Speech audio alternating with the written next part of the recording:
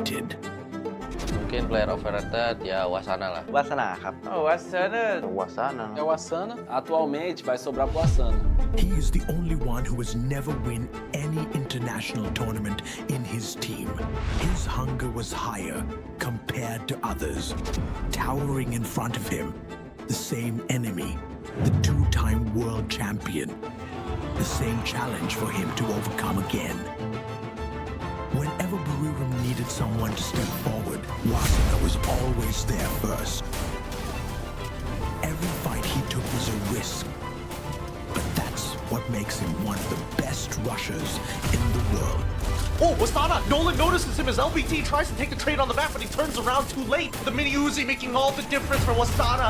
Bina out in the open. Wasana looks to finish him off at this point. Bina dropped as well. Ooh! Best rushes out there, the one and only Wasana. We do have Wasana. Oh, the one shot onto Blade. Wasn't even given a chance to be able to be picked up. And now Wasana pushing through for the team as well. Fearless and relentless, he created openings where none existed, winning duels no one else could. Buriram already have activated the champion rush condition. This has to be the moment. Buriram, your three-time world champions. 2 attempts, 2 heartbreaks, but he refused to break.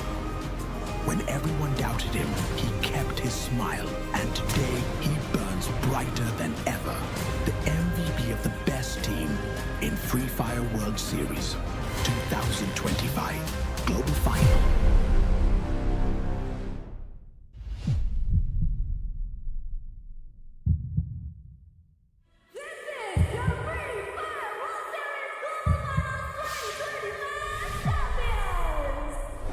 Since 2023, when Buriram United first came into the FFWS Global Finals, with the roster of 2022's world champions, captained by 2-time world champion Jonah, taking new recruit Wasana, the all-star lineup crumbled, losing to Brazilian rivals, Magic Squad.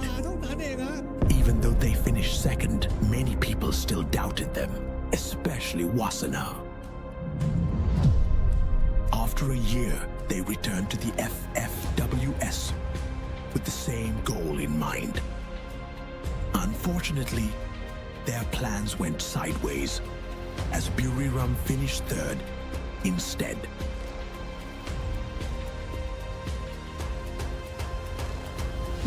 This year, they return with the same goal: prove the doubters wrong. But they started the tournament poorly. ก็พวกผมก็ทำเต็มที่ครับความพยายามไม่เคยทำร้ายใครอยู่แล้วพวกผมพยายามมา2 ปีครับที่พยายามมามันไม่เคยเสียหายนะครับมันทำให้ทีมตัวเองได้เก่งยิ่งขึ้นครับแล้วที่วิจารณ์กันมาว่าฟอร์มดรอปก็ตอนนั้นก็ดรอปจริงๆครับแต่ตอนนี้ก็พยายามแก้ไขในสิ่งที่พลาดในตอนนั้นจนถึงมาสำเร็จทุกวันนี้ครับ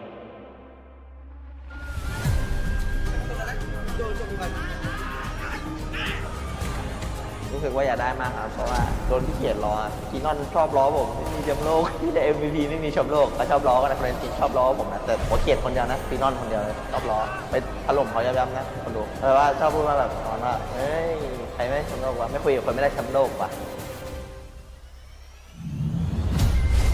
Reset. Adapt. Burn bright.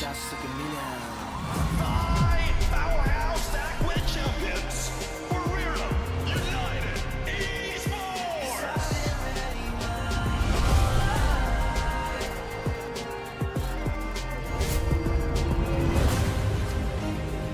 ก่อนจะเข้ามาแข่งรอบเดือนไฟนอลก็คิดไว้ครับว่าพวกผมมาเอาแชมป์ให้วัฒนาเพราะว่าน้องยังไม่เคยได้แชมป์โลกแล้วทุกคนทำเพื่อวัฒนาแล้วก็มั่นใจกันมากครับผม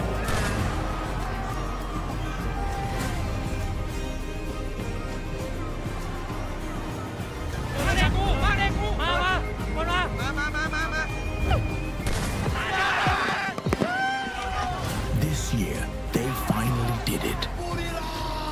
Your three-time world champions.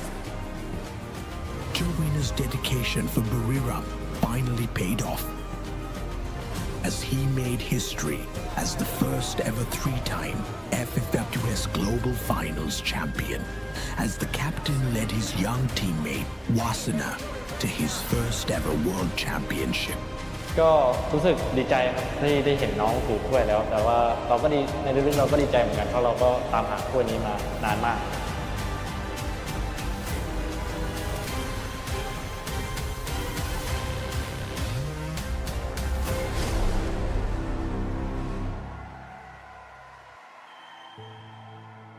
ก็มาแทนตอนนั้นเนี่ยเหมือนมาแทนพี่ไอ้นะครับแล้วเขาก็เมนกันว่ามาแทนเดี๋ยวคูดจะไหวหรออะไรก็ผมจำไม่เห็นแล้วนะครับ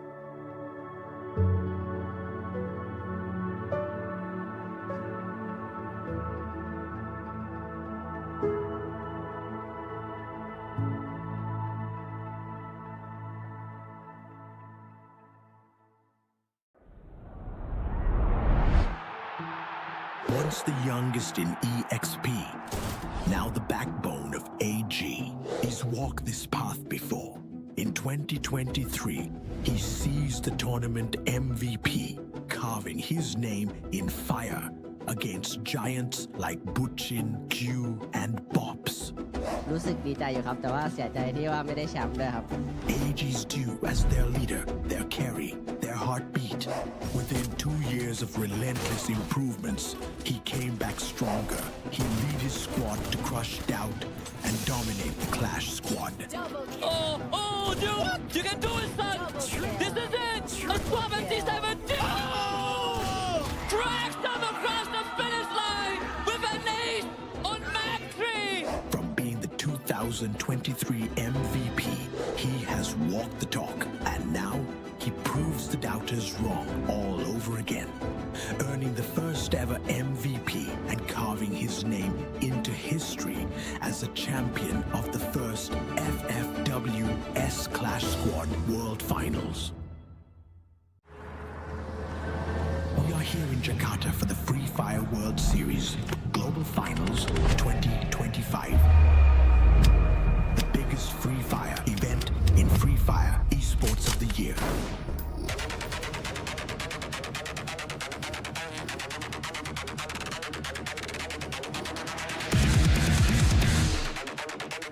The knockout stage began, and 6 days decided everything. The best teams crushed doubts, while 6 teams were crushed by pressure and eliminated early instead. Triple kill.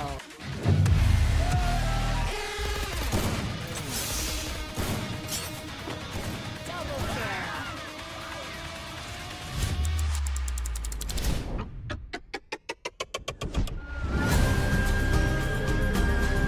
Fans from every corner of Indonesia traveled to witness an epic finale to the team's journey in Jakarta's Indonesia Arena, the nation's largest esports venue.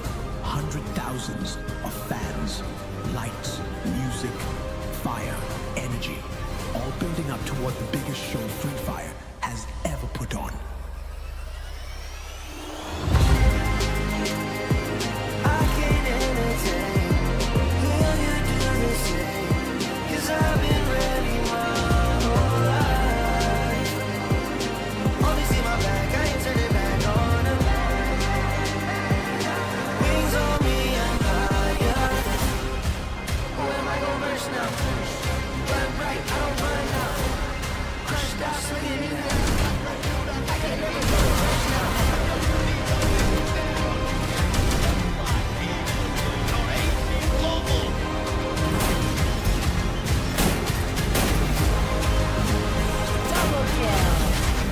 What an epic end to the FFWS Global Finals 2025.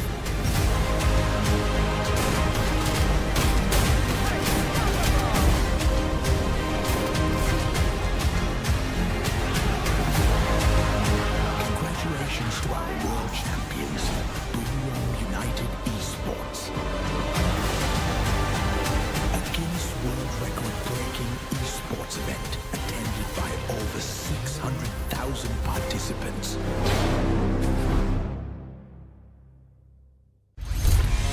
Welcome to Boya. All access. This is the Pros Masterclass. Nero, a deep dive into his strengths, abilities, and why he's shaping the way pros play right now. Next, let's break down some high-level pro plays from FFWS 2025. RQ Kazoo took the launch pad and a free target for Esports as they soared through the sky. RQ Abe got knocked the moment he landed. From far, Nero's skill to stop RRQ Kazu from instant blue walling and get a resurrection on RRQ Abe. Nero's skill also disables Joseph ability, allowing detection skills like Moko's to become more effective. RQ Kazoo had to spend more time breaking Nero's plushie before they could safely resurrect. The damage from Nero's plushie continues to tick down their HP. Esports uses this window to close in on RRQ Kazu. With RQ Kazu's HP not full, Esports comes in for the cleanup. Meta shifts, tactical zoning, and anti-glue control, Nero brings a whole new layer of strategy to every fight. At this moment, Esports uses Nero's skill first to break through the enemy's defense, powered by Joseph, then activates a 124 skill to disable the opponent's active abilities. However, Joseph can counter a 124's effect and protect himself from it. That's a wrap on our Nero breakdown. The plushie, the pressure, and the plays that define this meta. Is Nero your must-pick, or just overhyped?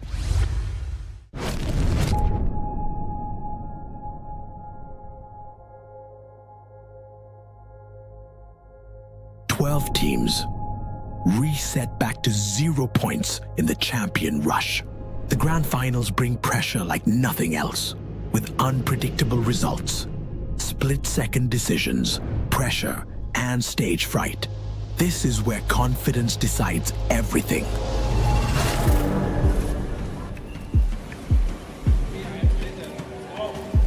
ทุกชั่วโมงทุกอย่างที่เราซ้อมกันมาถึงวันนี้ทุกอย่างที่เราเสียสละการเปลี่ยนแปลงที่เราปรับและชีวิตเรามาถึงจุดนี้ได้เนาะ Só ganha essa quem dá o buia, mano. Então não vamos deixar ninguém ganhar e ninguém tirar esse buia de nós. Assim tudo, como liga, Kak. Bom, você tem aquele grande que vai fazer igual que terus kehidupan ayo lu. Hari ini terakhir. Ya, waktunya keluarin semua, main all out dari game 1. Ya, main all out dari game 1 tanpa beban, tanpa pressure, enjoy. Se-enjoy-enjoynya. Sedikit waktu, maksimalis. Percaya sama teman, itu yang paling penting.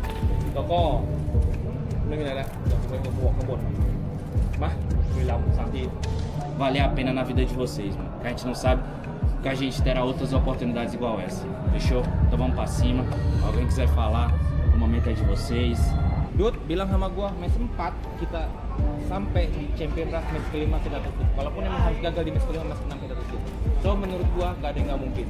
Walaupun emang harus gagal sekali, masih ada next match. Paling dari aku itu aja, selalu diingat, saling percaya, itu kuncinya guys. Oke, sebelum kita mulai, mari kita berdoa guys. Ya. Não deixe sem atenção, mais vai do mal, bora ao máximo em geral. 0! 0! Viva! 1, 2, 3! 1, 2, 3, segue o fluxo! Vai! Viva!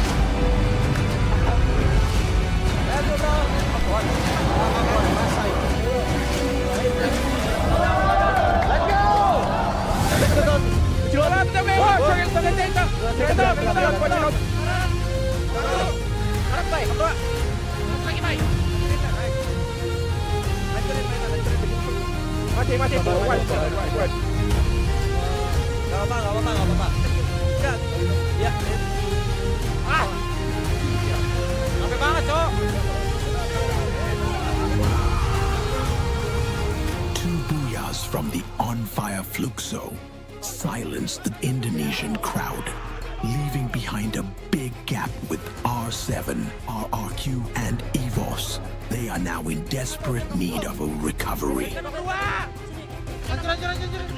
Santai guys.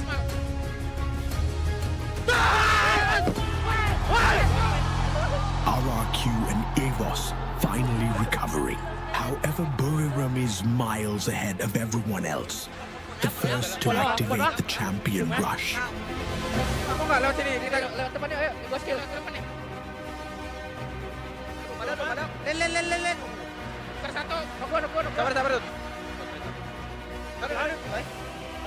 A desperate play from RRQ stops Buriram,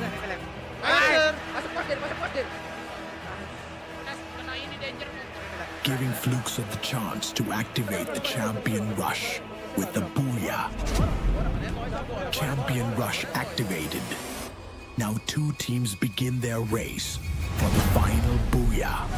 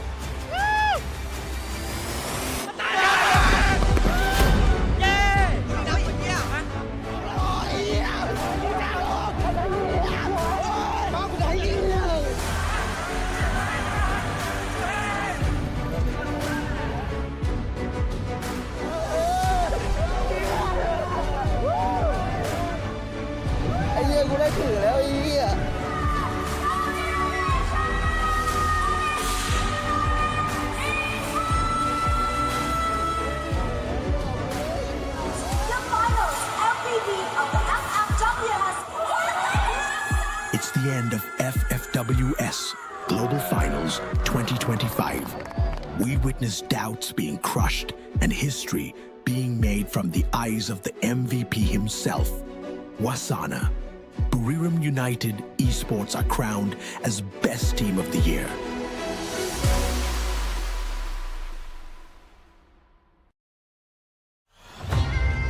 Who am I gonna verse now? Burn bright, I don't burn out. Crush scouts, look at me now, huh? I can never go reverse now.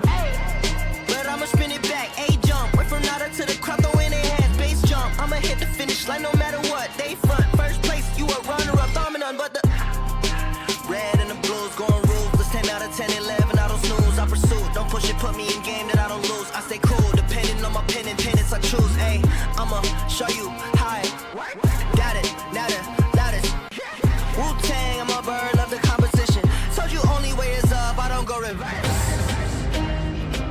I can't entertain. Will you do the same? Cause I've been ready my whole life. Only see my back, I ain't turning back on them. Wings on me, I'm higher.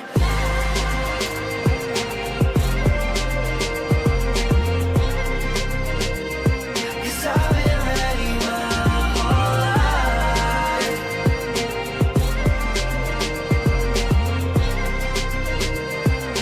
Wings on me, I'm higher. Who am I gonna verse now? Who am I gonna verse now? Show me what it's worth now. I pull up in the can't imagine all these people wanna follow, missing in action. Paper planes, I'm a condos, made it from rapping, and I met role models. Thinking I'ma pass all the monogram on my body, the shit shout out to Virgil. Know that I'm gonna beat them like the shit that I put words to. Mama and the internet, two things that I just learned through. Hit it out of the park, so there's nothing to reverse to. I can't entertain. Will you do the same? Cause I've been ready my whole life. Only see my back, I ain't turning back on them. Wings on me, I'm higher.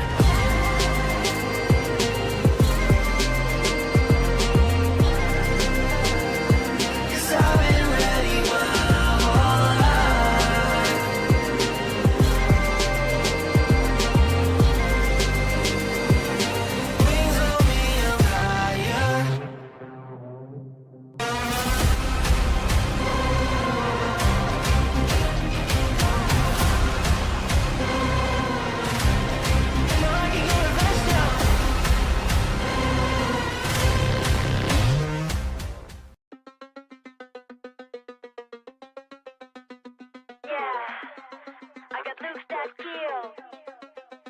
Let's go.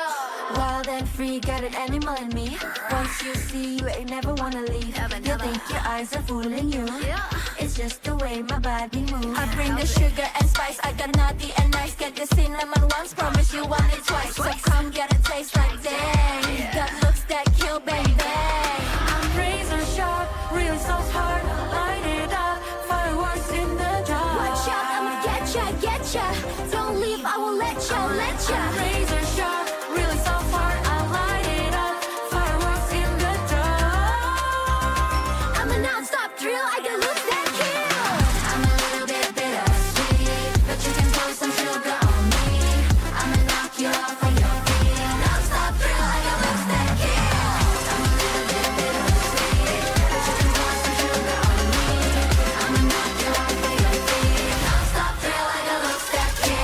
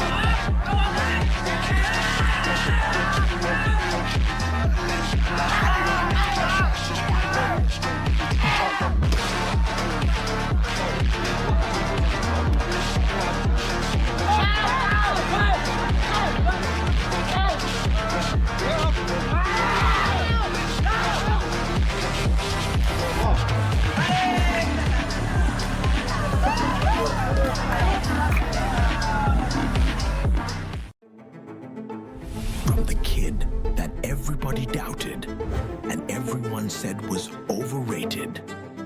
Mungkin player overrated ya Wasana lah. วาสนาครับ O Asana. O Asana. É o Asana. Atualmente vai sobrar pro Asana. He is the only one who has never won any international tournament in his team. His hunger was higher compared to others. Towering in front of him, the same enemy, the two-time world champion. The same challenge for him to overcome again. Whenever Buriram needed someone to step forward, Wasana was always there first. Every fight he took was a risk. But that's what makes him one of the best rushers in the world. Oh, Wasana! Nolan notices him as LBT tries to take the trade on the back, but he turns around too late. The mini Uzi making all the difference for Wasana.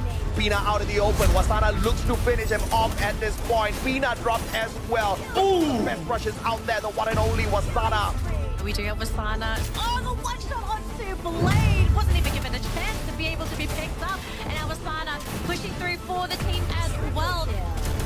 Fearless and relentless, he created openings where none existed, winning duels no one else could.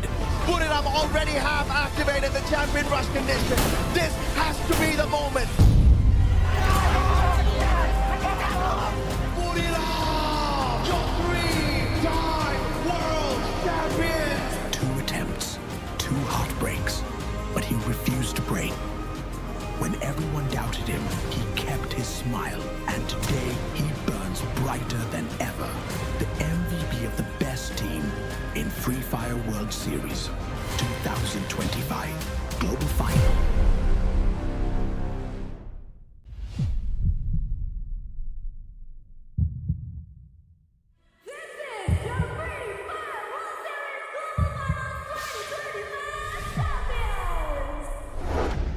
2023, when Buriram United first came into the FFWS Global Finals with the roster of 2022's world champions, captained by two-time world champion Joanna, taking new recruit Wasana, the all-star lineup crumbled, losing to Brazilian rivals Magic Squad. Even though they finished second, many people still doubted them, especially Wasana. After a year, they returned to the FFWS with the same goal in mind. Unfortunately, their plans went sideways as Buriram finished third instead.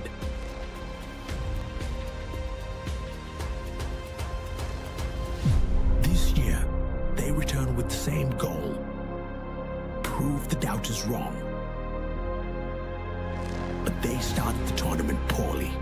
ก็พวกผมก็ทำเต็มที่ครับความพยายามไม่เคยทำร้ายใครอยู่แล้วพวกผมพยายามมา2 ปีครับที่พยายามมามันไม่เคยเสียหายนะครับมันทำให้ทีมตัวเองได้เก่งยิ่งขึ้นครับแล้วที่วิจารณ์กันมาว่าฟอร์มดรอปก็ตอนนั้นก็ดรอปจริงๆครับแต่ตอนนี้ก็พยายามแก้ไขในสิ่งที่พลาดในตอนนั้นจนถึงมาสำเร็จทุกวันนี้ครับ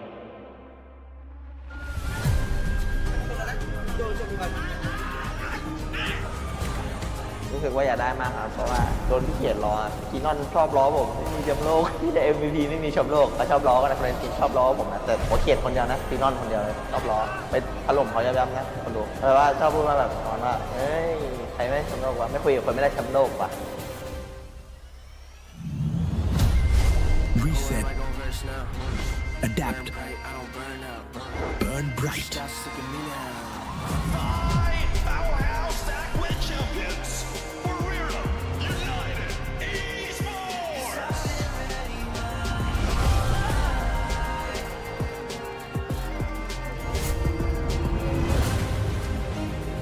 ก่อนจะเข้ามาแข่งรอบเกมไฟนอลก็คิดไว้ครับว่าพวกผมมาแชมป์ให้วัฒนาเพราะว่าน้องยังไม่เคยได้แชมป์โลกแล้วทุกคนทำเพื่อวัฒนาแล้วก็มั่นใจกันมากครับผม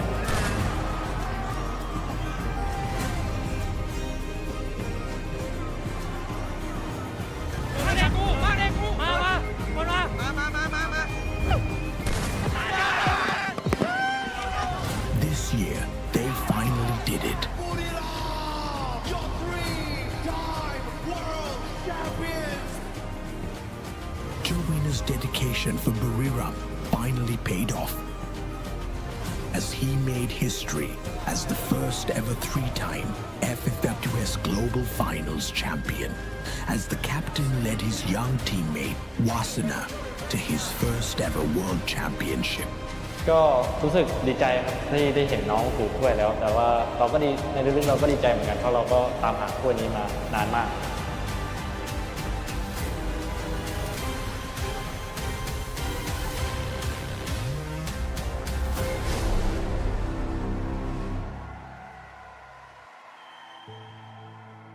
ก็มาแทนตอนนั้นเหมือนมาแทนพี่ไอ้นะครับแล้วเขาก็เมนกันว่ามาแทนเดี๋ยวคูดจะไหวหรออะไรก็ผมจำไม่เห็นแล้วนะครับ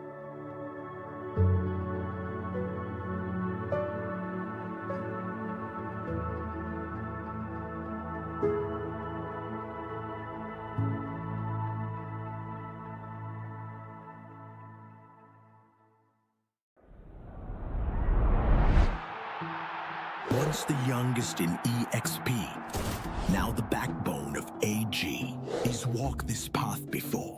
In 2023, he seized the tournament MVP, carving his name in fire against giants like Buchin, Q, and Bops.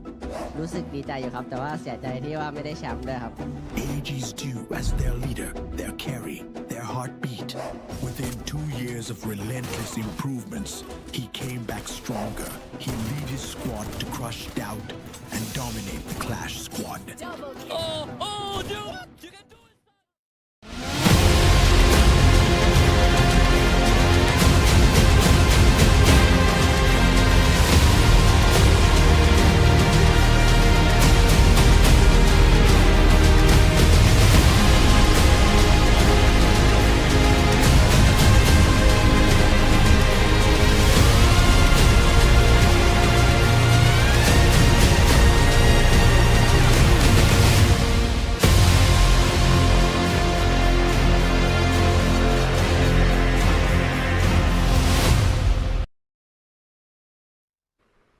Ladies and gentlemen, boys and girls, survivors of all ages, once again, welcome to the Free Fire Max Asia Invitational 2025. We are done with Battle Royale. Now is the time for Clash Squad, baby. The CS action today is about to be explosive. We can't wait to kick things off. My name's AJ. I'm the Mustachio down here with the one and only Crips, your casters, at least for the first series here.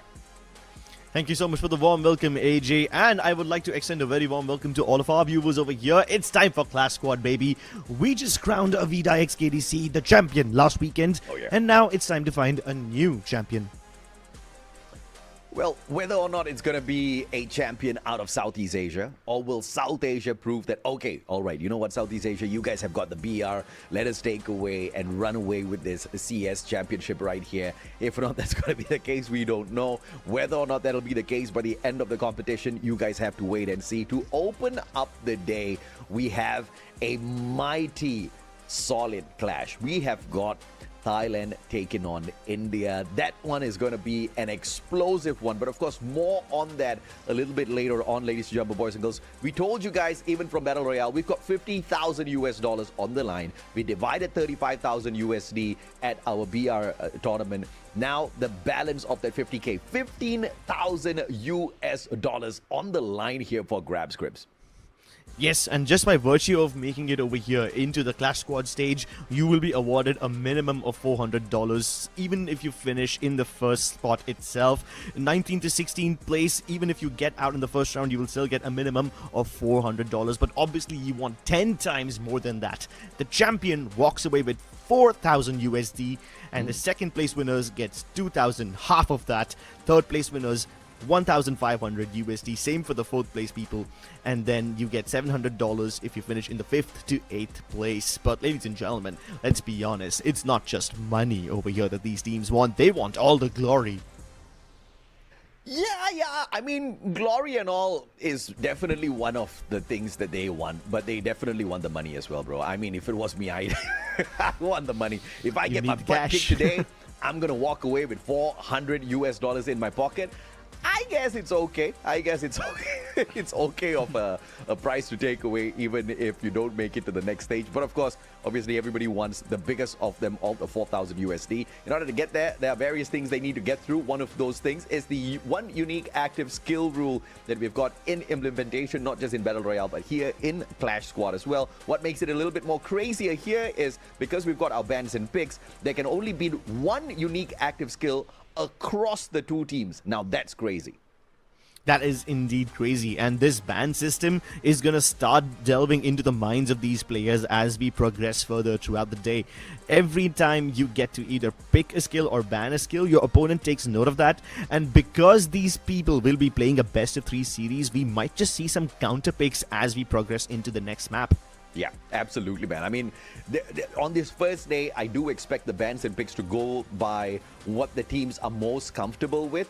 Obviously, some of these bigger Southeast Asian teams, there are many CS tournaments that they have gone through already, where you are able to really nitpick at exactly what could their preferable active skill be and ban that out. But whether or not that's going to be enough information for you, whether or not we've got enough information on the South Asian teams, the Southeast Asian teams need to figure it out. We have got 16 teams participating in here. From that 18 teams, we only removed the bottom 2. The rest of them are all in here to play. So glad to see some names back on the page here, because obviously for the grand finals for BR, we only had 12 of them. Yeah, and some of these teams were not able to make it. They didn't even get to show up last weekend. Today, they at least get a chance at redemption. It may not be the bigger chunk of the money. It may not be the BR glory, but CS definitely is a medal that you can wear with honor. Now, all the teams who did not make it into the previous stage of the tournament, REVENANT, XSPARK, GB Esports, MAQNA Esports Club, Reckoning, DRS, and Godlike, these guys will get... No, I'm sorry, Godlike did show up, but like these guys will definitely get a chance to show up now. And the way these brackets have been put together, it's basically the strongest team, the highest seeded team, fighting off against the lowest seeded team. And that's why the first match that we will be starting off today with is going to be FALCONS versus REVENANT XSPARK. I don't know, man. I don't know who figured out this was a good idea to put your top seed up against the bottom seed and match them up on a Clash Squad bracketing.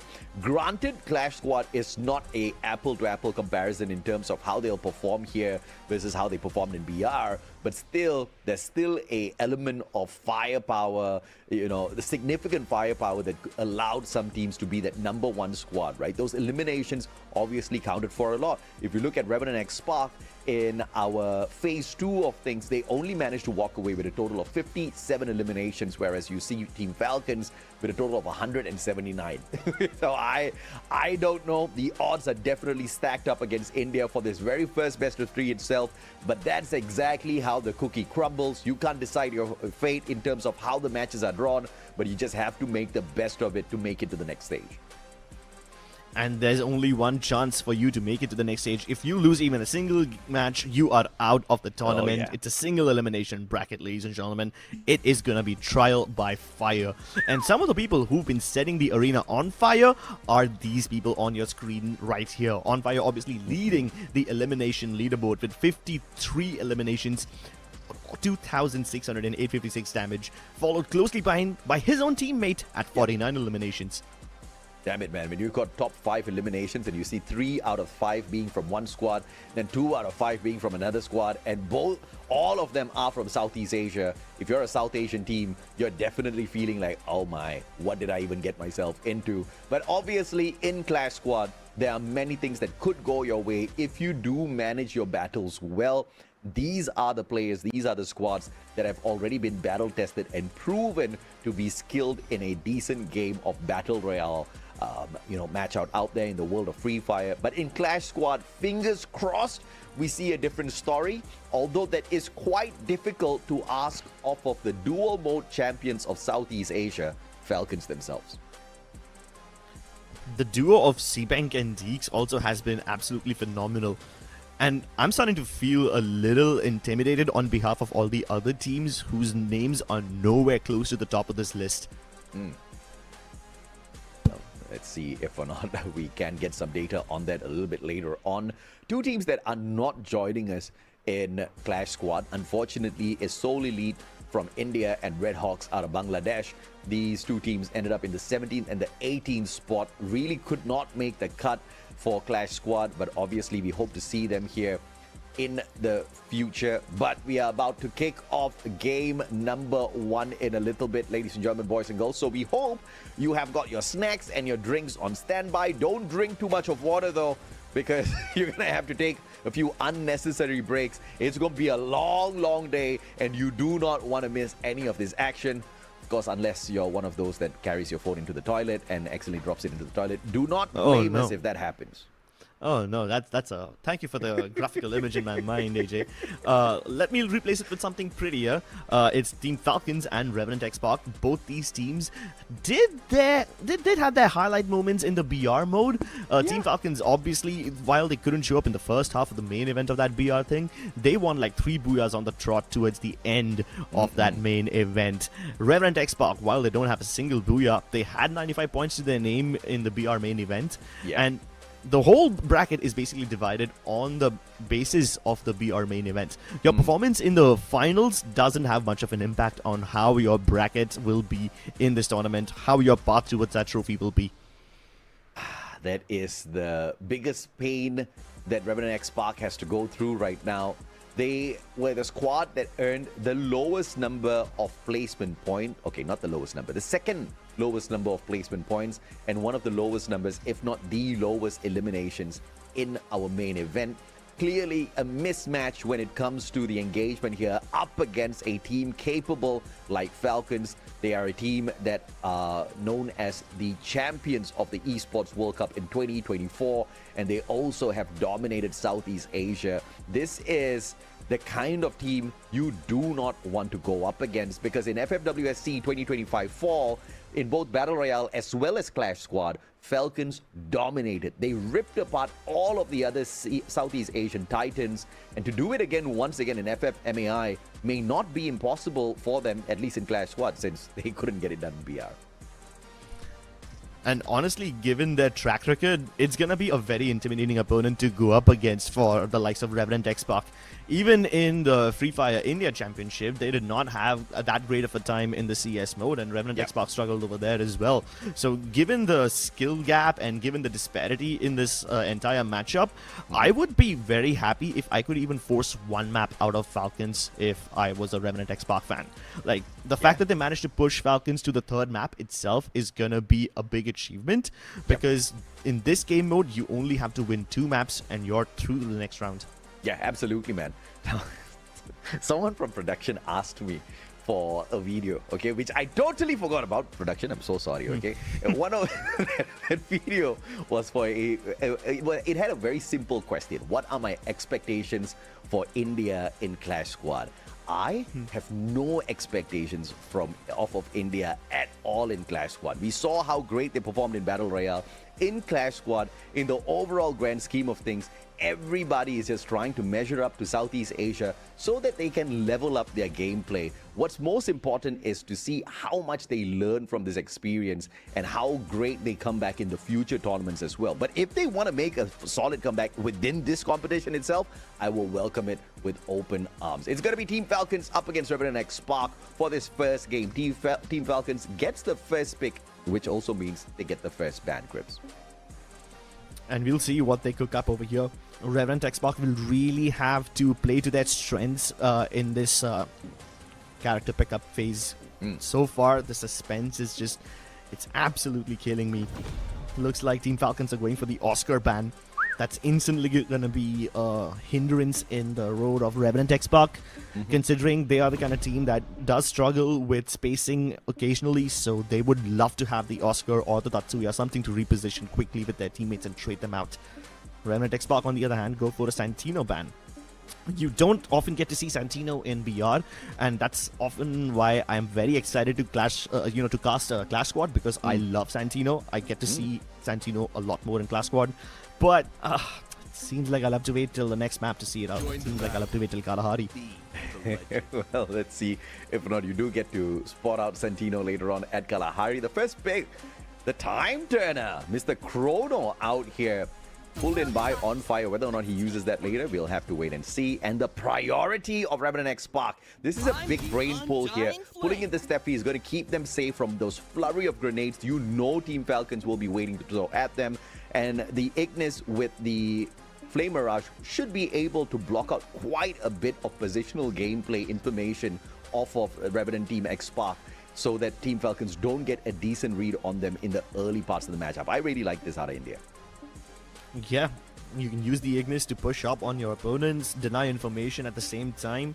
Saves you from burning the time turner or the glue walls too early, but they don't even have access to the time turner this time. So Revenant XSPARK will really have to cook up on something in their defensive department. They've got the Steffi to protect themselves from throwables.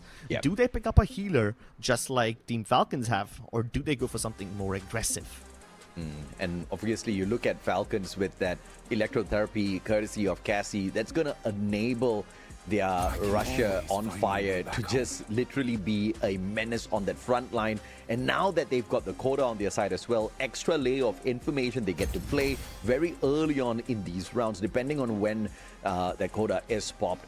And the response from the side of Revenant XSPARK, on the other hand, is that A124. I mean, you can bring in your electrotherapy, your Coda and whatnot, but if we disable you from activating those active skills, I guess we win, says India.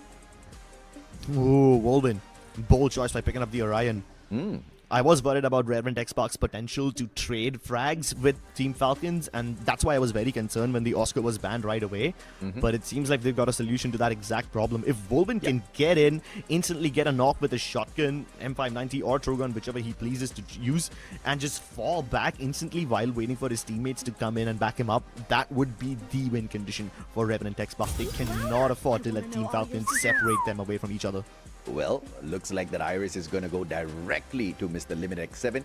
I think Team Falcons have made this a little bit easier for Revenant XSPARK. They have taken away that Oscar, and by taking away the Oscar from Revenant XSPARK, they have helped the Indian squad, because the last thing we need is India running into a battle straight up in a CQC up against Team Falcons. We know the probability of them getting smashed in a fight like that is very high. So keeping the distance, allowing KD God to at least pull in a couple of snipes, pull in a couple of knocks, throw in a little bit of chaos towards the side of Team Falcons before they go in there with that A124 on that activation, as well as Wolven on the Orion. I think REVENANT XSPARK has got a strategy here they may just be able to pull off. But of course, at the end of the day, the execution is going to be absolutely important as well.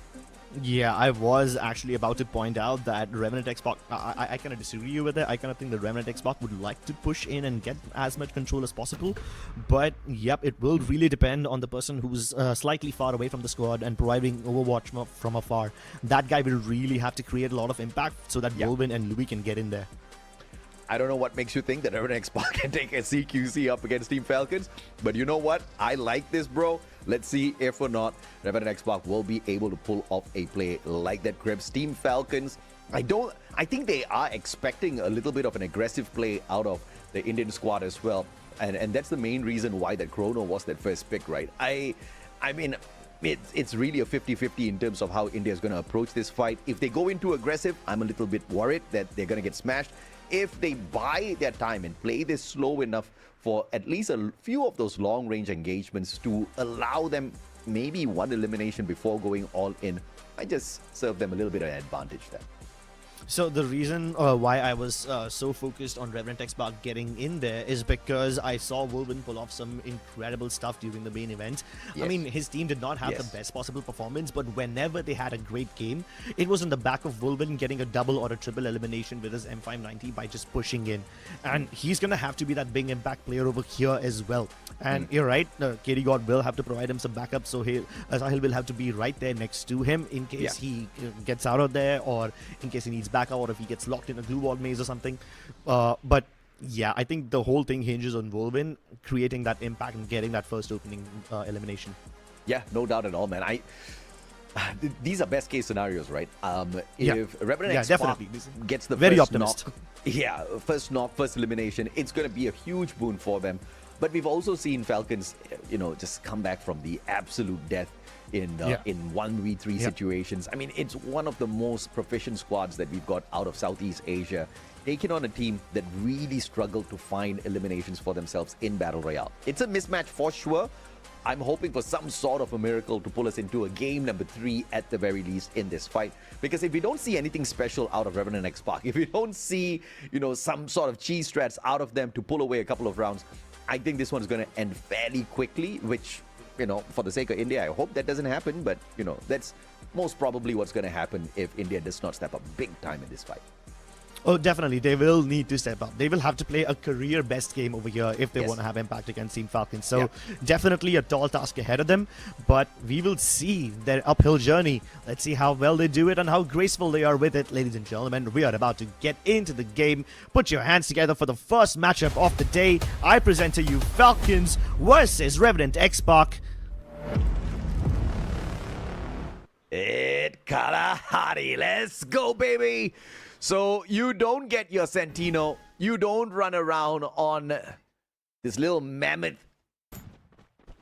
Let's see if or not this was the right pick out of REVENANT XSPARK. Falcons, Limit X7, M500 obviously going to be popped out here by a majority of the players, just playing the distance that this compound has to offer.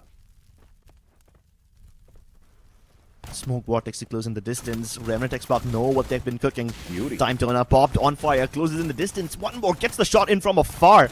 Look at how well they control this space. Just like that. The backup comes through as well. And on fire, it's a lovely shot from above. Team Falcons sweep up this round in a matter of seconds. I mean, it was a very cheeky spot for Sahil to hold on to, but I don't know how he thought he was going to get away with that one. Falcons spotted the opportunity, went in there for the push, walked away with not just those numbers, but with a decent enough quick first round. As we set up round number 2, I would have expected it to be a full-on eco round here for the side of REVENANT XSPARK. But you can see KD God going in for the G36 investment. The rest of the players kind of just teasing with the purchases, selling those guns right back. And it looks like we're just going to go in here with a eco. I like this out of REVENANT XSPARK.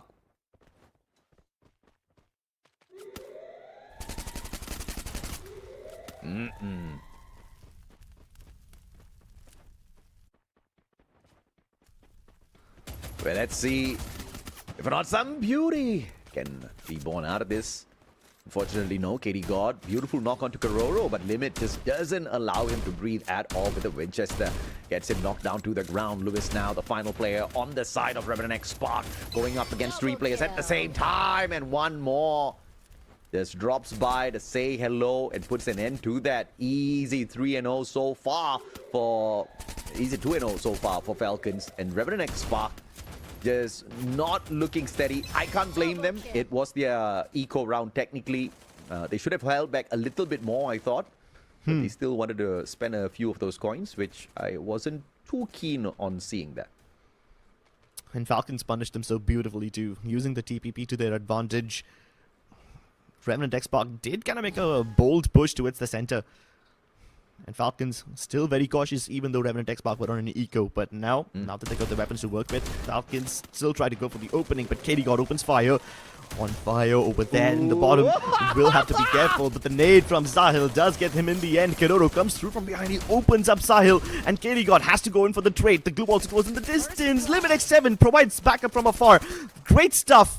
Falcons isolate and exterminate, and Volvin was almost sliced and diced. One more at least puts him out of his misery with the P90 instead.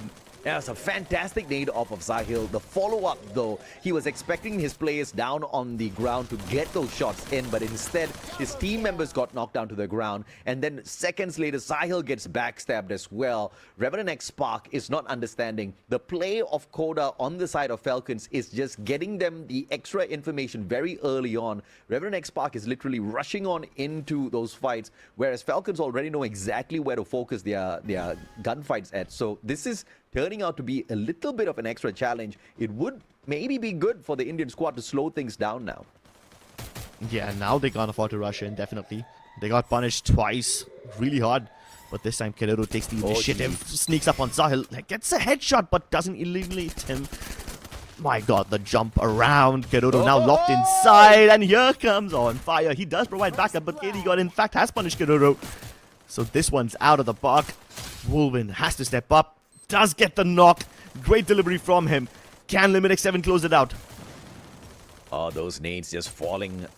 Not just a little, very much short. KD God, Flame Mirage. Doesn't even go towards the top. The block of Limit X7. One more. Focusing on the backstab. An unbelievable save by one more. When Limit X7 kept everybody distracted. One more goes for the double. And Falcons again outplay REVENANT XSPARK. And this time, this was an unforced error. REVENANT XSPARK so far away from each other. There was no way they could have known that Falcons would drop straight to the ground and punish them from behind. They didn't think Falcons would relinquish the high ground so easily, but hey, if it ends the round early, then why not? My, oh my. There's barely any bit of comeback potential here for REVENANT XSPARK based on what they've been playing so far. Say, good placement of that smoke vortex just so that they can get in there. And obviously, everybody wants that cyber drop point for themselves, but REVENANT XSPARK will be the one to drop the ball this time round on that cyber point as Falcons sneak that one away. And elimination after elimination, Falcons barely sweating in this battle. Barely even exposing themselves. You could see how safely Limit X7 was playing. It's almost like he never got punished for his actions. And this way, Kororo and On Fire have the confidence to get in there, knowing that REVENANT XSPARK players are being kept tabs on. There's absolutely no way that Falcons will be caught off guard if they keep playing like this. And within a matter of minutes, we are already at match point. AJ, this match had just begun, and now it's almost about to end. Do REVENANT XSPARK have one last spark in them? Can they ignite this battlefield and force the comeback? Oh my, maybe they can. Lewis, beautiful VSK opener. Kororo down on the ground, but you see the speed of recovery. One more, instantaneously dropping back to save his brother. Can that grenade find the connection? Gets close enough for the pickup. One more. Beautifully done, and the recovery on the side of Falcons, just phenomenal. REVENANT XSPARK has not lost a single player just yet. One more now, going in there for the revenge, and a 2v1 will drop Wolvin down onto the ground. The rest of them scurrying around, looking for a defensive spot, but Falcons looking to overwhelm. Once again, setting up a 2v1. And a GG. Karoro gets the slice onto Lewis before the side can even get to him. Such lovely backup. Karoro from behind, on fire, closing in the distance. He uses the cover just to get in there within sighting distance. This is a psychological warfare at this point. They don't just want to win, they want to make a statement. And while everybody's focusing on fire, Karoro from behind snipes everyone away. Falcons with a flawless win. Don't drop even a single round against Revenant XSPARK. Looks like we are blessed to pick up game number 1 because it's going to be a very fast series for us, Crips. If Falcons keeps this up, we're going to be taking a break. We're going to be dragging in our brothers to shoutcast game number 2 for you guys fairly soon, since Revenant XSPARK can't seem to do anything up against Falcons, and I really don't blame the Indian squad. Again, the way the brackets are set up is the first seed out of our main event goes up against the final seed. Revenant XSPARK is literally that final seed. The 16th place team goes up against your number 1 place team, and the sheer firepower of Team Falcons wipe them out. Thank goodness this is a best out of 3. Revenant XSPARK still has some sort of an opportunity to, I don't even know do what, man, because this one was literally a breeze for the side of Falcons. Yeah, they did not even break a sweat. And that's what happens when you match up the strongest squad against the weakest in the bracket so far. To be honest, if it goes like this, the closest match, according to the way this has been set, the closest match would probably be Nightmare versus Meta, but we'll get to that a little bit later. For now, Falcons, they've put this to a quick end, and it seems like they want to speedrun this one. Well, let's take a look and see who the MVP of this battle is. The one and only Limit X7, the sniper on the side of Team Falcons. You know, Falcons were all right before Limit showed up. Once he was acquired, this team became unstoppable. And he was unstoppable in this first game up against Revenant XSPARK as well. Rocking that Winchester with that Iris, you can pull up a defensive glue wall, but you can't do anything about that bullet touching you. Yeah, and Limit X7 wasn't even the dedicated sniper of the team.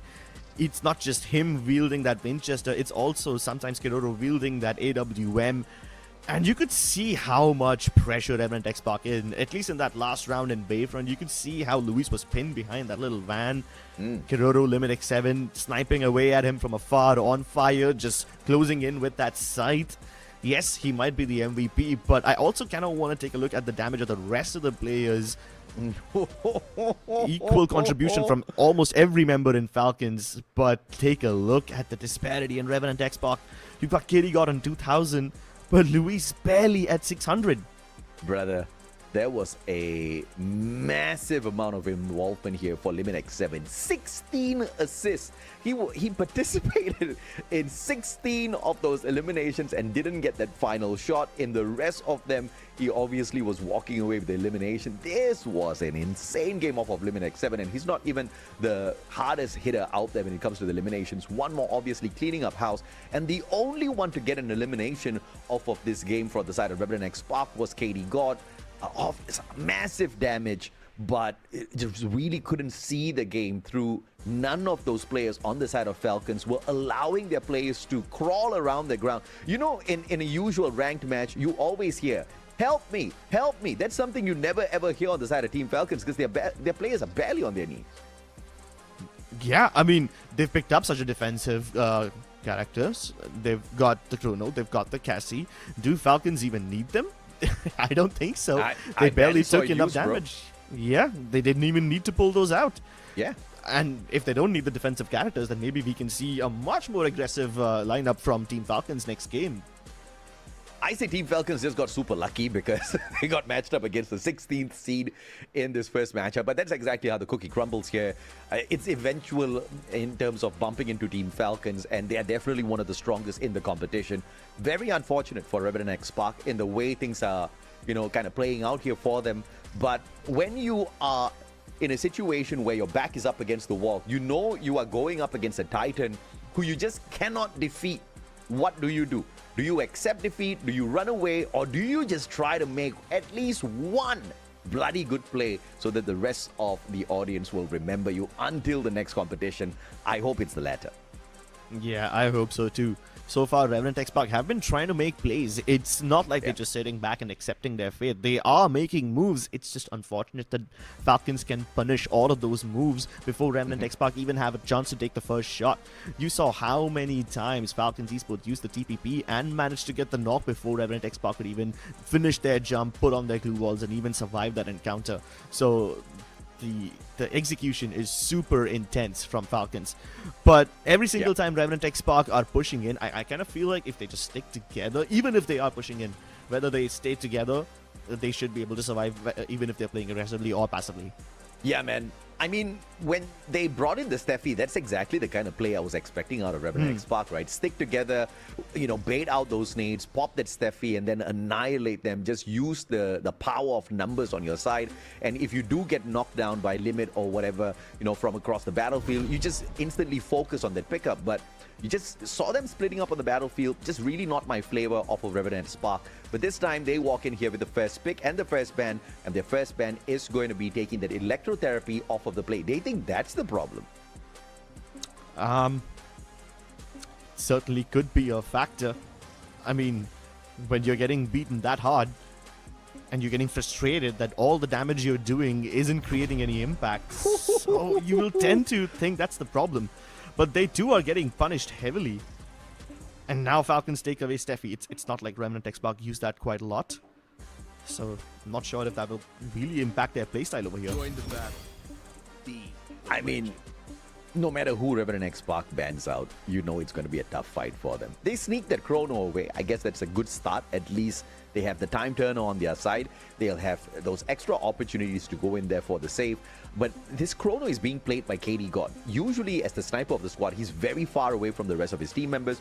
So this chrono could be very much a selfish time turner out there on the battlefield just to keep himself safe so that he can hold on to a decent flanking position. Unless, of course, they go with a 2-2 split this time round. I hope to see that. And, of course, Team Falcon says, tit for tat, man. You want to steal my chrono? I'll steal your Ignis. Don't blink. Yeah, Ignis taken away by Falcons. Oscar too. That gives them a lot of potential to get in there and punish Team Revenant XSPARK.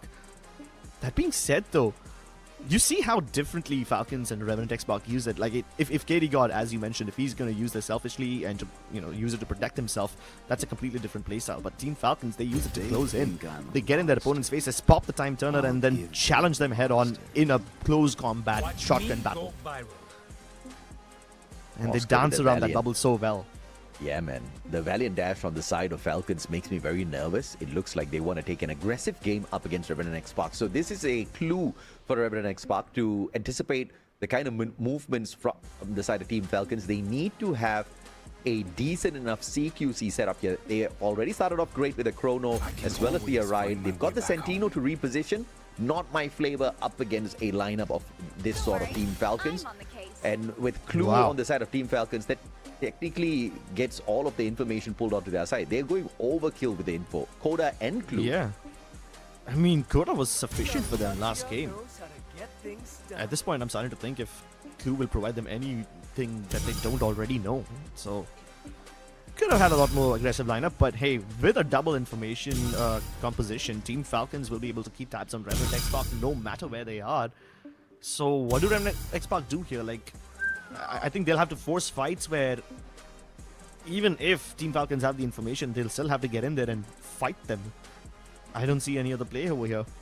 Brother, Revenant XSPARK, based on that previous game, stands no chance to beat a team like Team Falcons. I say the best thing that they can do here for themselves is pull out some cheese strats, steal away some rounds where we can scream their name and can scream their team's name loud and proud.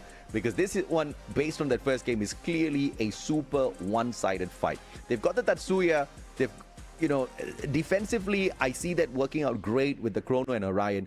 The Sentino is where I've got my questions. Thankfully, KD God is going to be playing on that Sentino, which makes so much more sense instead of the Chrono. So let's see what he's going to be able to get done with this. Because at least with KD God on that Sentino, he can use it in an aggressive manner as he's flanking, send out his clone towards the side of the rest of his team members. So if he is needed as that fourth man in that CQC fight, he can jump right back in it. Yeah, and that's exactly something that Revenant XSPARK have been trying to pull off in the previous game as well. You know, they tried to be there for each other, but they were just so far away. Hopefully Santino solves the problem. Yeah, and man. To be honest, their only win condition over here against a team that has all the information in the world is to just win your fights, you know? Yeah. Offer them fights which have absolutely no advantage to them. Even if they have the information, they have to get in there and fight you.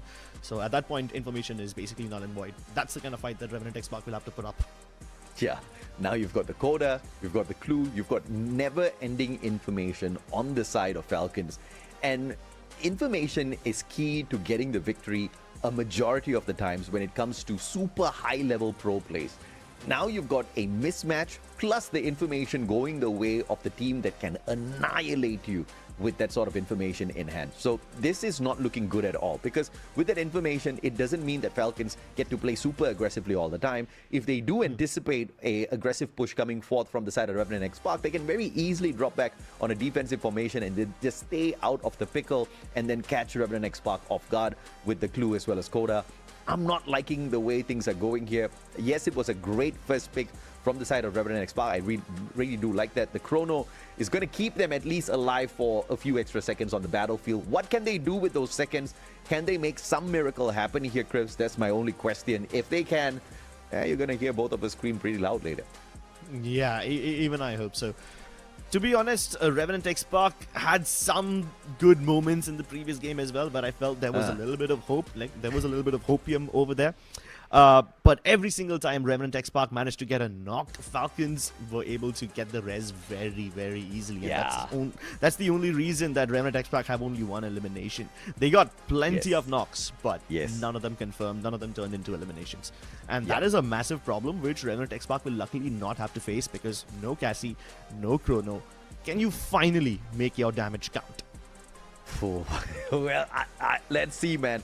Let's see if or not a draft that went their way will still continue to give them a little bit of extra help in a fight up against a team that seems a little bit overpowered up against Revenant XSPARK. As we set this next lobby up, it's definitely going to be a challenge here for the Indian squad to pull away a couple of rounds, but that's the benchmark for now. The previous game, they had no rounds. If this game, they at least pull away 2-3 rounds, it's a miracle already. If they get a victory, let's go. We've got a fantastic Game 3 set up. But that's in the best case scenario from India's perspective. If you look at the Southeast Asian perspective, if you look at the Thai perspective, they're just expecting this to be a squash match so that they can step on in there, get the stomp, and then walk away with an easy 2-0 victory. Either way, I think we're going to have some fun. Yeah, and to be honest, the journey of Team Falcons will really just begin in the semi-finals and the grand finals. I mean, we always expect them to be there. It would be very surprising if not just Revenant XSPARK, if any other team that they face after this will be able to stop their advance. I think they will only start facing some resistance when they get up in the semi-finals. So if they falter even a step before that, that would be a step back for Falcons. That would be them not living up to the standards that they have set for themselves. Yeah, absolutely, man. But of course, in Southeast Asia, Falcons have already shown exactly what sort of a force they are in the world of Clash Squad. Will they go on out there and do the same again here during the Asia Invitational? We get to see in this first matchup, once again up against Revenant XSPARK in a best of 3. Falcons already have won and now looking to make that a 2-0. It is for India to put a stop to Falcons' run and pull us into a game number 3. This will have to be a good start. Kitty God already getting cornered by 2 members of Falcons, cornering him. They snap away. Good replacement with that mannequin. But Limit X7 still finds the opening. Katie God busy trying to heal. On fire dashes right past him. Another Santino play. He just disappears. Unfortunately, still gets into the crosshairs of his enemies. Luis almost had a knock. There you go, though. Even with that, he can't accomplish much. Falcons take the first round. KD God, that's what I'm talking about. The shape splitter on the double switch almost got some sort of magic worked out there, but I don't think KD God had got that backup, right? I think if he wants to play this shape splitter, he needs to have at least a 2-2 buddy system running with the rest of his team members. Having KD God move alone on the battlefield is just not doing it for me. I need to see more backup on this guy. because he looks like the saving grace here for REVENANT XSPARK right now. Yeah, he was marked for death. They knew that he tried to pull off that double teleport, but that won't help him. Keroro, lovely shot onto Katie God. Wolven finally retaliates, but is that gonna be enough though? I really don't think so. Wolven and Luis need to get together again because On Fire is closing in the distance. Hop through the flame. On Fire once again has Luis down on very low HP. One more swoops in and gets that knock. Can Luis survive this one? It's psychological warfare at this point. You've got one guy jumping at you with a scythe and everybody else in the world shooting down at you. How do you survive? Keroro saying, thank you, bro. I just bought my Deagle. I don't need to purchase it again. Before it expired, the team managed to get the victory. REVENANT XSPARK did fairly well to take Limit as well as Keroro off of the list. But obviously, one more proved to be just a little bit too tough of a nut to crack out there. Into round 3, we go Cyber airdrop time. This is going to be dragging both teams down the middle, or at the very least, baiting Falcons in down the middle. REVENANT XSPARK can set the trap up here. Oh my god, lovely opening by Limit with that VSK. And he's got tabs on Wolven as well. While Wolven tries to dodge this one, another nade from one more comes through. Orion won't save him over here, but he traces one more through the air. Great confirmation as well. Double glue ball to instantly protect him. And Luis has actually found Keroro. That's 2 eliminations in the favor of REVENANT XSPARK. They might just convert this round, AJ. Yeah, they most definitely will. And what's giving them this round is the boys are sticking together and they need to play the game of numbers. But On Fire, simply On Fire. Hunting down Lewis as well. Has got that level 3 MP5 in hand, and with the scythe will be able to make magic work here just when you thought REVENANT XSPARK was about to turn things around. This man On Fire just stepped up the gameplay. My god. That movement is insane. Using the Grav Labs to his feature, and it's not just that, it's the way he uses his dashes, the way he just dips back in cover whenever there's a glue wall around. He is just so fast on his feet. His opponents literally run out of bullets when they try to trace him. Mechanical supremacy, that's what Falcons are known for.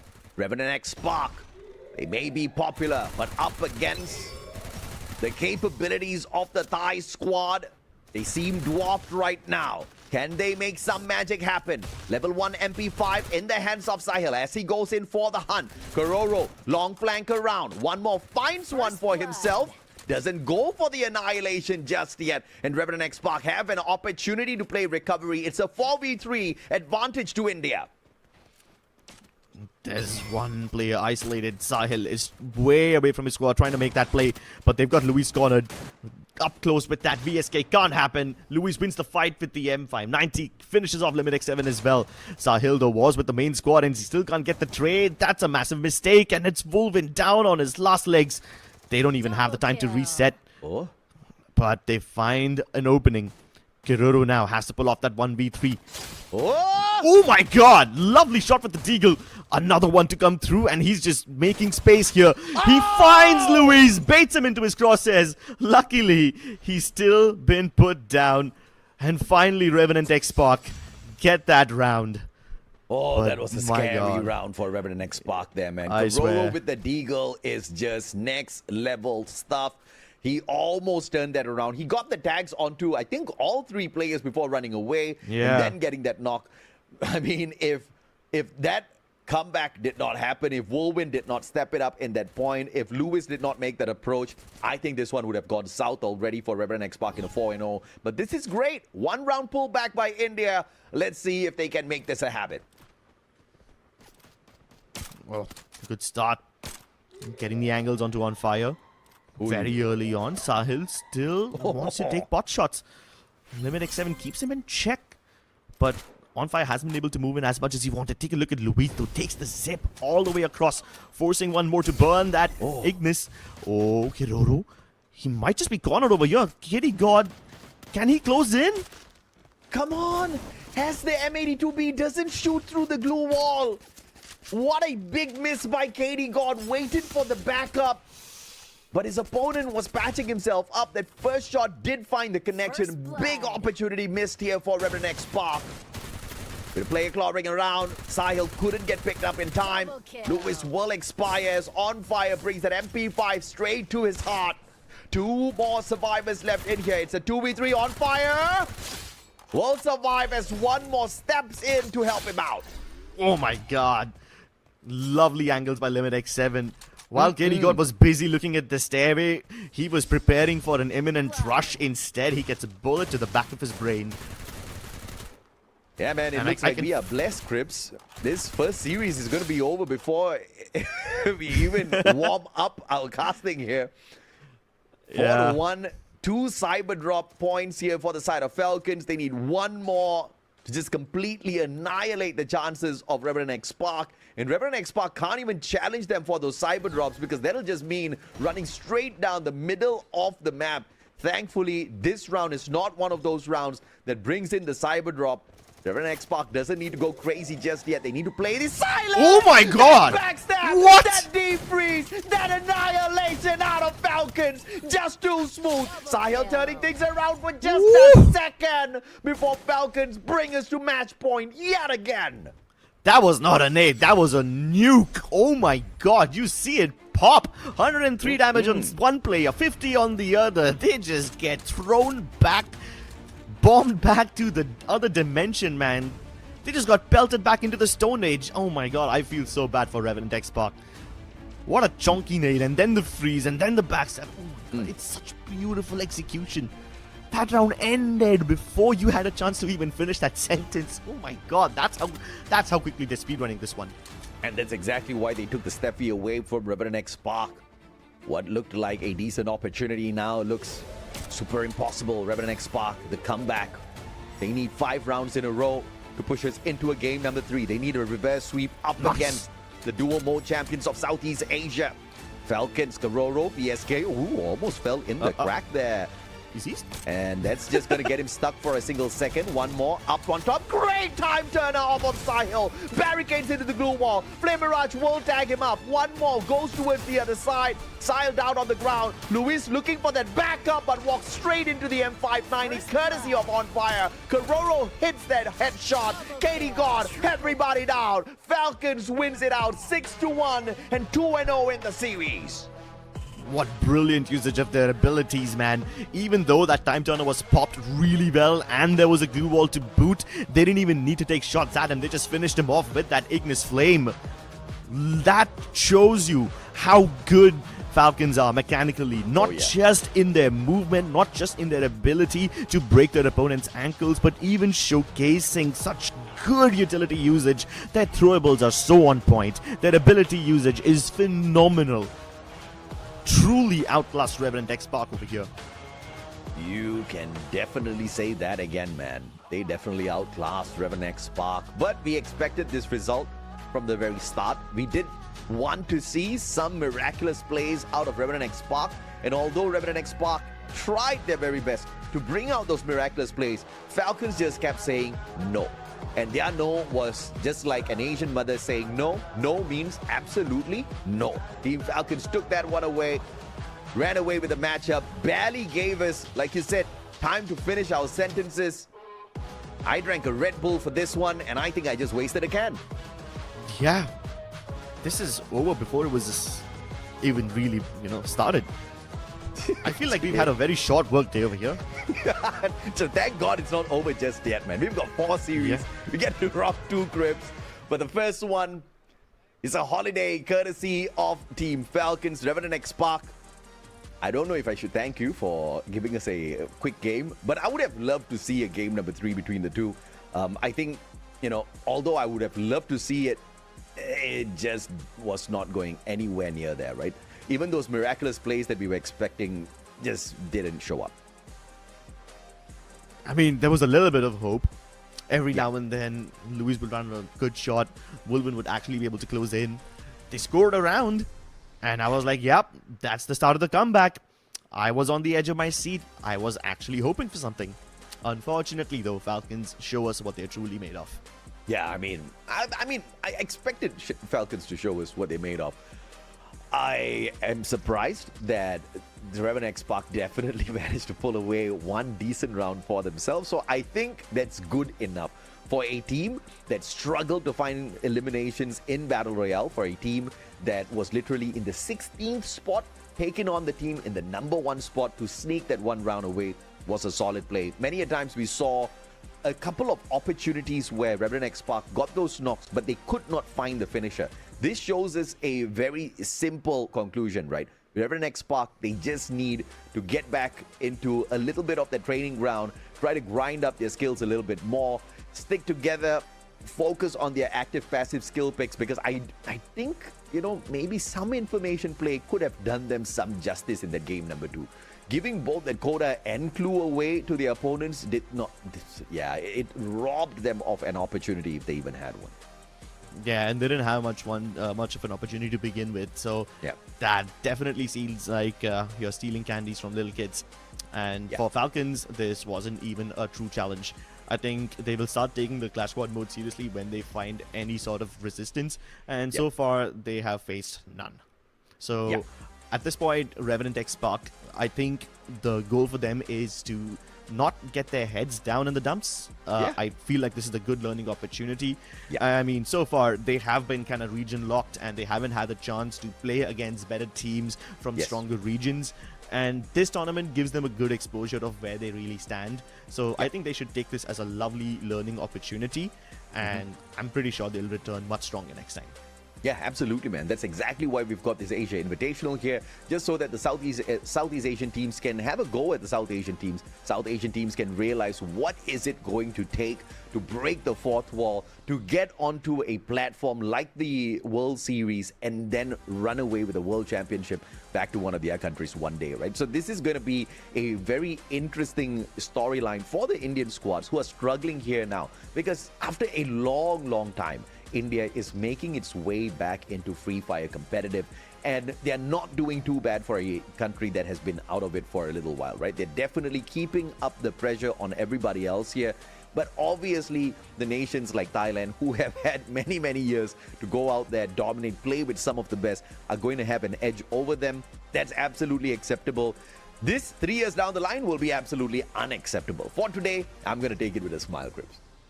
Yeah, I think REVENANT XSPARK also need to take it with a smile. I hope that they can cope with this loss, because it's not $400 easy. bucks, bro.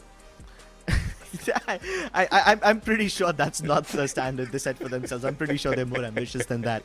But that being said, though, I think this experience was way more valuable than the $400. Yes, I mean, I know that glory doesn't account for much in this sort of department, but I'm pretty sure that this experience was invaluable. And now that they know where they truly stand and what they've been lacking, I feel like they can also maybe get a nice little path out of it. Because when you've been performing pretty well in the Indian circuit, you kind of tend to get a little complacent with your training, because you're kind of already there at the tippy top of the pool that you're already playing in. You don't know what it's like to be the small fish in a bigger pond. And I think that's the experience that REVENANT XSPARK have walked away with today. Yeah, absolutely. They definitely felt like a small fish in Falcons' spawn at that point of time. But, you know, even on the world stage, we've even seen a team like EVOS Divine out of Indonesia go ahead and win it at Riyadh, Saudi Arabia. They won the Esports World Cup, and then they came back, couldn't really perform after that as well. So, you know, even if you are on top of the world, you can definitely slack off. But REVENANT XSPARK, they didn't slack off. They tried their best, but they were overwhelmed by Falcons, and this man, on fire, absolutely lethal out there. 11 eliminations, 3,245 on the damage, 5 assists, rocking the battlefield this time around in that second game with that Oscar. Valiant Dash was not one that we saw used too much out there, but you can see exactly where he excels. Walking in there with a very tanky build off of that Ford, Shani, as well as Joseph. Yeah, he's basically unshakable if he gets in there.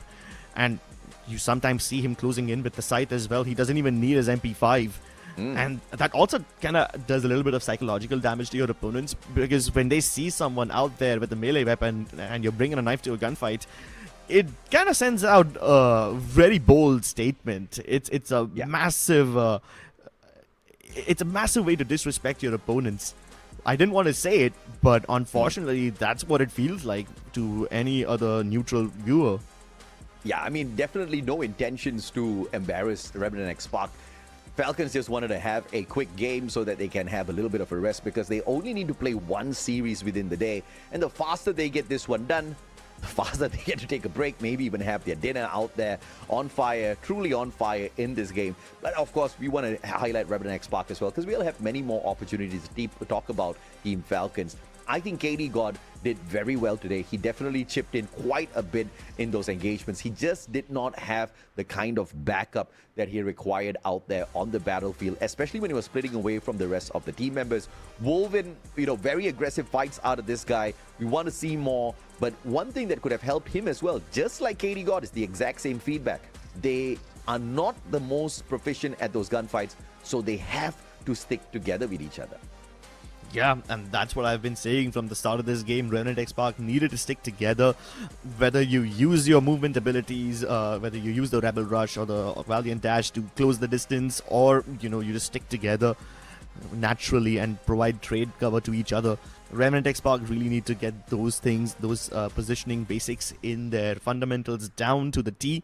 And if they manage to do it, then I think they will have a much, much stronger appearance. For now, Team Falcons only stumbled once in one round against REVENANT XSPARK.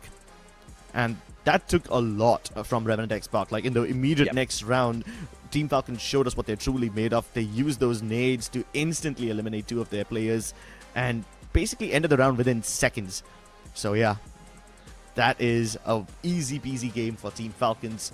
And unfortunately, the journey of REVENANT XSPARK comes to an end here in this tournament. Yeah, the single bracket elimination, that's how we do it here in Clash Squad. If you lose a game, it's still fine. If you lose the series, we say goodbye. We give you a little bit of money there, though. Everybody in the competition, they walk away with something. Everybody gets a slice of the pie. The size of this slice is determined by the performance in the competition. Falcons clearly showing us that they are going to be one of the strong ones. And there was barely anything we could learn off of that game between Falcons and REVENANT XSPARK. But thankfully, we've got a lot of data off of Falcons. So the other teams who are capable of going deeper into the tournament bracket have got at least a chance to see exactly where Falcons do excel in games where they get super serious out there with their formation. Yeah. Now, this was a rather one-sided battle, and I think the next one might also follow in the similar footsteps. It's going to be Kagendra versus MAQNA Esports Club. Now, obviously, MAQNA being the sole representatives of their country have a lot of pressure on their shoulders already. Yeah. And on top of that, they're facing a team like Kagendra. So, is that going to be something that cracks them, or can they actually have a much better appearance over here? At least drag the game out a little longer than this one? I think we'll have to wait a little more to see that game in action as well. But ladies and gentlemen, we have a lot more Free Fire action coming your way. Absolutely. And of course, when we come back, it's going to be Azora as well as Neptune, or actually Lucifer and Neptune, rocking the mics here for you guys. We are going to be taking a quick short break. Ladies and gentlemen, boys and girls, don't go anywhere. The world of CS will continue. Later on, Crips and Mustachio will be back for game number 3. So we are definitely looking forward to that. Hopefully, that game, Crips, this is a little bit more extra time here on the desk. But of course, on that note, ladies and gentlemen, boys and girls, this break, when you guys do take it, make sure you're not away from your screens a little bit too long, because we would be sad to see you go.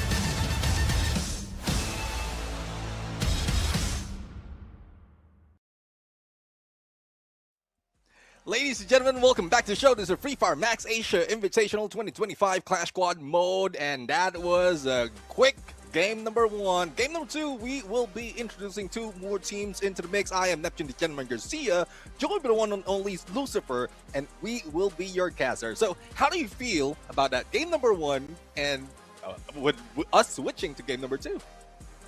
I think that was a very quick affair, Neptune, to be honest, and even Crips as well as Mustachio mentioned. It was not the day in the office that anybody ever wanted, but still, I think this is a kind of understanding that you know when you're in a 1v1 situation against the Southeast Asian teams. This is what we also saw when they started in the BR mode, but at least at that time, teams had a chance to kind of understand the lobby. But here, it being a single elimination bracket, not much to go with. I think that first game itself has now put us in a position where we kind of understand what Southeast Asian teams will do. Yeah, and for those of you who are just jumping in right now, hopefully you understand as well how the format is because we are going to show you in a bit the bracket that we have. So we started off our match number 1 with Team Falcons going against REVENANT XSPARK, and now we are going into BIGETRON going against a GB Esports, and the first row that you are, the first column rather, that you're seeing right now would be the first round for the team. So the format is coming from the Battle Royale main event, and they were ranked against each other, and day number 1 would just be the ones in orange, as you can see in the bracket right now. Yeah, BIGETRON by Vitality with GB Esports. That's going to be an interesting, again, situation where we see a Southeast Asian team going all out. And I hope GB Esports are ready, because when we saw in the plains, they were ready. They were able to get their booyahs. But today, against a 1v1 battle could become difficult. And then we end up seeing AVIDA versus MAQNA Esports. And then we end up seeing 2 Indian teams against each other. So this now has a chance for both the Indian teams, at least one of them, making it towards the second round of action that is going to be happening on day 3. And that's going to be tough right now, because I believe that they have history already on how they play. So that will be a little bit longer compared to what we expect, especially if different regions are coming up win this battle. But let's see. That might change in a bit, but right now we're going to see the matchup of what we will be expecting. So it's BIGETRON by Vitality go against GB Esports, and you did point on a good point in Battle Royale. GB Esports did grab their back-to-back booyahs. They showed in the spotlight when BIGETRON also rocked it, but they were denying a lot of booyahs. But now, no more third party. It's team versus team, 4 versus 4. Here's one more thing, right? BIGETRON by Vitality, they should have had their chance at the share of being the champions. They were so close, but ended up missing that opportunity. Now, this is another opportunity to become the champions in the Clash Squad, and I'm pretty sure BIGETRON by Vitality do not want to miss. But here, they have to get the booyah. At least in those games of the BR, they could grab points because of eliminations, try to get closer to the champion rush and make through to a booyah, which did not happen. But here, they have to get the booyah to make a best of 3s 2-0 or 2-1 and move to the next bracket. Yeah, let's see on how that's going to happen right now. And we're going to see as well where the teams will be jumping in, or not jumping in, but they will be spawned in these games. So, well, we're going to start it off with Nextera. Game number 2 would be in Bermuda. And if there will be a game number 3, and I'm expecting there would be, it would be in Kalahari. So, Nextera, a little bit different, especially with my least favorite map, which is Grab Labs, but I'm seeing that a lot of teams out there are taking advantage of zero gravity as they jump. Yes. I think this is something that we were also seeing during FFMAI. Teams love jumping around Grab Lab, try to use it as cover sometimes, try to make sure that the opponent misses shot, because at other times, right, we see players with their snipers ready and they wait for the right opportunity. But in Grab Labs, barely you see people stationary. But we'll see how this kind of unfolds. But there is one thing even Mustachio and Crips were mentioning, right? Now, the Indian teams did not have much in terms of lobby time to play here in the Clash Squad against the Southeast Asian teams. This is in Asia Invitational they're doing. However, Nepal could have a better opportunity. But again, a 1v1, I hope they're ready for it.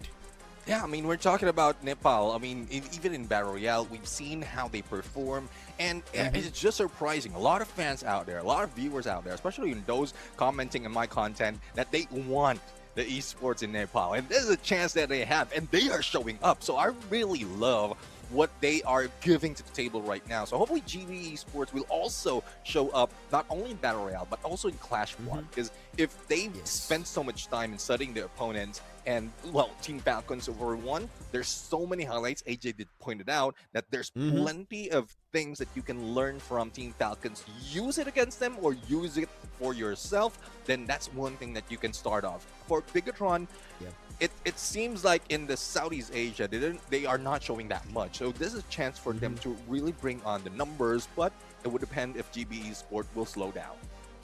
Yeah, as you said, I think teams have to understand what their opponents could be able to doing, right? And according to that, they might figure out the best strategy, because next is the ban pick that we are going to be seeing. And you could see BIGETRON by Vitality seems super duper excited.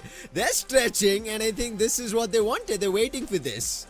Oh yeah, definitely. I mean, I would love to see what they're going to pull off right now. First off would be the bans, and it would be started by BIGETRON by Vitality. And one thing, I don't know, I don't have any clear view of what they will be taking out because of the meta changes that we have right now. But that's Steffi, so it's, well, it's quite familiar because most of those Indonesian teams really love to use grenades. Now they can deny them of they can deny them of being safe once a grenade has been thrown.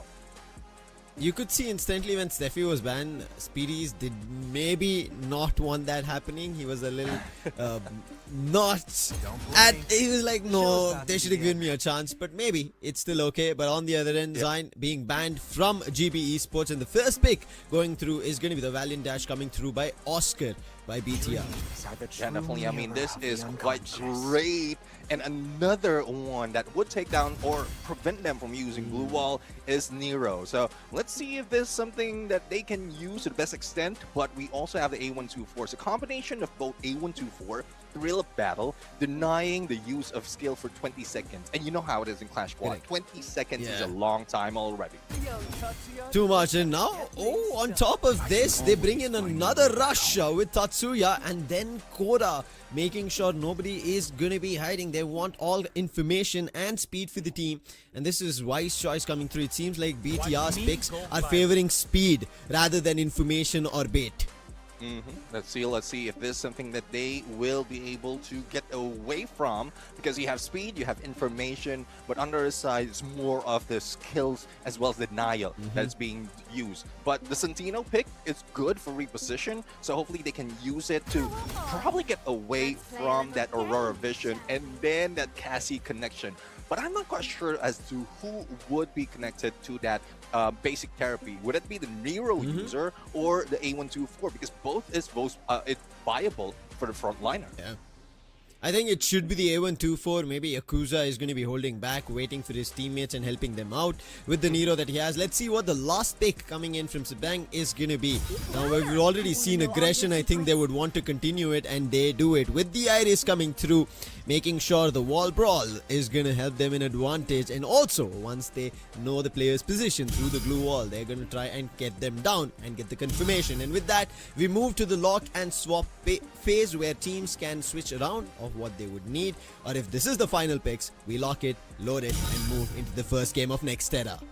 Yeah, well, let's see though on how they're going to pull it off. I was expecting that Keong and Nick, or rather Keong and Koja locked it in or swapped, but that's not so much of a change because both of them are rusher. So it's really good at Koja would be the ones using that Coda. Does match, that's rhyme, so I don't know if that is something to do with it, but I'm I love to see more of what they can bring to the table when they use that skill. But right now, I'm much interested on how GB Esports is going to pull this off.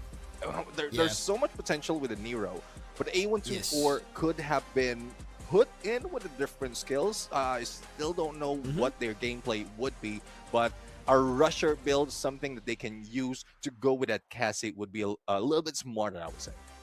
Yeah, I could clearly see where you wanted the GB Esports lineup coming through. You wanted them to have the rushers as Oscar or Tatsuya, one of them at least, to work with the A124, that they have the thrill of battle, and along with that, yes, the electrotherapy, but they don't have anything of it. It's an oddity of their picks coming through with Santino as well as A124, and them mixing it with Nero as well.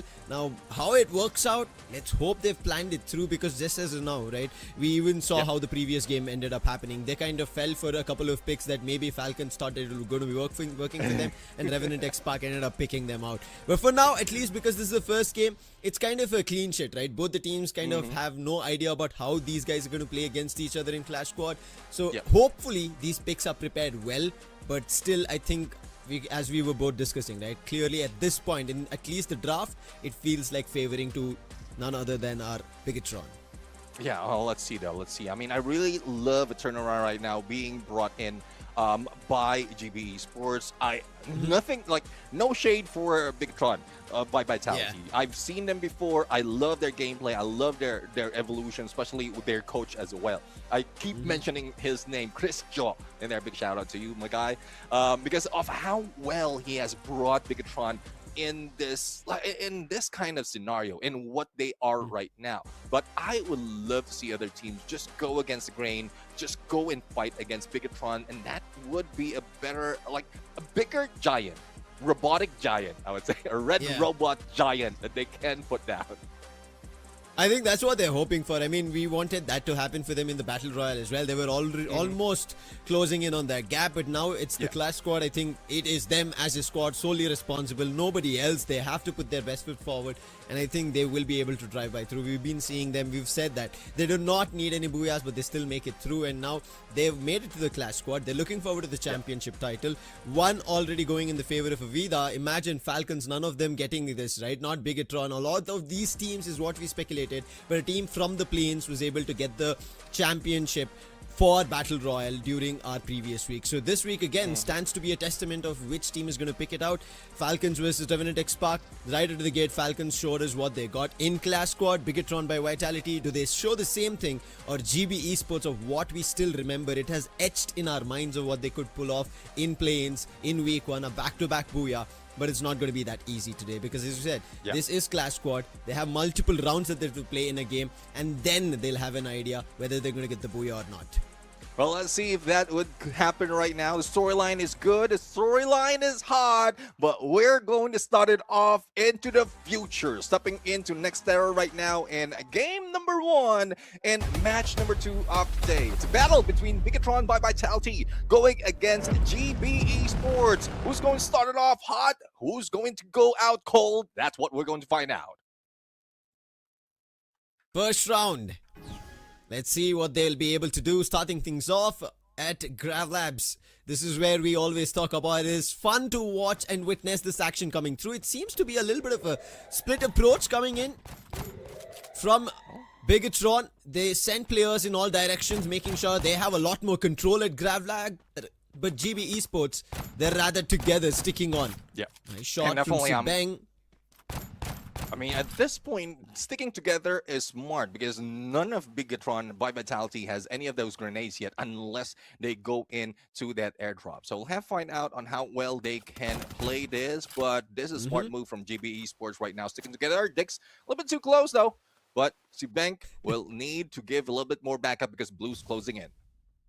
You can see how well BIGETRON have placed their players, right? Koja on one end, Diggs making sure they do not come closer, and as you mentioned, the play zone is closing in. It seems like GB Esports, they're the one in trouble, and there it is. It starts from Koja, finds the first knock. Yakuza and Dell, I don't think they'll be able to do much. And they instantly try to jump. Kazisar is also going to be put down. It's down to the last 2 players, Dell and Yakuza. Make it Yakuza, the last one. And with him going down, it is going to be a victory in this first one. Yeah, flawless run coming from BIGETRON by Vitality. Those shotguns, those shorties being used to best advantage. And that's one reason as well why BIGETRON is getting close against JB Esports, because they don't have that much range in terms of weapon. But we'll see, though, if there's a chance that I would say GB will be able to pull it off, because judging from the weapons that they will be using right now, this I use a lot, especially when lose out that pistol round. You go with a pistol, which is the M1917. As if it works out right now, BIGETRON by Vitality had the weapon upgrade going forward in this round. Zipway. This time a little separated, at least Speedies. They've kept him in a distance, making sure at least he gives information. Previously, all of them were stuck together. See if they can stick together for long. There goes the grenade from Koja, taking down Dell. Well, let's see if Sibeng can finish them off. No recovery being done onto Yakuza, and Speedy will be jumped. Kyong right now with a mini Uzi for the flank. Divide and conquer. This is a plan that is being done by BIGETRON, and there goes Dix, still with a shorty in hand. Managed to go for a takedown. 2-0, quickly as that, from BIGETRON by Vitality. Deka Square, the next place of action, but you can clearly see off how well they are crunching the opponents, right? GB Esports cornering them, not giving them much space. They cannot communicate with their players as well. That's how they're surrounding them and forcing them into battles. Whereas GB Esports, they're still looking for information of where the players of BIGETRON by Vitality are. And I think that's kind of a little disarray. GB unable to even find their footing. At least this is going to be better. We can see a lot of Max 7's P90 and VSK coming out from GB Esports. Let's hope it works.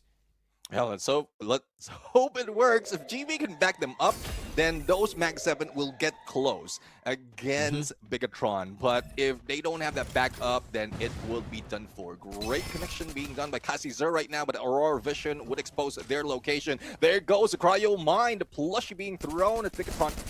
And information has been revealed. There goes Dell down the ground with that Max 7, a slice and dice action, and Dex is throwing it.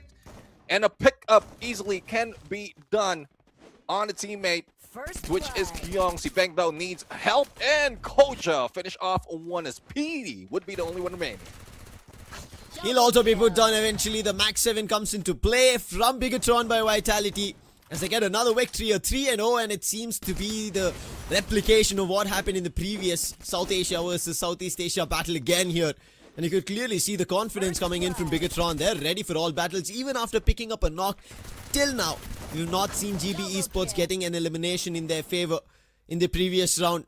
Yakuza is the only man with one elimination so far after the 3 rounds that we've had, going into the 4th one. But still not great on weaponry here on GB Esports.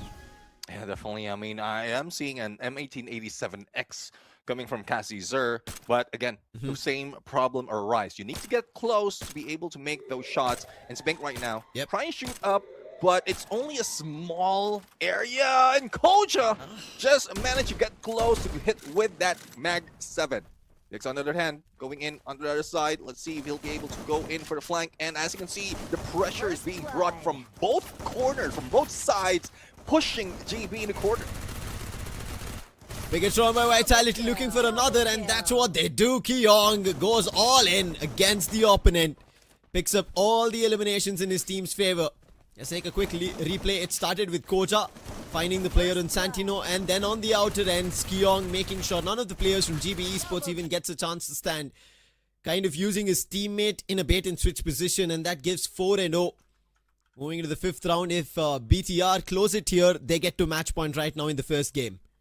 Yeah, definitely. I mean, it is getting close right now, but I love that BTR is still keeping a distance. I guess with the skills that they have right now, despite of the rushal build with that Kyong and Dix combination, they still have that opportunity from long range. And the 1-to-1 split still being done by BTR right now gives no space to breathe for GB Esports.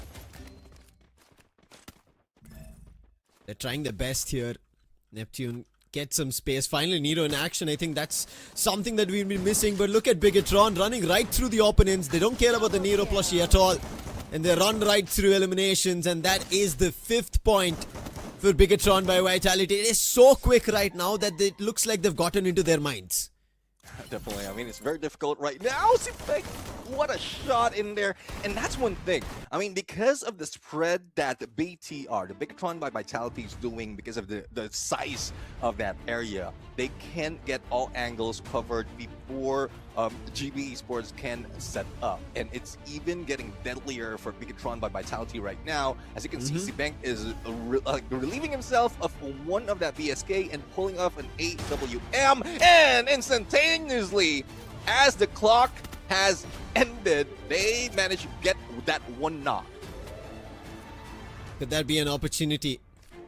But instant answer back from BTR is what they're looking. And look at this time, they're moving in directions, making sure they have more idea. Kojo has isolated a player. He was not quick enough to land the blow. But look at this Santino. Mannequins are so close. Somehow he makes the fake happen, but the players are falling. And there it is. The last one, and that is 6-0 by BIGETRON by Vitality, and the Booyah being secured. That's 1-0 in this series. Yeah, definitely. I mean, 1-0 in the series, 6-0 in the match, and in the game. And I'm really hoping that JB would put up a little bit of a fight. We've seen those gameplays. I mean, isolated gameplays, but as a team, it seems like BTR just understand how everyone, each other works, as well as their opponents, because the 1-2-1 split has happened so many times, and they were not caught by any of the players from GB Esports. They could have go for isolation, but just to take down at least one of the players, and then they go for a roam. But unfortunately, that bank sniper, that would be like very deadly in most cases. It was. We're here, I think, close-up action itself, and we were talking about this, right, in terms of the draft itself, where those characters and the skills that were picked coming in did not seem as effective as we wanted. We did not see the rushers having the best in the skills format, and I think that's where maybe we see a little bit of a luster in terms of GB Esports' performance, but that's also them giving away all these Oscars to Suyas for BIGETRON. If there was that change, we even saw the Nero plushie in one game, and on the others we barely ended up seeing it. I think that also calls for them to understand of where and when, and especially when using a Nero, they had to make sure that one of them had to run closer. But let's jump into the MVP. It has to be Sibang with a VSK. Whether he's close range or far, he'll still keep finding value. 4 eliminations, 2,215 assists in total. Yeah, loving that rocket is being used. I mean, it would reduce the cool time of your active skill, as well as the enhanced hammer. We rarely see this when this new loadout has been introduced in Clash Squad, but now they're seeing the value of having an enhanced hammer. Imagine being par to par in terms of economy, in terms of weapon, and then you use one enhanced hammer to your advantage. You have better fire rate, better damage than your opponent, and that's an advantage that you have already. So good on the team of BTR introducing that enhanced hammer as a loadout. Yeah, and I think you can clearly instantly see the switch up between the Battle Royale to the Clash Squad itself. We see Moko, which is known. Along with that, you end up seeing Otho as well as Nikita coming into the play of Clash Squad, where players are now tuning the fine tune of performances for their Clash Squad action. But this was one of the players. Let's take a look at the others in terms of the score. 6-0, we already spoke about it, but in terms of eliminations, Koja has 6, Keong has 6, Sebang at 4, and we spoke about this except for Yakuza. Nobody else found even a single elimination here, Neptune. Yeah, it's just unfortunate that it's only Yakuza who managed to get elimination. Even the rest couldn't put in that much. And the assist, it would tie up, the assist from Dell would tie up with the Yakuza elimination. So let's see if they can bring a different show into the next game. So far, Bermuda has, I would say, a much interesting lineup in terms of area within the map.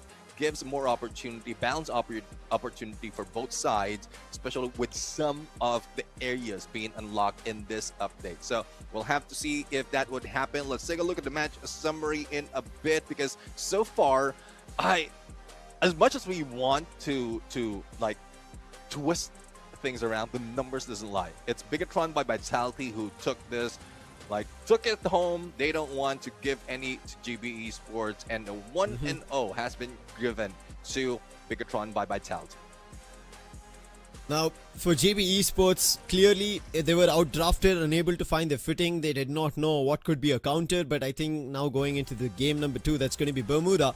At least a lot more familiar land that they should be comfortable on. Plus, on top of it, Neptune, they have to get comfortable on the draft.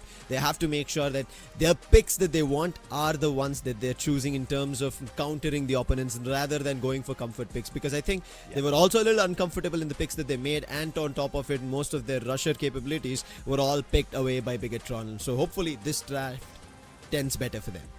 Yeah, definitely. I mean, that's one thing about Clash Squad. There's so much of different tactics that you can use, and if you are if you have the signature of a rusher, like an aggressive team, it's definitely easy to identify what active skill you're going to use. And that's one reason as well why we get this, like we get into a banter when it comes to active skills, because that somewhat gives an idea of what the game style of the team would be. Would they be aggressive? Would they be tactical? Would they be information, information overload with the skills that they're using, similar to what we witnessed earlier on the game number 2 between Falcons and REVENANT XSPARK. So hopefully GB Esports will throw in different set, and I believe they will be the first one who will be getting the pick.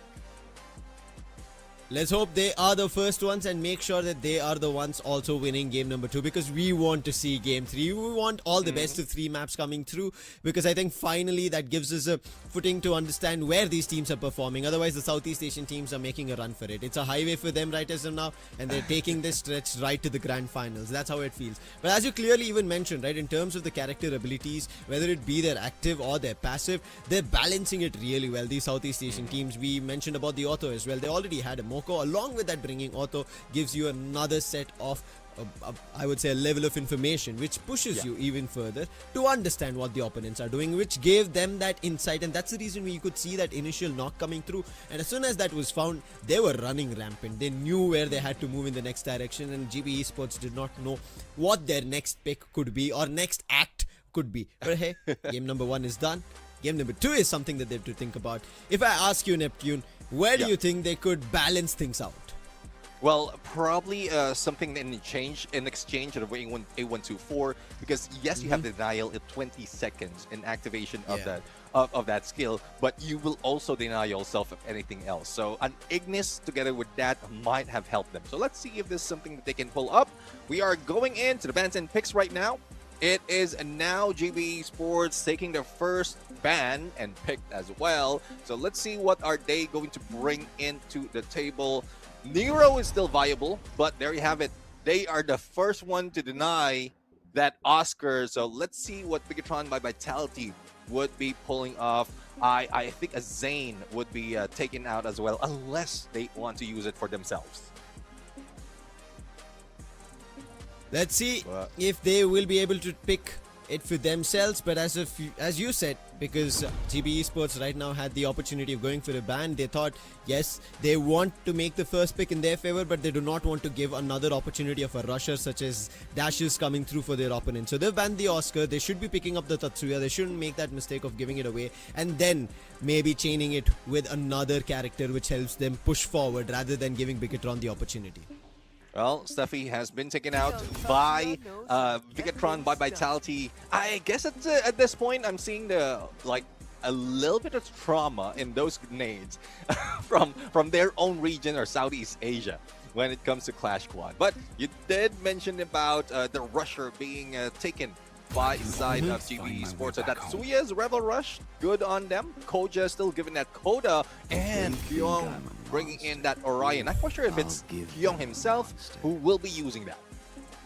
Yeah, I think when we come to the lock and swap phase, we'll see a change coming through between the players. But let's take a look at what pick now GB Esports go for after bringing the Tatsuya. We were talking about the KC, the electrotherapy of how it could work, but they still go and bank on the Santino. We did not see its best use case scenario, Neptune. We barely ended up seeing that mannequin going the distance. It was right next to the actual player, and the switch up did not happen as we would have quite frequently wanted. However, this time they did not ban the Zion. They will instantly pick it up. Yeah, I mean, Zane really brings in a lot in terms of how tough you would be in a battle. The Extreme Encounter gives you instant 50 temporary shield within the 12 seconds. So it's really tough right now in the front line. Here plus a rusher on them. It would be difficult to break through unless you get that information. And speaking of information, you have Clue as well as Sibink with that Iris on them. You don't even need to take a hit on the opponent. Just a glue wall and you get information right in the back. Much needed. They have now information and now also a little tankability. Plus on top of that, they have the Coda. On the other end, we can still GB Esports finding the best tune, but at least this time we can see that aggression, right, where they can go and pick up a forefront battle. And the last one, Ignis, I think this time they want to make sure that even though BIGETRON by Vitality are going to try and get closer, they want to make sure while they're walking through it, it should be a wall of flames, not the glue walls that they're trying to burst. Yeah, definitely. And one thing about the Ignis that probably not a lot has known, if you if you match it with a Moko and it runs through the opponent, and it does run a long way. So you will get information instantly where the opponents are, together with blocking where you will be going. So that's why the Ignis is very mostly used in Clash Squad right now. So hopefully the timing would be best for them. With that Zane and Tetsuya on the rush, together with the Yakuza's Ignis, this would be something else in terms of the skills that they're using. Let's see if these skills that GB Esports have picked up this time work in their favor. They have that Tetsuya. They finished their lock as well. As you can see, Kazi Sir, he's gone in with the Tetsuya.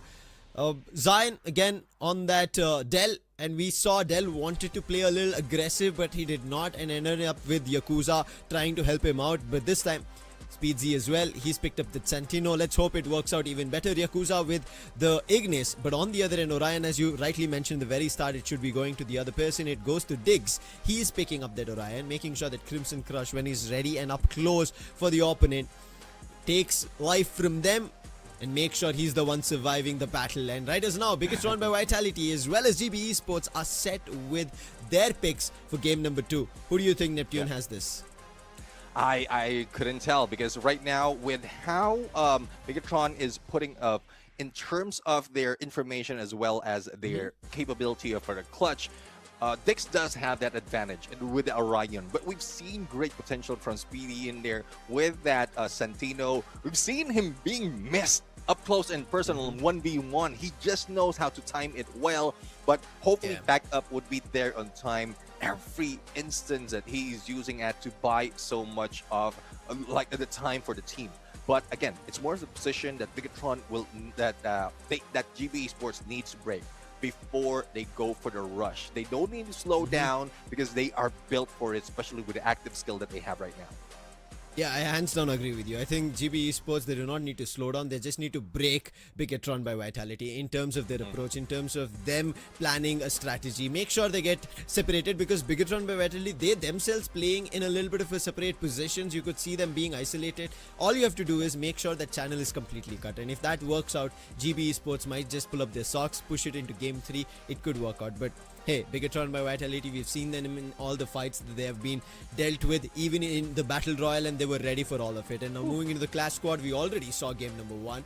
And I think that's what they will try to replicate, even though there's a switch up in terms of their active skills that they picked up. But I still like that they've now gone in for Orion coming through, which gives them that a lot more approach. We can be forefront and as well deny the damage happening as soon as the Crimson is activated.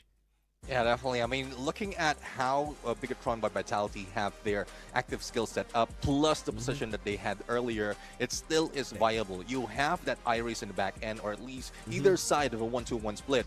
And then you have in the middle, either a Clue or Orion. Coda would be just on both edge. You will get that information relayed to the rest of the teams, and then that Clue-Orion combination would go for the push. But Clue on the front line, a little bit risky, but at least they get information. So let's bring it on to the next game right now. Game number 2 in Bermuda, between the battle of BIGETRON by Vitality going against GB Esports.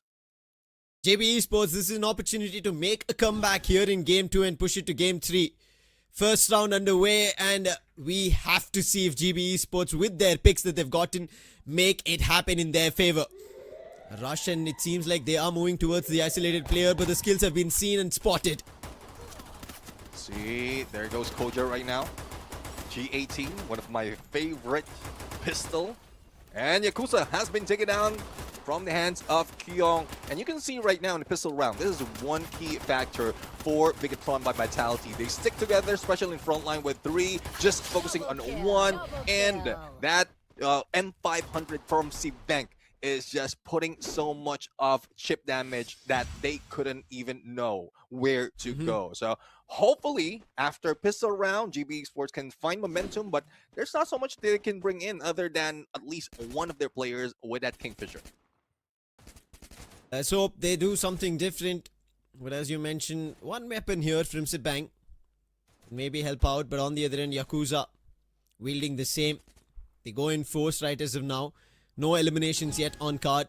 But GB Esports maybe play a little bit in terms of the long range, try to find a knock. We've been talking about this approach where they break somebody. This time we see the Santino mannequin moving in the other direction for a fake. Let's hope that works. Let's see, they will be able to spot on that shape splitter. And so far, it's a little bit standstill right now. There goes Aurora Vision, but Dell doing quite well with that Ignis. But Flame Mirage doesn't do that much in terms of damage. And still, GB Sports the ones going down. Yakuza being brought down with that sight. It's now left to Speedy right now on a 1v4. Nowhere to go, Deagle in hand, and the team's rushing in. There was a weapon that they had bought into, and that also did not make a chink in the armor of BIGETRON by Vitality, and they get 2-0. Moving into Observatory. And if this continues, Neptune is going to be a quick 2-0, just like the first game that we witnessed in GB Esports. What can they change? We can see in terms of weaponry, they're picking up helmet shields, all of them, making sure it all works in their favor. But there is Kyong with a nade as well. And this time, we don't see a Steffi. Steffi was again banned. Let's hope opening is not found by Kyong, but if they do, because we saw in the previous matchup, when they found it, they rushed right into it. Yeah, definitely. I mean, one counter that they can use right now, especially if they know that nade is coming in, would be the glue wall, and GB Sports have it on them. 3-man push. Thompson's in hand, and Speedy's the only one with that VSK. So let's see if Kyong's elevation would give them that advantage. There goes Koja. That's one thing. Thompson is deadly up close and personal. Great position using that shape splitter. And Kyong will not be able to go for a takedown. It is now a 3v4 situation. Kyong might be able to heal up, but unfortunately Speedy has been tagged. And there goes MP5 level 3 from the hands of Dix. That would not let go, but unfortunately GB Sports Dell jumped up. That animation would slow him down, and he was just in front of BTR for takedown. As soon as they found the player at a distance, Neptune, they knew now they've picked up the player, it's our opportunity. You can see the confidence. They were ready to take a one-on-one battle right in front, jumping down where the player's position were known, and instantly BIGETRON by Vitality turned the cards, and it's a 3-0. And now GB Esports, in a game where they found an opening, lost their footing, and going into round number 4, it feels even more dicier. Again, VSK on the hands of Speedsy. Let's hope Speedies is going to be able to find another opportunity and opening like they did in the previous game or the previous round.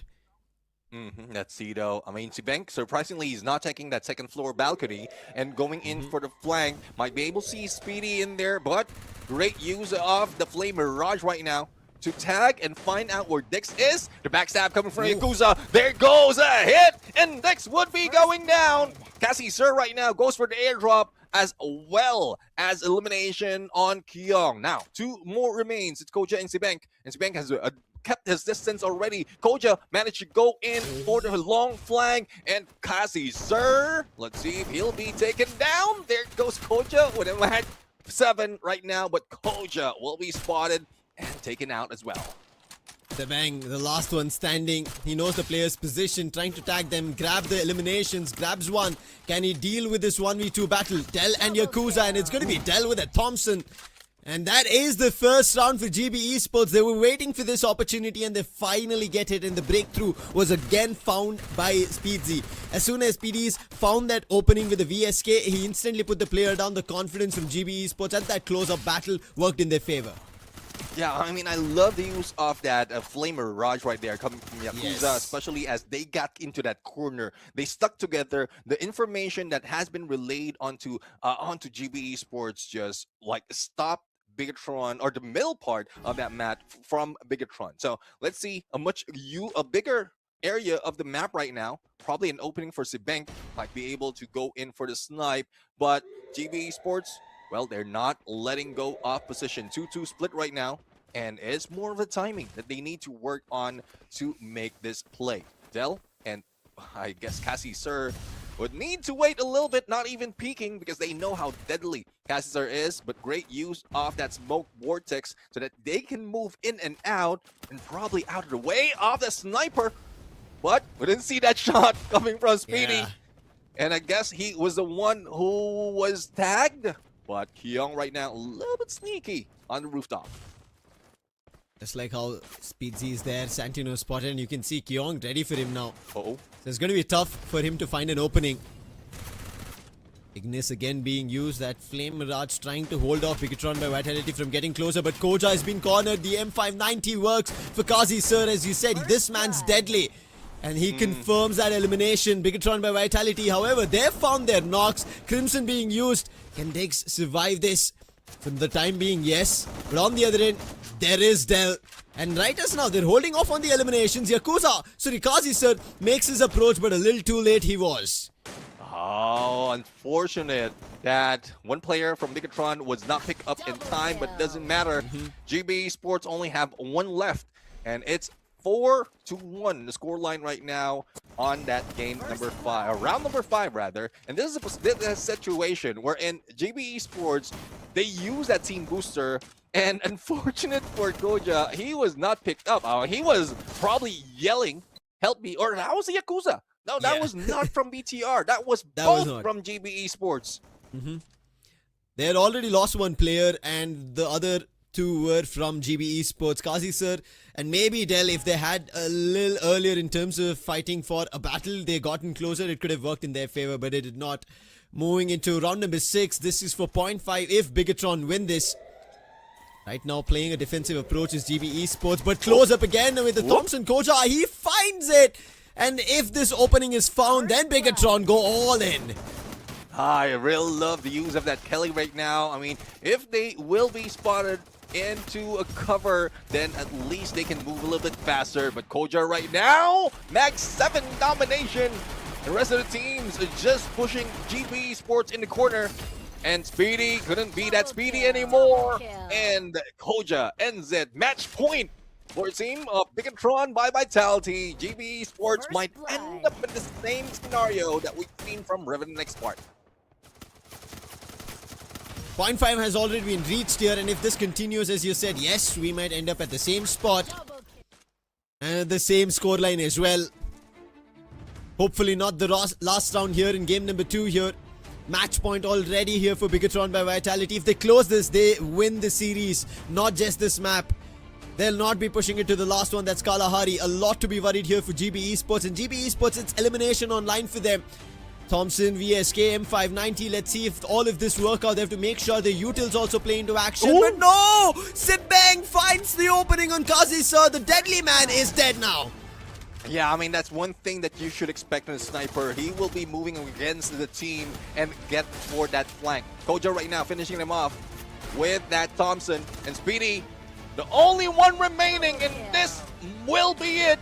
There goes Speedy on the rush against Sibank. He was just the distraction. And BIGETRON by Vitality ends it with 6-1, 2-0 in the series. BIGETRON by Vitality still flying high, and this time they grab the booyah right at the beginning here in the class squad itself. Yes, Kyung and Sibang, they're too excited. They're very happy about this. They want to move forward. And also flexing his jawline over there, Kyung. Sharp as their skills were, indeed, Neptune. Yeah, the jawline is sharp. Let's see if that's something that he'll be able to flex even more in the future, because they will be moving up into the next game. But so far, it is BIGETRON by Vitality showing us that they have what it takes to show up, similar to what we've seen Team Falcons do. But unfortunate for GB Esports, they won't be moving further into the bracket. But I'm seeing great fights, but there's only a few players from those engagement that really showed up into the battle, and hopefully we see more of that from GB Esports. But let's see who has brought BTR into this win. Then the MVP will be shown in a bit. Booyah as soon as they've gotten, and I think just like we saw Sibang, I think it should be him. We saw him at the distance finding value. And there it is. It is going to be Sepang itself. Same in terms of the picks. We end up seeing the Iris, making sure nobody is going to be hiding from damage with that Iris, which is already there, because glue walls are nothing to be worried about. As you already mentioned about Rocky being there, your active skill is going to come back faster. But look at the amount of damage. He had 15 assists in the previous game, Neptune. Now he's pushed it up to 18. Definitely. I mean, how he takes those shots was phenomenal. He's not even moving that much. But I guess in this FFMAI, like, Ricky Martin is making a comeback. Earlier, like in Battle Royale, I did the Live in La Vida Booyah, but now we have Sibank, who is going to rock in BTR side. Not quite sure if you get the reference, but if you don't, Google it up.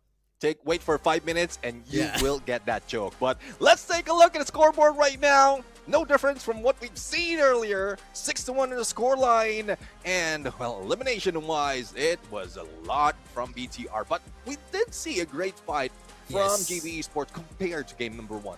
Yeah, I think big time turnaround. We were talking about it in terms of their picks as well. The characters that they had worked in their favor. The one game also that they pulled off, it was them getting up that first elimination and instantly turning up the heat against BIGETRON by Vitality, and we spoke about this. You have to break those chains that BIGETRON by Vitality have in terms of communication. If you do that, it's going to work for you, and that's the reason they were able to pull one round. Maybe 2 also was written in their name, where they had surrounded Diggs with that Ignis coming through, the one round that they pulled off. The immediate next as well, they made sure they found that opening elimination, but they gave a little space where Speedsy, he was found, and as soon as he was down, BIGETRON knew what they were doing. They got that immediate round without even blinking or batting an eye. Yeah, exactly. I mean, it's really tough right now, but that's how it is. Southeast Asia has had so much of matches, not only in Battle Royale, but also in Clash Squad, and this is what happened when they meet up with South Asia. But again, you don't, like in these matches, you don't really take an L. You get an L in a different approach. It is learning, not really a loss. So hopefully GB Esports and the rest, like REVENANT XSPARK, who took an L earlier, also learn from what BIGETRON has brought into the table. So next time that they will be jumping in the Clash Squad, they would know how the Southeast Asian has worked. But similar scoreline from what we've seen in that Falcon REVENANT XSPARK, 6-0 and 6-1 with a 2-0 on the series. Yeah, and on top of it, I think, as you rightfully mentioned, right, learning plus as well, they get a part and parcel of the prize money that they'll be walking out. So there's going to be benefits that they are making through just because they made it to the top 16. And that's what we were talking about. It is experience, on top of it learning, but also understanding these Southeast Asian lobbies. Yes, the next time that they come towards these tournaments, we are going to be seeing them rising up the ranks. That's what we want to see. That's what we end up seeing all the teams now getting closer to, because that's what happened in the Battle Royale as well, Neptune. A lot of teams that were fighting, we ended up wondering where they would go further, but eventually now they've understood the lobby, they've gotten their booyahs as well during the Battle Royale, and I think once teams get an idea about how they could play around, they should be able to get their booyahs as well and maybe make it toward the grand finals. Yeah, definitely. I mean, there's a lot of storyline that can be built right now. It's just unfortunate that the games itself is ending up a little bit faster. And speaking of faster, that is a quick match number 2 right now, but don't fret, because there's a couple more matches that we have. Because from what we've seen in the brackets that we had earlier, we have 4 matches set up for today. And that might be for BIGETRON and GB Esports, but the next match I would think it would be much interesting, because AVIDA XKDC going against MAQNA Esports Club. So they're not far away from each other. Both are coming from the same region, and hopefully both can bring up a fight compared to, no offense guys, compared to what we've seen in the first 2 matches. Now, on one hand, AVIDA have something to kind of brag about, right? They're the champions of the Battle Royale. So that's something that they'll be entering on. Let's see that match number 3 against MAQNA. Are they going to be winning it again, or is it going to be MAQNA, because they want to make sure for Malaysia they move forward? But all of this will unfold when Mustachio as well as Crips are back on desk right after this break. Don't go anywhere.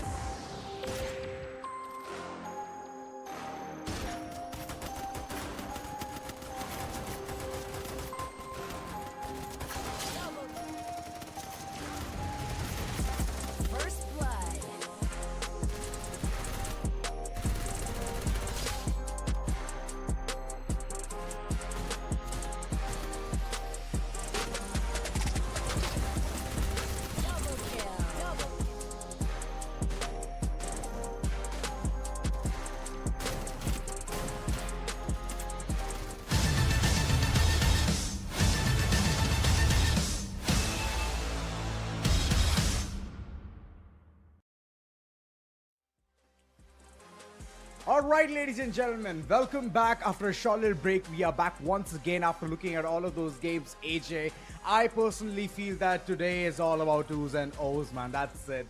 There's no other binary made in this game. I am not accepting the fact that I have to work again so quickly. So, yeah, we need another 2-0 here for sure. Yeah, but for sure, I don't know if or not AVIDA XKDC will be able to deliver. Well, technically, they've been able to deliver so far in BR. They've been able to deliver in CS in their own home region as well.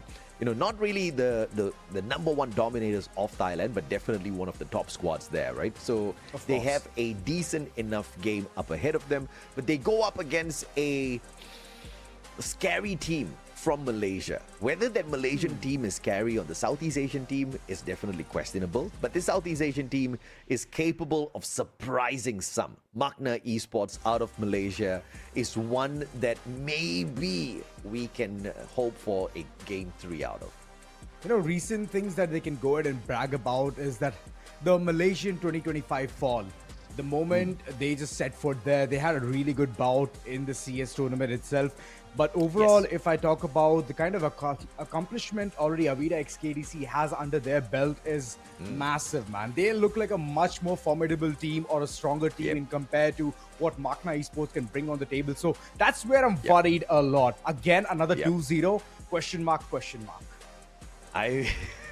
So when I look at AVIDA XKDC, I look at the unlucky number 3 of Thailand, right? I mean, podium finish for sure, but I say unlucky because the third at FFWS Thailand Fall 2024, third again at FFWS Thailand 2025 Fall BR, third again in Clash Squad during the Thailand Fall 2025. They keep coming in number 3, all right? So at FFMAI, maybe that has been that curse breaker for them. Maybe in CS this time around as well, they get to carry it all the way. Are we going to be able to see a all-out Thai battle at one point in the competition? Obviously, the brackets will hold that in space first. So that's where I see things getting shaky for them. For now, they should be able to take a decent game up against MAQNA. They should, yeah. And here's the thing, right? Breaking the third position curse, it's going to take a lot of, I would say, metas that they can bring into the picture. The kind of composition usually we talk about. Having those polished to the point where teams can at least break the curse that they're currently going through. AVIDA XKDC, the statistics that you've already mentioned, AJ, that seems very scary. And coming out of third position, you have that one constant fear in your mind that, oh wait, you're going to drop to fourth or might be some other position, but heading towards second or first will actually squeeze a lot from you. And that's where I would love to see how well AVIDA XKDC is going to step up a notch, specifically against MAQNA. Now MAQNA, they're going to be running rampant. They have nothing to lose, but AVIDA XKDC, they have every single thing to lose, man. So that's where I'm worried about them. Yeah, I'm not worried, bro, because based on the track record today, 2-0 is the name of the story, all right? So Malaysia needs to be awake before they get their air kicked out of the competition. You know it's going to happen if they slack off. My Malaysian boys, I come from Malaysia, all right? I know the quality out of the country, and these boys are good. On a good day. On a good day. And I'm hoping that today is that good day, man. So let's see how well they're going to go ahead and tune. Moreover, the combinations that we've been looking so far has not been so outstanding. For the teams where it's working the best, it's working for them amazing. We could see Orion being baited out, Orion not functioning well. And always have had this one concept in mind that in CS mode, if you have Orion, you can easily tank all of those bullets, become into a curveball, and then come around, get all of those opponents, whoever are trying to shoot at you. Alongside, you need a team support as well. That's where the snipers are coming into the picture. So how well is this team going to synergize is my question, AJ. What do you think? Yeah, I think you kind of started off the conversation and you gave the perfect answer for the Orion towards the end as well, right? You got to play long range. You see your opponents picking up an Orion. You got to take that guy out of the equation early, man. In a CQC up against the Orion, you are asking for trouble for sure. Maybe you've got the chrono. Maybe you've got the time turner. You get to put yourself out of danger. But the moment he goes into his form, you got to take those steps back. And that's the mistake we see a majority of those players playing, right? Yeah. Where he pops into his form, and the one thing that they do is they hang around waiting for him to come back out so that he can be, you know, vulnerable again to those gunshots. And usually the Orion does have the advantage because he knows exactly when he's going to be able to take those shots up against you again. So, yeah, a little bit of distance. Chrono, you know, it makes for magic out there, but it's all about the execution out there. And usually those Orion players, they are pretty smart when it comes to those bans, right? So that's going to be, you know, key to this matchup between MAQNA as well as AVIDA XKDC. But AVIDA XKDC, we've kind of seen their run in the Thai league already. They're fairly good at when it comes to the drafts, and they're quite flexible when it comes to those active skills as well. So that's amazing. And that's the kind of quality that you need in the team as well in order to have those flexibilities, understanding what's going wrong, and alongside switching up a notch in the middle itself, the macro adjustments is where you're going to go ahead and be called the winner. But talking about this current bracket, we have already seen game number 1, game number 2, both 2-0s, and now moving forward towards match number 3, AVIDA XKDC versus MAQNA Esports. This is going to be super, super crucial for MAQNA, specifically after how BR has ended for them. They would for sure need those dollars in their pocket, man. Yeah, no doubt at all. And of course, if MAQNA does get through this one, they'll have to go through a little bit of a bigger challenge later on because you've got the monsters either out of Indonesia or you've got the monsters out of Thailand, which is FALCONS themselves. So this is going to be a challenge either way. But later on in series number 4, that same matchup I'm actually looking forward to. I'm a little sad that I don't get to cast it. It's IQTG going up against RGE. This is going to be the series of the day. Yeah, I mean, IQOO, Total Gaming, they've been wanting this for so long. And IQOO reckoning both of them, once they start clashing, things are going to look very, very weird, or it's going to look really good. Depends upon who you are going to support. That's all up to you. But yeah, talking about match number 3, I am pumped. I'm excited. New combinations, new characteristics. It's all up to the teams how well they can go ahead and tune along with their teammates. Oh yeah, man, absolutely. And of course, this is the matchup that we kind of want to see as well. Will Malaysia be able to take a step beyond AVIDA XKDC, who have clearly proven their dominance when it comes to Battle Royale so far? I cannot wait to see what they are capable of as we head on into the competition. It is only make or break in a single bracket elimination format. If you lose the series, you are out. You don't get a second chance at it. That's right. It's do or die. And we actually spoke about this even in BR, that it's up to you if you want to rectify your mistakes. You have one map leeway. Once that is gone, there's nothing there to even go ahead and support you. 2-0 is the worst nightmare for any team who's at the losing end. But at the winning end, the streak looks absolutely amazing. But so far, none of these teams, none of these matches have gone the distance. No third mapper whatsoever. So this time I believe either it's going to be a very nice competition between MAQNA and AVIDA XKDC. That's what I'm hoping for. Or, well, again, you know, the contrary of it, 2-0. Let's see if or not a 2-0 or a 2-1 is awaiting us in the upcoming series. AVIDA XKDC from Thailand takes on MAQNA Esports Club out of Malaysia. The Malaysians have not been able to climb up the Battle Royale leaderboard as efficiently as their Thai opponents here. AVIDA XKDC, not only did they manage to get into the grand finals, they managed to run away with $10,000. Already a champion in Battle Royale, now looking to become champion in Clash Squad as well. Is it going to be a 2-time? That's a question that you will soon get the answer to. MAQNA, this is all you. Game number 1 has to be in Kalahari, and this is one of those places where it's either going to head towards Santa Catrina or it's going to head towards the maze section. In either which case, it's up to you how well you're going to be performing. You need that Fantastic Four. If you don't have that Fantastic Four, AJ, then I know that any of these teams are going to be in trouble, man. You need to get them together. It needs to be like the perfect Avengers movie, right? The moment you say Avengers assemble and all 4 of them are just pouncing right at and just getting one or the other opponents. So the man-count advantage as well is going to matter a lot in the overall situation. But like every single good Avenger movie, before the Avengers assemble, they get their butts whooped clean first. Yeah. Right? Only when the hero is down can they rise up again. And I think taking an L in the competition at this stage is not gonna be something that I'm gonna cry about, because this is the start of a very long journey ahead of us in Free Fire Max. So I'm looking forward to it. I'm looking to the rise of these squads in the future. How they are right now, we accept them as they are, right? How badly the beating is going to be, we'll have to see, all right? If you can save yourself from a good beating, that's what it's all about. How you do it, do you play on the meta? Do you get your drafts right? Because in Clash Squad, we get to see this one played out in detail. Yeah, some of the active skills are not really used in Battle Royale. Some of the Battle Royale skills are not used here, but you get to see a little bit of brilliance in the drafts in itself. Of course, and now moving forward towards the ban and the pick slot. Oh, this is going to be super interesting. Let's see what the teams are going to pick first or ban first. Who's going to ban? Oh, all right. Oscar being banned instantly, so the glue walls are going to stay for a longer time. Not like the moment you're going to land it on the ground, Oscar is going to come dashing his way forward and saying that, you know what? Bon voyage. Bon voyage indeed.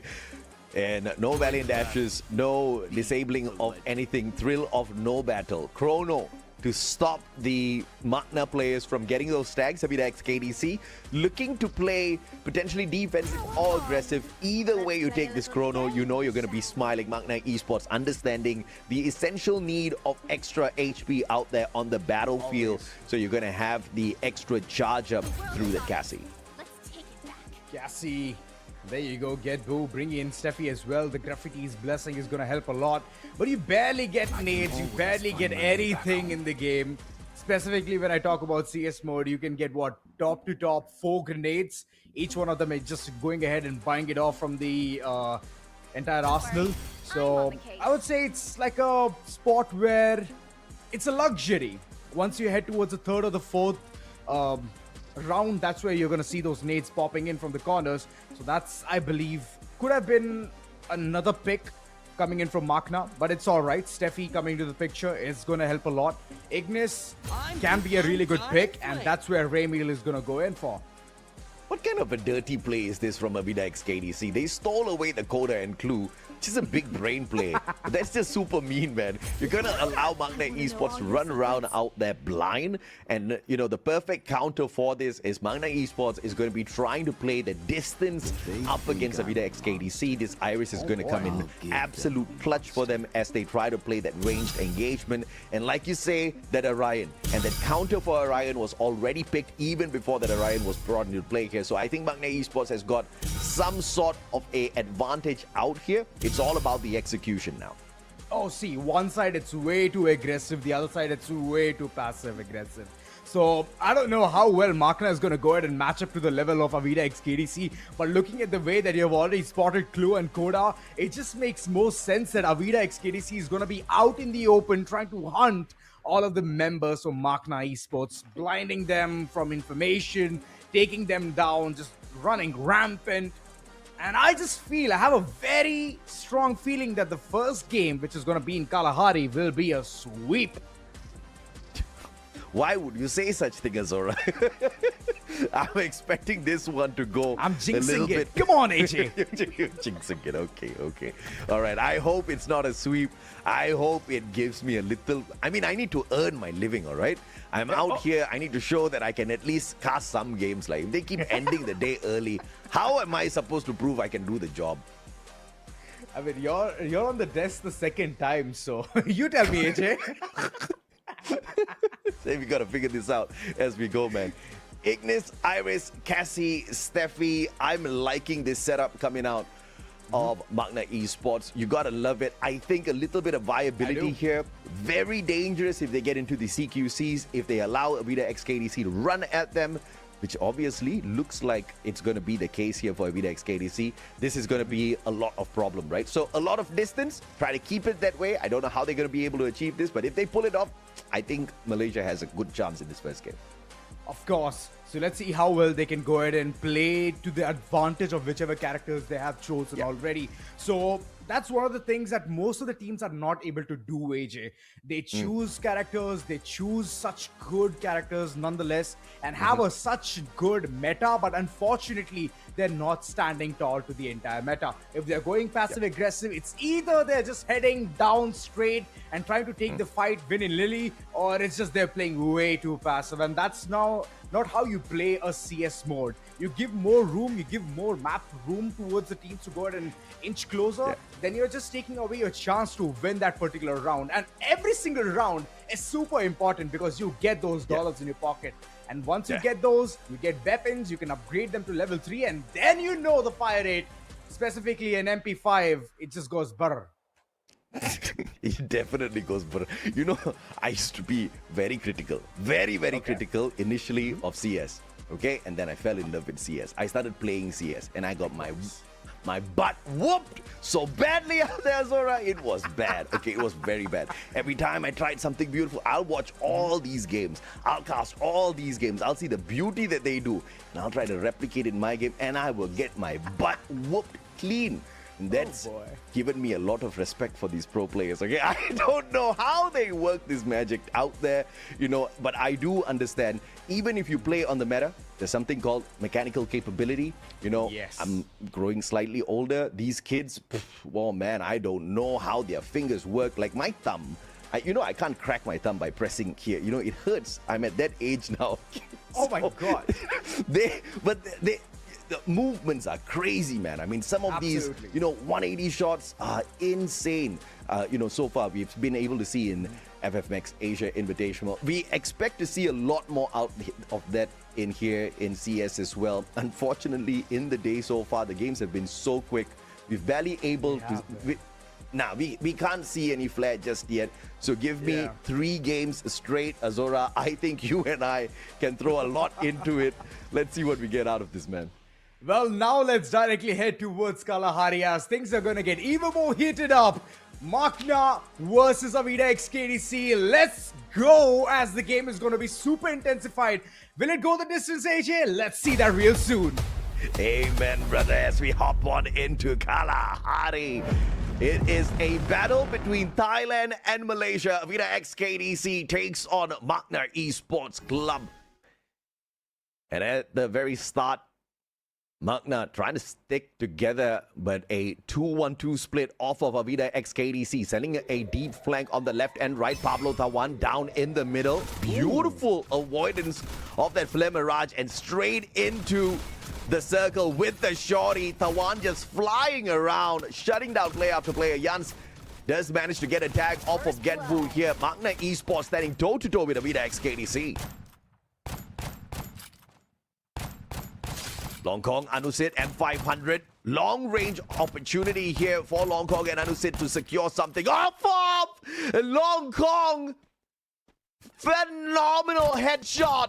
Ramiel on the ground. Getbu tries to get things done up close and personal. Won't be able to get that done. MAQNA. And this is that capability to shock and surprise that we were talking about out of Malaysia. And AVIDA XKDC on the back foot. Oh, no. Longkong and still thinking that at least he can get a knock or two, but unfortunately it's 1v3 and the circle is closing in, so he needs to hop out, and that's what he's going to do and get to right in front. Ramiel going to take his shot. Look at the way this is going in, timing together, synchronized, and Longkong is long gone. Ah, long gone indeed. And Malaysia draws first blood. Can you believe it? Champions of Battle Royale stunned in game number 1 in itself, and they had the long range. MAQNA Esports, they knew the dangers and they tried their best to keep their distance. A big mistake of AVIDA XKDC. On the split, they allowed their players down in the middle to play it alone for too long. The flankers were too slow to get into position, and those who were pushing down mid did not wait long enough for them. But AVIDA XKDC, if they don't repair that now, I think Malaysia should be able to pull back another round. That's right. G36 being equipped. Malaysia, they have the money, and look at the way they're just taking charge. Tawan, he was knocked. Pablo on the other end. Both of them are facing the similar kind of a wrath. Oh boy, this is not at all a good sight for them, Anusit, but he's on a very further flank. What's he up to? What's he gonna do? And if he lands all of those shots, it's going to be miraculous that AVIDA XKDC can go ahead and receive this round. But look at the way Anusit, he's just making his opponent sit down, be humbled. And if this is the situation, then AVIDA XKDC, this is how they embark the comeback. Oh, that is phenomenal, man. You were asking, what is Anusit doing? What is he trying to pull off here? And a phenomenal knock, an instant elimination, courtesy of Anusit. But the players on the side of MAQNA trying to turn things around. Get Wu shutting down Pablo. Long Kong, though, with the double revolvers, will be able to get a knock right back, leaving Ramiel all alone, too far from Jans. Long Kong trying to take his best shot here. Tagged up Ramiel. Information on the side of AVIDA. And Anusit looking for an opportunity off of this flank as well. Yo, these M1917, they are absolutely a boon for Long Kong. It's a 1v2 now. Anusit, he has already done the heavy lifting for this particular round. And now Long Kong, I bet he's just going to rush down the throat of the opponent, which is going to be Ramiel, and just take him by surprise. But Ramiel, he's no prisoner. He loves to duck around, keep constant tabs on where the opponents are. One glue wall deployed. That was the final one. Long Kong, he's on a really good flank, but it has to be the demise of Ramiel, as both the players, they were conquering either sides, and after that, there was no 180-degree flip coming in.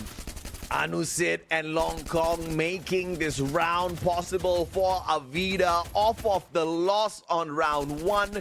This was their force buy round. M1917s, G36s, and it was more than enough to overwhelm Malaysia. And that was off of a great position held by Anusit. And then, of course, that backup off of Long Kong made that round look so easy. AVIDA XKDC, 1 for each now.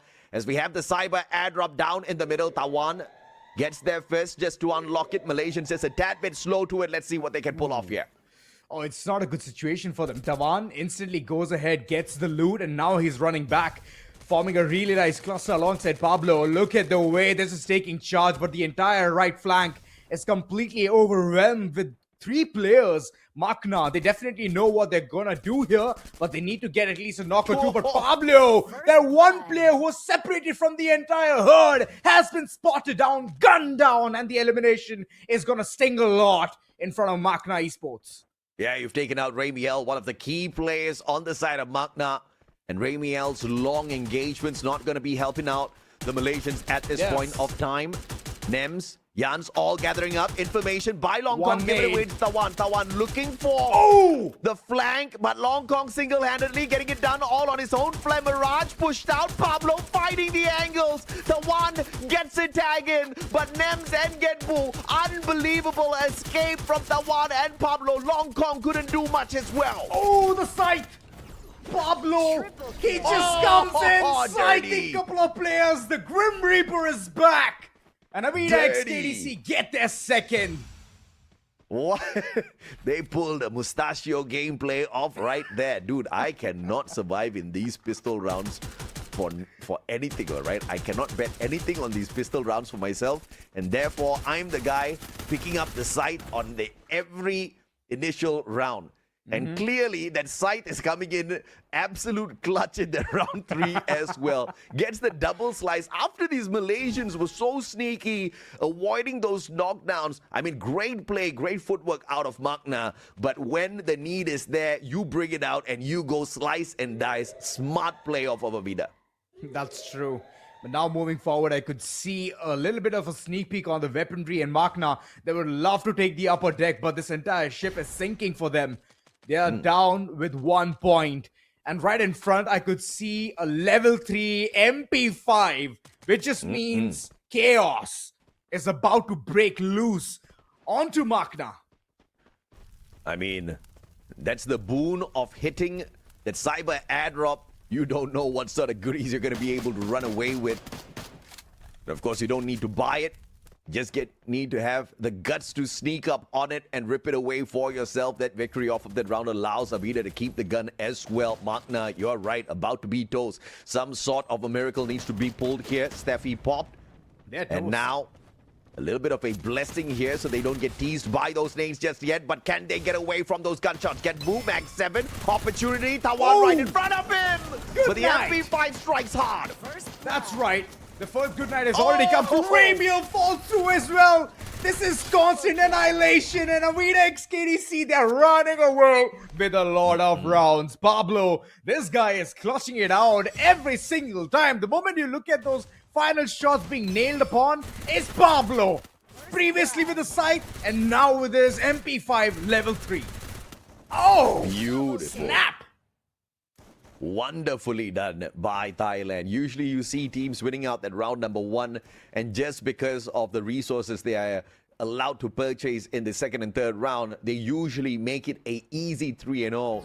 It's not the situation here for MAQNA Esports Club up against AVIDA XKDC. They ripped away that first round, even with the advantage in terms of the currency that they hold. Those free fire coins could not come in clutch. Pablo, level 3 MP5 once again in hand. Great blue wall plate. MAQNA Esports unlocking the cyber drop.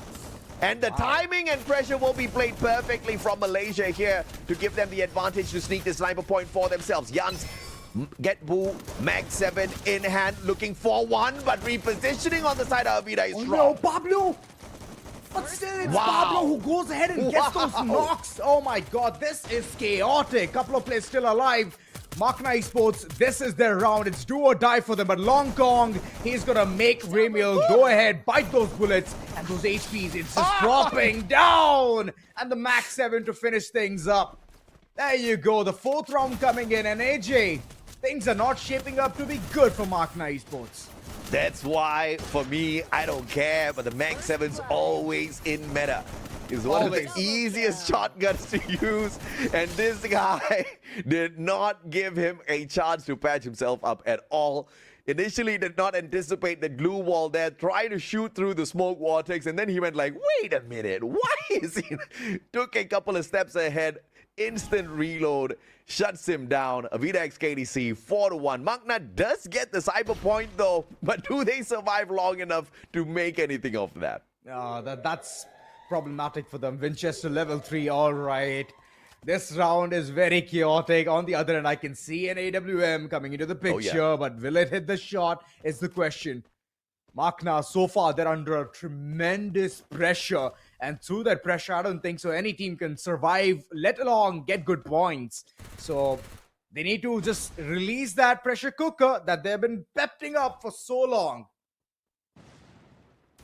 I just recently bought a pressure cooker. One of the best inventions, I tell you.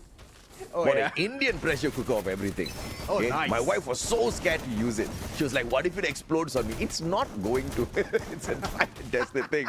But of course, it looks like the pressure cooker building up here on the side of MAQNA Esports, not doing them well at all. Like some darling pressure cooker. That was instant. That could have been some noodles, but okay. Who makes noodles in a pressure cooker, bro? Oh, you never know. If you want to try something out, yeah, you could try that. But now moving into the final round, which could possibly be the end of MAQNA Esports in this map number 1. Kalahari has been so surprising. Game 1, I mean, the round 1 was super good. The way they were just constantly getting those pistol shots right onto the target against AVIDA XKDC, and now they're not able to land a single shot. It's been a big change. I have not seen Tawan use his Crimson Crush a single time. Yeah. We have a problem, MAQNA. Okay, not enough pressure is being put onto Tawan. Not enough pressure is being put onto AVIDA XKDC. And the Thai squad will happily run away with the game. Get Boo, slice down. What a headshot. Anusit looking for yet another one for himself as well. Look at the rush coming on through. AVIDA XKDC sending both Pablo and Tawan up forth, looking for a big fight. Long Kong has got the Drogon, and Nems beautiful opportunity inside the time turner. Nems doesn't stand a chance as Long Kong gets the knock. Not at all, and now that the flank is completely wide open, Dhawan is going to keep rushing things forward. There you go, we finally see him use that, and now comes the final bit of it. Jan's way to off HP, last sliver left, and there goes the entire sliver. AVIDA XKDC getting their booyah. Oh, they absolutely stomped MAQNA Esports Club in that fight. A phenomenal turnaround after losing that first round, which I have to say MAQNA played so well. After that, AVIDA XKDC just woke up and said no, absolute no in terms of dominating us or getting a single round back for yourselves. Some moments of sparks seen in there that we wanted to see out of REVENANT XSPARK, but we were not fortunate enough. But MAQNA showed us some sparks, but sparks are not enough to burn down AVIDA XKDC. They were just too good. Exactly, they need fire to go ahead and fight against AVIDA XKDC, and that's where they were faltering. The firepower was completely weak. And look at the way AVIDA XKDC was just finding where the opponents are going to be. The flank was completely open when it came to the final rounds of it. Mammoth is one of the places where if you easily head towards the carcass and make your way all across, you just made it, man. And plus, there was another thing which I did see it, but I did not mention it. The earlier shot onto Ramiel, his HP just depleted down to 50%. So that's the kind of impact that this team is going ahead and creating, and now the MVP has to be Long Kong, as he was the one doing the heavy lifting. It was not just the heavy lifting through the eliminations that was so impressive. It was how they stole away information off of MAQNA before the series even started. But of course, with that extra bit of information on his side, and obviously with a very aggressive setup that allows him to take the fight straight up to his opponents, and the capability to just pop that coda anytime he wants with the Aurora Vision, seeing exactly where he needs to aim, getting those shots, eliminations and assists, massive damage. Holy hell. Great game for Long Kong. He did great from that first round all the way into the last. But it was not a one-man show here of AVIDA XKDC. It was a game won by their active skill picks as well as bans for sure. Yeah, they were all charged in. They knew the kind of combinations MAQNA is going to run with.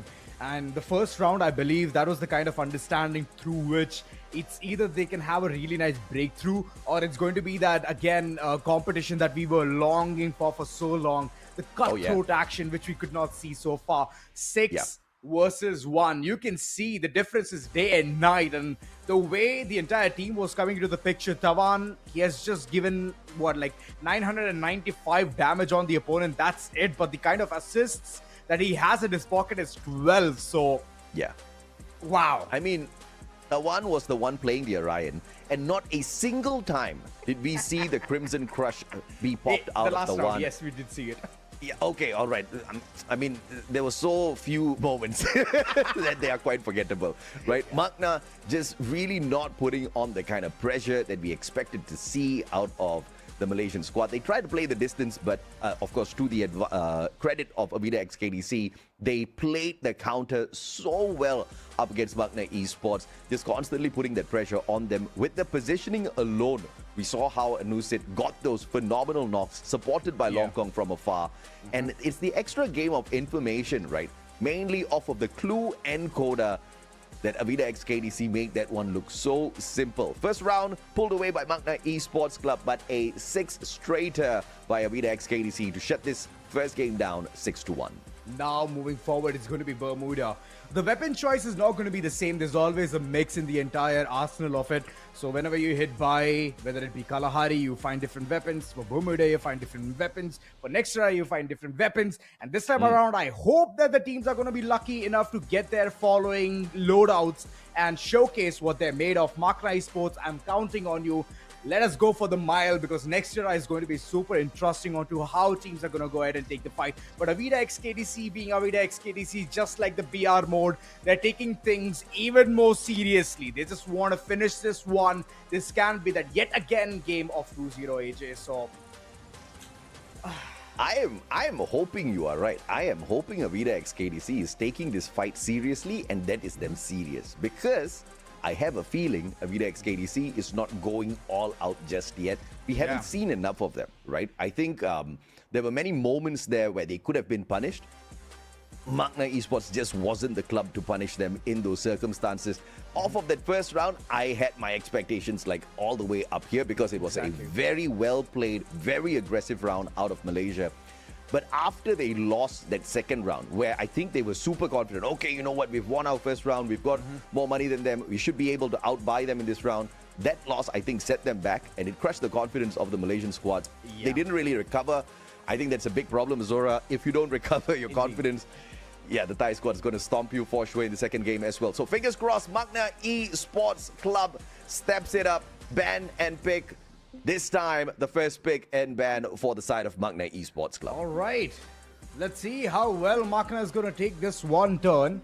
Koda being banned can be a good choice. Yes, the way in the previous round, AVIDA XKDC, they were abusing Koda. It's bound that Koda is going to be completely banned for this particular bout of it. And now the pick. That's one of the things that I would love to see coming in from MAQNA. But before all of that, it's going to be a ban from AVIDA XKDC as well. MAQNA's like, you don't get to play the double info honors. This time we're going to ban your Koda and we're going to steal your clue. You watch me, baby. So we will wait for that one, MAQNA. Oh, what? Oh, my God. AVIDA XKDC is like, nope. You Back don't get at to ya. steal it from us. We ban it off of the list for you. And A1 to MAQNA's like, I will just disable anything you bring. You watch me. This is turning out to be an epic fight already between the two teams. Oh, who knew pick and ban phase is going to be so entertaining? I mean, what? Clue being banned by AVIDA XKDC. They're like, we are way too good at this. Let's just ban Clue. Yeah, let's get it done with. Now the picks, Oscar and Cassie, good. The way they've already picturized themselves being one of the most aggressive teams out here when it's comparatively to MAQNA. Well, of course, the Oscar is going to do a lot of glue wall breaking. The Oscars, I mean, we can hope. One can only hope the Oscar does glue wall breaking because usually we've seen some players, use him like a Tatsuya. Nothing wrong in that. It's just that, you're not breaking those glue walls. What's the point, A124 obviously still going to be focusing on making sure none of them can use their active skills when it is truly needed. The thrill of battle is going to be key here for the side of MAQNA Esports Club. And Ramiel waiting for the final second before he brings that Ignis in. So, I don't know how I feel about this. MAQNA Esports Club, it's not like just blocking out some extra bit of information off of AVIDA XKDC is going to change their fate or anything. Oh, no. So, okay, you ban Koda, all right. It's okay. We have Nero. We have the plushie. We have the Labubu that can be thrown right at you. And that's going to give us enough information on where you are. So, MAQNA Esports, you should have chosen your characters wisely. Ignis is a good pick, not going to lie. And now they're going to get even the CEO of entertainment. All right. Nope. Oh. Watch me. Come on, don't tease. Oh. Okay. All right. So we've got a fight here. I'm obviously liking AVIDA XKDC's roster a little bit better. You've got the Valiant Dash. You've got the Cassie there with the electrotherapy. You've got the Chrono and the Time Turner. You've got Nero to stop your opponents from bringing up those glue walls as well. You've got the Nero to also damage them up, tag them up. There's so much of utilities off of that Nero. Yes. MAQNA just not going for those at all. I am worried for MAQNA Esports Club right now. I'm worried a lot. And I do understand that getting Sentino can give them a really nice repositioning tactic of it. Usually we see the snipers way behind from the entire crew and they're trying to get those pot shots on the opponents. If you get a knock, then the rushers can just keep charging right in. But Sentino, you need to play it very wisely. So far, none of the teams that I've seen using Sentino have qualified that well. So it's all up to you whether you can set the benchmark or not. Yeah, that's going to be a tough call and a tough ask off of MAQNA Esports Club for sure. I think it's going to be a rough fight. That Sentino better be a cheese strat Sentino because you are going up against AVIDA XKDC who are going to bum rush you. They are not going to give you any time to think. Your only form of defense is probably one Flame Mirage. maybe with Sentino helping you run away, maybe with A124 being popped at the right time so that you don't get annihilated, but you still have to deal with the mechanical skills, which the Thai team has already shown they are quite proficient at. I am worried a little bit. I honestly do not know what can save MAQNA Esports Club as of this moment unless they have a miraculous play out their shot. I mean, for sure, the Sentino needs to do the heavy lifting, AJ. That's one thing that I would just go ahead and place on the bank, that Sentino, aka the sniper, needs to start hitting his shots as the rushers get the kind of confidence that they can keep rushing forward and get the opponents. Now they've even received the Tatsuya dash. So Tatsuya, when it comes to the close combats, he's amazing. You can dash away from harm's way, or you can either dash yourself in head on. But the counter, right, the Oscar, is going to be a game changer for AVIDA X KDC, because when these two hotheads clash, I bet it's always going to be Oscar winning it, as he can go through so many glue walls. So the one man who's trying to be inside the cocoon and he's trying to heal himself, repair, mend, he's instantly going to be taken down. So that's problem through which I think that this team is ready for. MAQNA is ready for it, and they might be taking things to the third map is what I feel. But again, if AVIDA X KDC being AVIDA X KDC start charging forward, then you know the result. It's imminent. I hate being Tatsuya because Oscar's around. You know, because man can do what you can do and a little bit more, better. Which is a little tough. Obviously, you're no longer going to be that optimum choice anymore. Oscar is obviously the first pick. Tatsuya definitely gives you a little bit of advantage out there. I love how you said, he can be used defensively. I most of the time just use him defensively. I never try to run at my opponent. I am not that confident just yet. But some of these players are very confident with their plays, right? And I think MAQNA proved exactly that when they were taking that very aggressive push up against AVIDA X KDC in that first round. And it only happened in that first round, in its truest form. It was a great play. If they can use the Tatsuya this time round in that manner, I feel like it's going to be a big play. But one thing that I can't feel but, laugh. I can't feel but, a little suspicious about how they approach the whole ban and pick. Because they definitely wanted some information play off of their side. I think they rushed into the other picks a little bit too early. The fact that you mentioned, right, AJ, whenever you have Tatsuya and you play passive, right? The problem behind playing passive here is not having Cassie, not having the Electro bond with you. The electrotherapy helps you a lot in order to go ahead and tank yourself up. It's okay whether you lose a fight or two, but at least there's going to be that one player who's going to bond with you and go close and get that fight done. If you have one player knocked, the other is going to have the confidence to go ahead and accomplish what needs to be done. And this is one thing that has already been snatched away, AJ.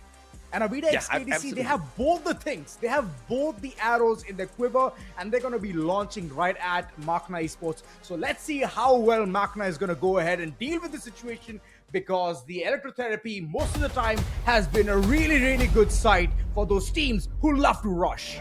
AVIDA X KDC might have the bow and arrow, but MAQNA Esports, they have some rocks. No problem. I can throw a rock at you. And sometimes, throwing rocks a little bit more accurate than those bows and arrows. You can miss. They may be sharp, man, but imagine a rock hitting you on your head. Oh my god. I just don't want to imagine that. The pain. Oh my god. I'm sure you don't, bro. Let's see how things start off here. What a nade! Jans on the drop. Pablo out of the equation already. That pickup being attempted. MAQNA Esports looking to overwhelm on this first round once again. A124 popped as well. Hello there. And Nems right on the money with the thrill of the battle. And MAQNA again with a great opener. Love the enthusiasm, but I'm not going to get my hopes high, because MAQNA, even in the previous game, they had a really good pistol round, but in the next following one, they crumble into bits and pieces. So I hope the Cookie Monster this time is very well fed. AVIDA X KDC being the Cookie Monster. Yeah. And MAQNA, the ones slowly trying to shape themselves into perfection. Oh my god, now I feel hungry. I don't know, man. Don't talk to me about hunger just yet. I feel like having a snack, but it's way too late at night. Oh yeah. It's 10:32 p.m. here, right? Oh boy. Yeah. It's just 8:02. I know. Lucky you. You can finish the show and have a snack. It's like get boom and Uzi into the chest. Tawan down on the ground around the corner. Will not give him a opportunity at all to get picked right back up. Nems in hot soup though, because the rest of those players being called back. Get Boo around the corner, up against two players. One wrong move on both sides. Anusit as well as Get Boo out of the equation. Oh! That was a good try. Not gonna lie, that was a really good try, but the way MAQNA Esports already had those gun games way too high. AC 80. Oh, sorry, that was a woodpecker coming right into the picture. And Nems, my oh my, he was just constantly hitting all of his shots spot on. So, way to go, MAQNA. Yeah. This is the second round without any casualties, what I can say. And it comes in terms with having a good competition. And AVIDA XKDC, now they're going to be bringing down those good weapons in their pocket. Yeah, one of the best weapons that you can bring out there. The capability to fish a player off of the battlefield. The Kingfisher definitely, with the rate of fire, is going to give you that edge. But when everybody is running the exact same thing, you're definitely going to have a little bit of a problem out there. MAQNA Esports looking for the cyber point. Great tags. Get Boo with the first one. And the Tatsuya's Rebel Rush gets in behind enemy lines for the shutdown. One mistake. And Tawan drops Get Boo. Everybody with the same gun. And it's all about the rat-a-tat now. And Ramiel saving the MAQNA squad. Focusing on those pick-up. And it's a timely one. Oh my god, Ramiel. You clutch lord. Now he's gonna go ahead, get his teammate to even get his HP back up. And Ramiel level 3 MP5. This is gonna look very chaotic. Long Kong, Tawan, you better be ready for this as Get Boo. He's reloading. He's locked and loaded for this fight. Jumps right across, and there's a Sentinel placement right there. The mannequin is gonna help a lot in calling in the switcheroo. Interesting play. And the shape splitter, I guess, saved his life. Could have been used in a little bit more destructive manner, but all that did was just buy them some extra moments to waste. One wrong timing to turn around. Long Kong punishes Ramiel versus Long Kong now. It's a 1v1. Oh my goodness. Long Kong right now just trying to scope in and get the information, but Long Kong! Ramiel could not do anything in that given opportunity, and there you go, that one round which we thought that yet again MAQNA will take away is snatched right back from those jaws. What a play, Long Kong! And the shot, my goodness me, as spicy as ever, as simple as 1, 2, 3 with the Kingfisher. That headshot was one of the quickest flicks we have seen in the competition thus far. Yeah. He just knew where the opponent is and point to shoot. MAQNA. Now they're going to be counting their stars. Again, thinking that whether it's aligning or not. But look at the way AVIDA XKDC, they're taking those booster spots, reaching on top. And there you go. The drop has arrived. The drop is going to give them some really nice opportunity in order to either get a secondary active skill is what I can say, or they can get some good weapons as well. Well, let's see how that strat is. Get Boo, a sliver of health. Great play to just quickly back away. Ensure the medkit works for him. Jans and Get Boo down on the lower ground, connecting on to Tawan. Nems looking for the opportunity to flank on the right-hand side as well. Needs to play the timing right here, but it's played terribly. A connection off of Pablo from afar. Long Kong finding Ramiel as well. Jans now can't get close enough to Get Boo to pick him right back up. Will be forced back. And Nems trying his best for a knock, but finds nothing. He's not going to find anything. The flank angle is completely taken away from AVIDA XKDC. And there you go. This is that round that they were longing for, hence giving them the momentum as well. Look at Long Kong taking a fight against Ramiel, and he wins that willy-nilly. He's like, where's his opponent? I can hear footsteps. Where's he coming from? And the moment he spots Ramiel, he's like, wham, bam, and shazam. Well, let's see if they can say shazam once again. An equalizer off of AVIDA XKDC as we head on into this round number 5. And those trusty Kingfishers fished out once again. Level 3 MP5 on their side as well. MAQNA Esports did manage to sneak away the cyber point earlier. This time round, no cyber drop, I believe. MAQNA Esports, Anusit is going to be very dangerous off of this VSK. Oh boy. This time things are going way too slow, Jans. They would love to get that cyber airdrop. And once they do, get through. Alright, M590. Now we can see him charging forward, hitting those shots. His HP is way too low, but he doesn't mind at all. But now he's going to go ahead and mind it. He should have backed out from the fight. But Jans has already done the heavy lifting. Couple of knocks coming through. It's a man-count advantage through which MAQNA Esports can go ahead and take this round. But they need to be way too smart. Long Kong, as long as he's alive, he's going to keep doing the damage. And dishing that out is just going to make GetBoo even more furious in this 1v2 battle. GetBoo can't get to Jans just yet. Will go for the shutdown! And pulls it off amazingly well with the M590. Still has his Rebel Rush on him. Did not waste his active skill just yet. It's the Nero up against a opportunity to shut down the Tatsuya. Ooh, Plushy hasn't been tossed out just yet. Nero. Oh! The use of the active skill was a disadvantage for Anusit as GetBoo gets the clutch. Wow. This was a lovely round. For a second, I thought Long Kong, he's going to clutch this out, but GetBoo! From the way he just swapped right in, got those shots of M590 right on target. This is lovely to look at. And now he has the weapon for the next following round as well. So, Tatsuya with the M590, the deadliest combination out there. MAQNA, they already have secured 2 cyber airdrops. And now moving in towards the third. This can be super interesting. But Anusit, the moment the round began, Ramiel just sits him down. Ramiel, one of the best snipers that you can find out there in the Philippines.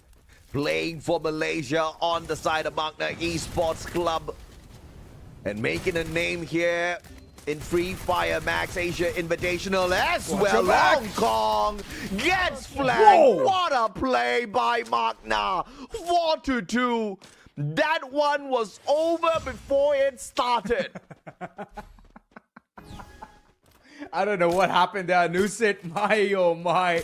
He thought he could go ahead, run in, at least enter towards one of the compounds. But unfortunately, the way MAQNA is playing completely baffles AVIDA XKDC. They're like, wait, they're not the same MAQNA that we saw in game number 1? Hell no! Maps change, even the entire character. Dude, I told you, man. All MAQNA needed was that aggression to be amped up, and they have been keeping it up. But still, the meta that AVIDA XKDC can play off of the active skills here could make a big recovery be a reality for AVIDA XKDC. Long Kong, Chrono in hand, still not activated just yet, being pushed back. The one finds Jans. Great opportunity. Steffi popped already. GetBoo couldn't get away. Beautiful nade off of Nems. And now here comes the rush. Ramiel supporting Nems. And the time turner pulled out by Long Kong. Pablo drops back into the time turner. What a teamwork. And Jans, a sliver of health left here. Pablo goes in for the finisher, but manages to pick up GetBoo first. But AVIDA XKDC gave them no room for a breather, although the play off of MAQNA was phenomenal. Amazing. The way they've already chosen every single spot in that very map.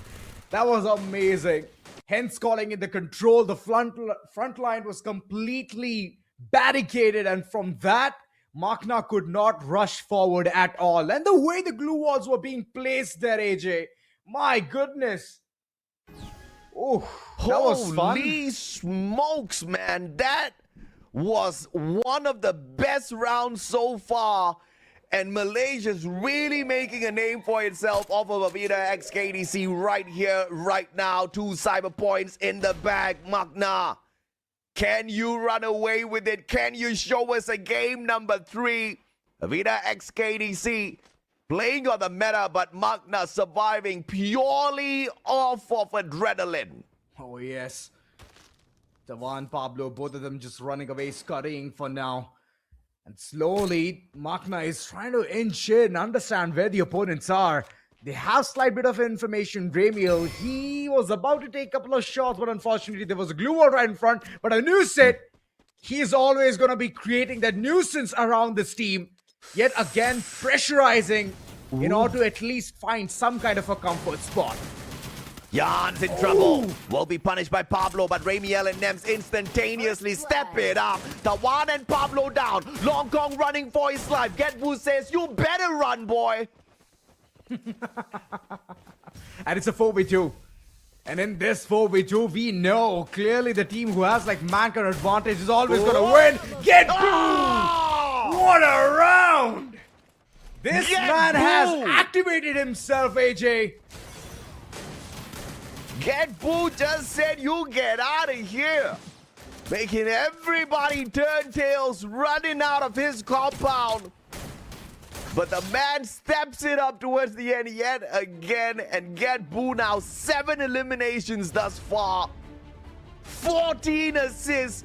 Getbu's playing his mind out right now. Match point for MAQNA Esports Club to keep themselves alive in this Clash Squad competition. You lose this game, you lose this series, you are out. But Malaysia's saying not just yet. Oh, that's right. Having the fighting power till the very end. Let's see how this round is gonna look like. MAQNA Esports slowly but surely trying to get the map control alongside get the cyber airdrop as well. And Anusit, he has the AWM in his pocket, but how well can he use that? Narrow plushies can be charged right at the opponents, but there's no information through which this team cannot function that well. And Ramiel instantly knows where Anusit is going to be and shuts him down. And now those M590 shots are just going to be bouncing around the ears of AVIDA XKDC. And there you go, the booyah that we were looking for so long. MAQNA Esports for you, ladies and gentlemen. Now that's what I'm talking about. Finally! We have kicked off Clash Squad officially, okay? This is a little bit of back and forth that we have been hungry for the whole day. Unfortunately, the previous matchups in the past 2 series, they were just a little bit too one-sided. A little bit more of an equal footing here, which is amazing if you think about it, because MAQNA Esports, a team that could not cut it in Battle Royale, up against the champions of Battle Royale, kind of holding them back within the series. A phenomenal play. Not the best active skills pick, but my oh my, with the mechanical skills, they overwhelmed the Thai players, which is such a rare statement. Whenever I see a cat as a mascot, you just need to know that this team is going to have 99 lives. They're not going to back out from a single fight. And what a way to go, MAQNA Esports Club. Lovely way to get back into the game. It's a 1-1 scoreline through which we can finally see Getbu getting all of that. 16 assists. Can you outdo that? One of the very few people that brings in the enhanced hammer into Clash Squad. Very rare. And obviously it has paid off big time. Now we understand why the M590 was hitting everybody on the head like a hammer. Oh yeah. So what happens when you bring Thor. And the way Getbu has just come forward for the entire team, it's a boon for them. So MAQNA is going to be super happy. They're going to be cherishing this moment. I'm talking about the way the entire team have performed as well. That soon we are going to be witnessing. But before all of that, it's going to be the scoreboard that we all see.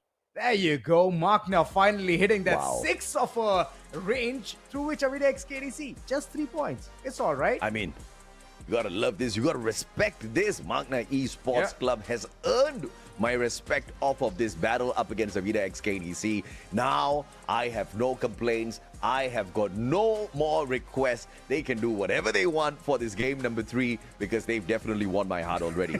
Because I'm pretty sure AVIDA XKDC will be looking to whoop them out of the competition for just a little bit of revenge served up perfect on that game 3. MAQNA has got a mountain to conquer ahead of them in this final matchup. You know, before this, I was in the team AVIDA XKDC, And now that MAQNA has already showed their true potential and their colors in the second map, I feel that MAQNA is going to go all the way in and get the third one as well. I do understand that the scoreline is 1-1, and AVIDA XKDC, they've already won the BR of this entire Free Fire Max Asia Invitational. But here's the thing, right? MAQNA, they've been trying to crack that Da Vinci code, and finally they have managed to do it. So next year is one of those maps where they're going to show us what they're made of. Come on, MAQNA. Oh, yeah. Absolutely. I hope they can show us what they're made of.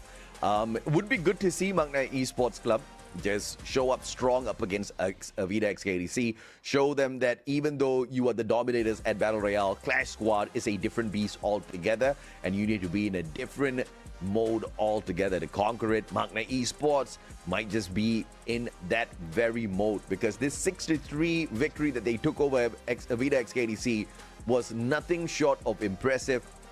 We want to see more, but history has taught me many times to not expect a lot. So I will wait for this game number 3. So you're not going to be expecting anything. You're just going to be very plain, very blank whenever it comes to the third map next era, right? Yes. All right. So I'm already going to show that I'm having a lot of flair.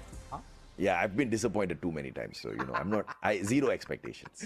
It's all right then. I'm going to say that I'm going to paint the entire town MAQNA Esports Club. That's one thing that I can say, as they've been performing very well. Compared to Game 1 to Game 2, it's like a character development on its own. I mean, talk about getting those rounds in the middle of nowhere and jumping the gun again and again, getting the opportunity and slapping down AVIDA XKDC, making them humble. This is the kind of game that I would love to go ahead and see. And now moving forward, the pick and ban is the one thing that is going to differentiate what will happen next. Previously, all of those picks, even though we thought that it's going to be way too passive for MAQNA Esports, they ended up playing super good. And now, when they have such good characters in the pocket, let's see how well they're going to perform. You are absolutely right, but maybe that's the curse. Maybe when they have the good characters, they don't perform, right? I don't know. We got to look at it, because in that first game, didn't go their way. Electrotherapy banned out by AVIDA XKDC. They'll be able to take the first pick later. MAQNA Esports gets to ban out their character now, and then gets a double pick after AVIDA XKDC is done. So they take the quota out of the equation, and obviously that's just going to hurt AVIDA a little bit. They still have that option to bring Clue in, and that's going to be the first character they pick on. That's right, Clue coming back into the picture. Good for AVIDA XKDC, the way they have already performed in game number 1, having Koda and Clue both just going ahead and providing the kind of information that the entire team needs has been super efficient. And now, MAQNA, let's see what kind of a character that they will pick. I hope it is going to be Tatsuya, because why not? But A124 in the hands of Jans, that's going to be a really good deal for them. Yeah, I do agree, right? A124 clearly helped the squad out big time earlier on. We did see very timely uses of the thrill of battle, just to make sure they don't allow the team of AVIDA XKDC to just run away with those fights. And I think it was their saving grace. But obviously, Clue on the side of AVIDA XKDC gives them the opportunity to kind of decide when to get in and out of battle. Earlier in that fight, it wasn't available to them. And I think AVIDA XKDC was just taken out of their comfort zone. Now that they've got the vision back on their side, they are going to be dangerous. They want a CQC. They want to set up close fights, and that Orion's going to be perfect for it. True that. So Tavan, of course, he's going to be picking Orion soon once the character swaps comes into the picture. And now, Chrono, all right. This is going to make things even more dicey. But in the previous time as well, when we saw AVIDA XKDC having Chrono, they could not use it to perfection. And this one thing that you mentioned, right, AJ, that A124 in the hands of MAQNA Esports, it is going to be a boon. But most of the time, I've seen MAQNA having that split of 3-1.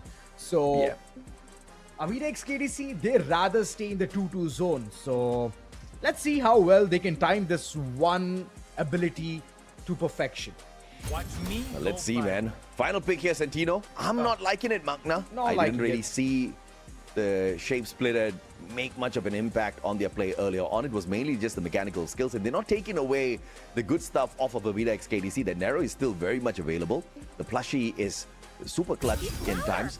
But of course, the AVIDA XKDC squad chooses to go with the Iris instead. They do anticipate a lot of those glue walls out there that they do want to find a little bit of extra information of. They want to find those extra tags. Those grenade follow-ups are going to be massive. AVIDA XKDC is looking for a very aggressive fight with Anusit supporting them with the Iris from the back. This is going to be scary. MAQNA needs to make sure that A124 off of NEMS is perfect. Hella scary. Oh boy, when it comes all down to this final bit, why are things crumbling so fast? MAQNA, the picks look so weak. I mean, I do understand they have like such good characters, Oscar, Ignis, A124, but compared to a person who has already activated himself and did not get the opportunity to show in game number 1, I'm talking about Tawan and his Orion. So once he starts popping in and he starts using his ability to perfection, things are definitely gonna shape out. It's gonna bend out of shape, and that's where I'm worried about MAQNA Esports. But let's see, having the best foot forward will help them a lot.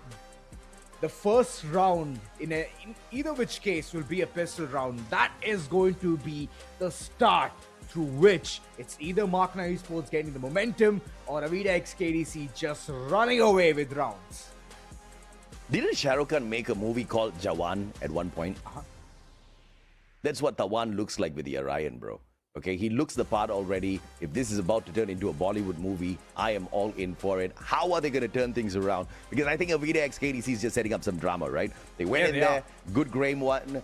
They dropped that first round, and, they just made some magic happen off of that first game. Second game, obviously MAQNA stepped up big time, but we didn't see AVIDA XKDC go all out in each and every single round. They kind of faltered, held back, never really recovered. But of course, we've taken a little bit of a pause. We've hit that refresh. They've got the clue on their side. So I think I've got a little bit of a clue how this match is going to go. Yeah. The Malaysians need to be ready. They definitely need to be ready. It's not going to be those starting few rounds that they had a really good time in, specifically in Bermuda. But now talking in towards next era, things are definitely going to be super chaotic. Oh boy, I'm actually worried now. Past this, I was like very happy that MAQNA has already embarked the journey of a comeback, and now they can surpass what they have already accomplished. And all of a sudden, I'm sweating. I am glad you're sweating. I am not sweating. I'm sitting down in a very cold room. It is very late at night. It is making me sleepy, and I'm very appreciative to both of these squads for keeping me awake, because that game number 2, definitely was a banger. I am not going to forget that matchup for a long time because of how much of adrenaline you could clearly see pumping through the waves of these players, right? That comeback was phenomenal. The setup was even prettier than that, right? I think, we saw a lot of the capabilities off of the Malaysians. Now we get to see a little bit of flashes of brilliance off of the Thai squad. But still, beyond that, if Malaysia walks away with the victory here, I tell you, it's going to be one of the biggest wins for Malaysia so far. This team has already been dominating their own local circuit, and if they can also show some dominance here at the Asia Invitationals, it will be phenomenal for MAQNA. Exactly, and MAQNA, it's all eyes on you to go ahead and prove that you're one of those teams that can be very much feared in CS mode specifically. In BR, we could not see that much of action. Of course, we understand the kind of third parties or the fourth parties that you can completely be run down onto. But this one spot, the CS mode, gives you the edge. It's a mono duel through which this is going to be the final battle. Let's see who surpasses whom and reaches towards the upcoming brackets of it.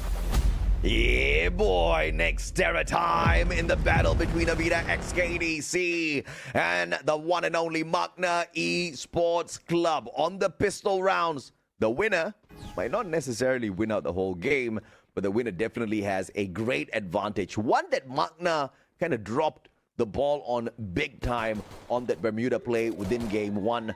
Let's see if they can recover good here on this game number 3. Technically, game number 2 was a great recovery, but they need to see this one through. Lucid is again down to shenanigans, trying to take a couple of pot shots, but it's not going to be that easy as Ramiel, he loves to reposition himself again and again. This is working out to be really good for them, but Ramiel, this is the max you can run away from. Completely gets annihilated, and Nems, his HP is also dropping down. MAQNA, well, this is not a good sight for them, as they're the ones at the receiving end. First blood. You can definitely give what you take, right, boys? MAQNA looking for that recovery. Jans will be able to recover just before the circle catches up with him, and the blue damages him up just enough for Anusit to take an easy shot off of that M500. Gets the knock onto Jans, who played the timing and the circle a little bit too late. And now that puts them at a super disadvantage in a 4v2 battle. They will not be able to walk away with an easy one, but the one big mistake up against Getboo, who does not get it. Oh, he did not get it. That's all right. AVIDA XKDC going ahead, claiming the pistol round theirs. I mean, they've already done the groundwork. Look at them layering the entire tower. And after that, the roller just coming in, making it perfect.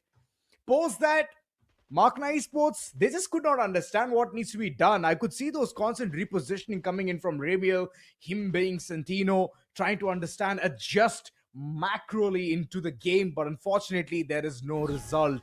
And now the VSKs are going to roll in. Let's see how well will AVIDA XKDC go ahead and snatch this round and make it theirs yet again. You gotta love the rate of fire off of this VSS. Getboo tagged up, Jans tagged up. Everybody has to pass through this toll booth, and it looks like the toll booth has got a couple of bullets for all of y'all. Long Kong attacking from the back. Oh, you gotta love this, man. Multiple players with a VSS, and you are not gonna get away from opportunities like these. Long Kong punishes. Getboo just beyond. Everybody rotating in. It's a 3v2. The boys on the side of MAQNA, they need to get away. Oh, that's right. And then through all of this kerfuffle, teams are still trying to know what needs to be done. Jans, all right, he's constantly being shot at. Anusit, he's the one creating this nuisance. One player already gone. Ramiel, he's not able to function. Why? He's the only one person who could do something that the team requires the most. But it's always going to be AVIDA XKDC just pressing on that gas pedal and rushing forward. Wow, Long Kong. Way to get the backstab. You gotta appreciate the play off of Tawan as well. Went in there for the rush in a 1v2. Had to pop the Crimson Rush. Backed away. Repositioned. Recovered. Came back in there with the attack on the M1917. Gets the knock and the elimination. Wins the round out for AVIDA XKDC. This time, we see the Orion working out there. Yeah. And of course, it's going to work, as the team is already feeling way too confident in all of these battles. Anusit right in front. Getboo, what can you do? It's a dual pistol in his hand. And I hope at least he can land those shots, because in this chaotic moments, I know what will happen next. The VSK is going to hit its perfect headshots or the body shots, and it will always make the opponents weak. Long Kong, he just knew where the whereabout of Ramiel is going to be, and instantly the decoy has been shot off. Triple VSS danger, AVIDA XKDC with that one MP5. Whoa, Nems. Nems sprayed down. And AVIDA X, AVIDA is just playing cheat at this point of time. Yeah, Look at the multiple VSSs. The rate of fire off that gun is just ridiculous to deal with. And the crossfires they set up is just phenomenal. Combined with the MP5 up close and personal, this is looking way too easy for AVIDA XKDC. Not a single round. MAQNA Esports, you need to wake up. It's high time. You have the dollars. You have those credits in your pocket. Might as well go ahead, unleash it. The free fire coins right now pouring in their pocket. We can see those AWMs coming into the picture, but against VSK, this is gonna falter. You need to hit those shots right on target. MAQNA, and through all of that, there's a lot of pain through which Pablo is gonna be rubbing that salt. You are definitely gonna see a little bit of pain, bro. Salt in the wound, not the best connection. Ramiel with the AWM, absolute disaster. If AVIDA makes one wrong move here, Long Kong, VSS in hand, looking, Ramiel on the flank. This could just be the play of the game, but Ramiel gets pressured by the circle instead, drops the ball, goes for the fight. Perfect shape splitter as he resets. Lovely. This is the second time that we could see the duel coming in. Long Kong, this time he's going to run away with nothing in his hand. 4 players still intact. MAQNA, this could be their round, but they're way too spread thin. And if this is the case, then AVIDA XKDC, they just love to conquer all of those shots. And Pablo, this is the second time he has gone ahead, hit those shots, and get boo. There's no support whatsoever. Jan's right below, tries his level best, and Pablo, he's constantly being shot at. And it's going to be Long Kong coming in from the flank. Jan's being the last man standing, jumping around, trying to find some kind of a safe spot. It's not going to be found, as AVIDA XKDC, they are running away with those rounds. That was a dirty play, Tawan. Tawan thinks we didn't see it, but he just quickly ran over, stole the AWM off of Ramiel, and then quickly joined back the rest of his team members so that he doesn't lose the gun. I mean, now you've got a triple VSS and an AWM on the side of AVIDA XKDC going up against MAQNA, and they force bought yet another AWM on their side. This is going to be a showdown now between the two snipers that I cannot wait to see. And Ramiel definitely needs to pick up a couple of extra points here for the squad, but it's just not his kind of map and compound to play. Oh, that's true, but here's the worst part. Ramiel yet again prepping things up. He did send in one of his decoys towards the other corner, but that's the spot where Long Kong loves to sit at, constantly dishing that damage, and now he's completely hidden, isolated, not at all taking a single fight. And the others, they are stuck way too close. Jan's, Nems, Getboo. This is their opportunity to at least dash right in. Getboo, we have seen him do wonders, but can he go ahead and shine yet another time as the team needs him the most? There's no connection whatsoever. The HP is going down. That's the only thing that we can see, but the knocks are going to come through, not for the likes of MAQNA, but it is going to be AVIDA XKDC yet again, proving a point that they are not to be messed around with. Long Kong and Anusit both running the passive skill Luna with the extra firing rate, and the VSS already stock firing rate, which is insane. They are running circles around MAQNA Esports Club. This is insane. After whatever MAQNA showed us in the previous game, AVIDA XKDC, as expected, will show us what they're made of. Match point, easy game. Oh my god, look at Ramiel.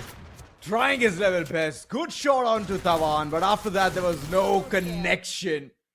My oh my. AVIDA XKDC, they're just prepared for every bit of MAQNA Esports Club. Oh yeah. And this entire crew is just tearing apart. I mean, dude, you cannot blame MAQNA. This is all AVIDA XKDC. Those VSSs, they hit like a freaking machine gun, and there's just no stopping it. It's an assault rifle machine gun combo, which is deadly. And on top of that, you already have it firing off like a submachine gun. Now you throw in that Luna as your passive. Anusit and Long Kong already knew what they were going to do. Anusit and Long Kong set themselves up perfect for this. This game was won by the passives as well as the mechanical skills of AVIDA XKDC. It's going to take a miracle now for MAQNA Esports Club to put a stop to AVIDA, stomping them 6-0. But do they have what it takes? They've got the guns, but it's all about a split. They need to have that CQC forced out of AVIDA XKDC, MAQNA Esports Club, waiting for them to approach. That's right. The entire place, it is paradise for now. MAQNA avoiding the inevitable as Long Kong and Anusit, both of them have already found some prime spots for mayhem. And this knock on to Getbo will be the game changer. Soon he might come out of the covers, and that's where AVIDA XKDC is gonna hit them when it hurts them most. Right now, just trying to flush the opponents, get the information onto where exactly they are. And that's the mistake that you never create. Good way to get back into cover. Good safety right there. But Ramiel is still not away from harm's way.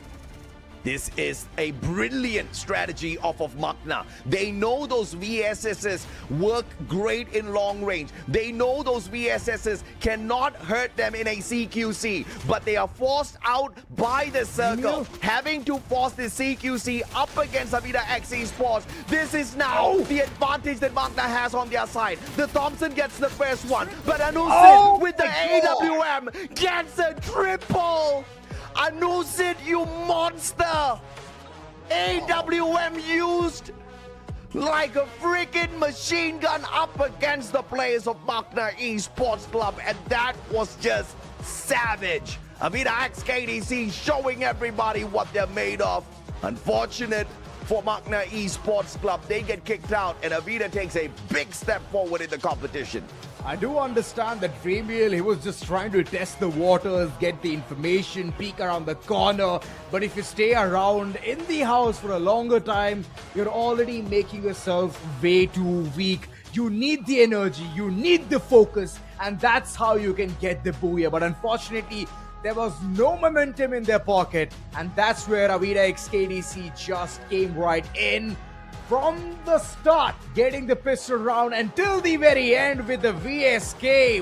Wow! Those shots were a banger. And the combination of passiveness that they were using, oh my goodness. Oh boy. Now I know why MAQNA Esports, they were like fearing AVIDA XKDC since game number 1.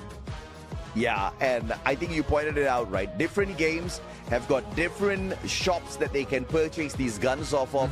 So the VSS is not a gun that is available in each and every single one of these maps, in each and every single one of these rounds. So it really depends on which round you get the particular shop. I forgot which one of these shops you actually buy the VSS off, but the VSS clearly the MVP of AVIDA XKDC as well. And of course, another MVP of AVIDA XKDC is the one and only Anusit, always asking every single opponent of his to just sit down, because when he's playing, nobody else gets to stand up against him. 9 eliminations, 12 assists, 2,434 on the damage. A very efficient game for this guy. And damn, man, that Luna plus the VSS was chef's kiss. They bullied MAQNA with this. They definitely did. And all this time, MAQNA, they were just heading back to the whiteboard, trying to understand what can be done against this weapon. And the way Anusit was constantly having that one constant thought of getting a really nice flank angle, the VSS was just hitting them again and again. And that nimble feet, well, we see the way the teams are even performing. 6-0. I mean, I do understand if MAQNA could have received at least a round or two, it would have not been this humiliating. But AVIDA XKDC, they gave no room for MAQNA to get even a single round. I mean, pistols were the only thing that were going right for this club. But unfortunately, even those pistols were snatched away.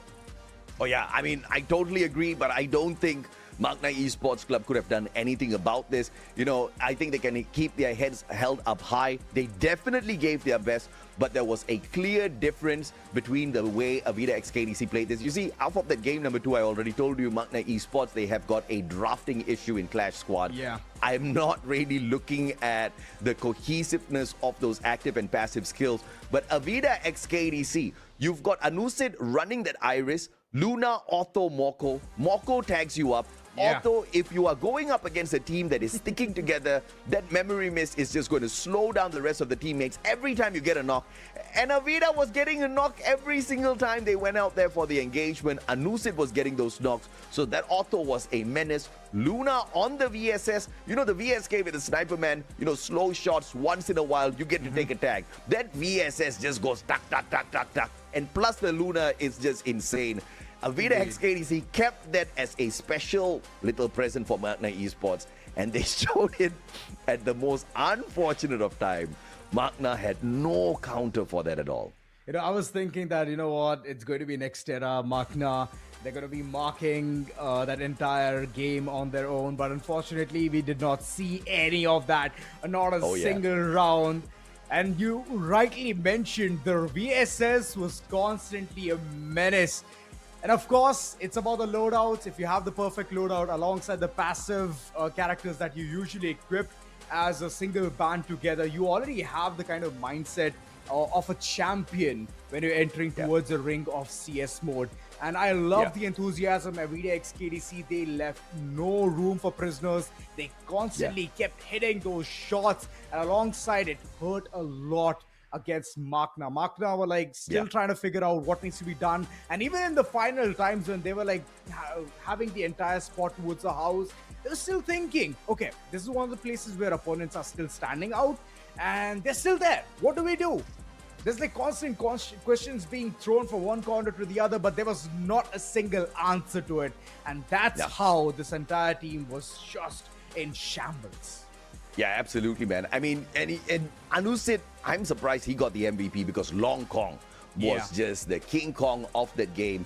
If you thought the Luna on Anusit was crazy, the Luna on Long Kong was even crazier, right? Because he didn't look for the auto, he didn't look for the Moko. He combined that Luna with a Joseph and Nikita with a firearms expert, extra reload speed. This guy, he was shooting fast, reloading fast, running at his opponents, not getting slowed down, just absolutely demolishing everyone.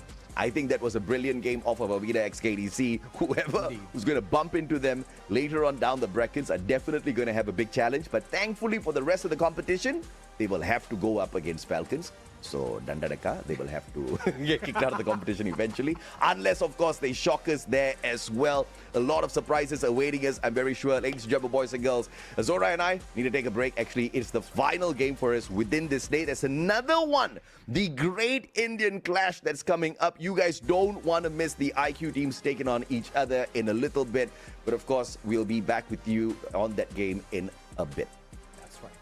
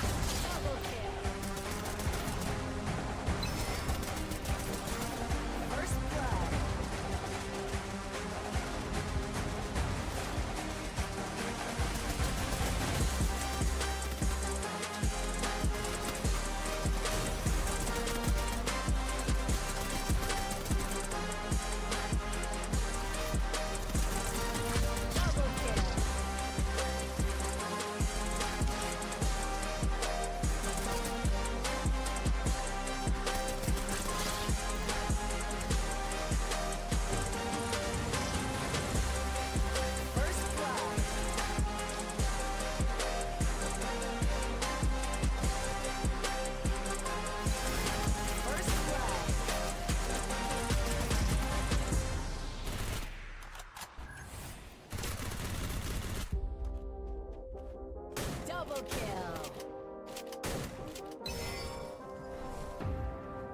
Double kill.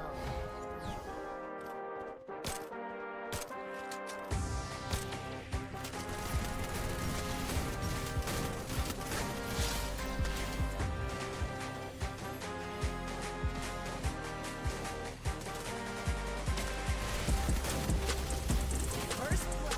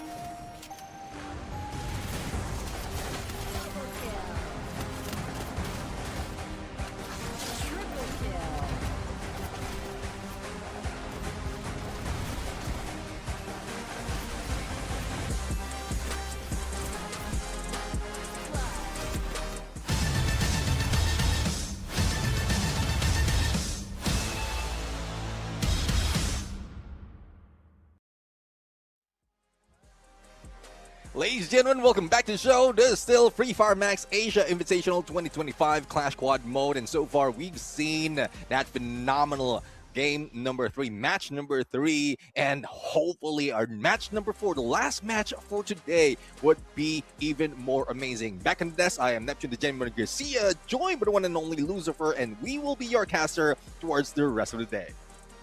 It's an exciting one to right now unfold, right? Because it's going to be the clash of the two Indian teams that most of the viewers are also going to be looking forward to, and an exciting one because on one end we have Total Gaming, who have recently won in the Indian Championship, where they did get the Clash Squad as well as the Battle Royale, but can they do it here against and in the Asian Invitational, right? But on the other end we have Reckoning, who picked up really good pace as we have seen in even our BR mode, and they've been catching up. But on the other end, hey, it's Total Gaming again, so it's a little bit of an up and down in terms of the seesaw table, but it is going to be a phenomenal run.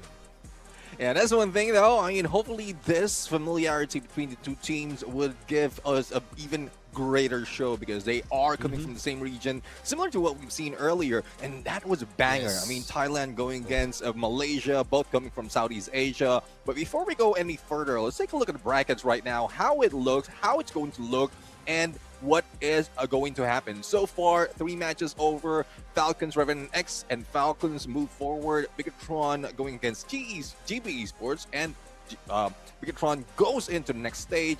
AVIDA and MAQNA Esports, where AVIDA, I thought it was a balanced game, but AVIDA just have something up their sleeves that carried it onto the next game.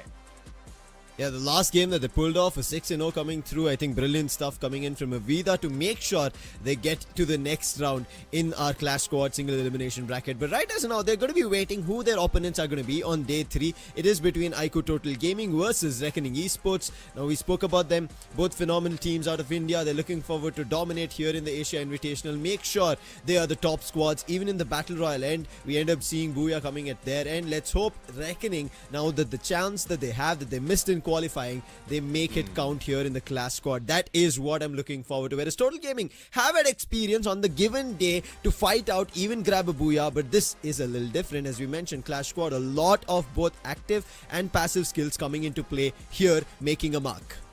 Yeah, exactly. I mean, compared to Battle Royale, there's not so much of a third party. There's not so much of distraction that would be put into play when we go in on Clash Squad. And as I did mention, IQOO Total Gaming go against Reckoning Esports.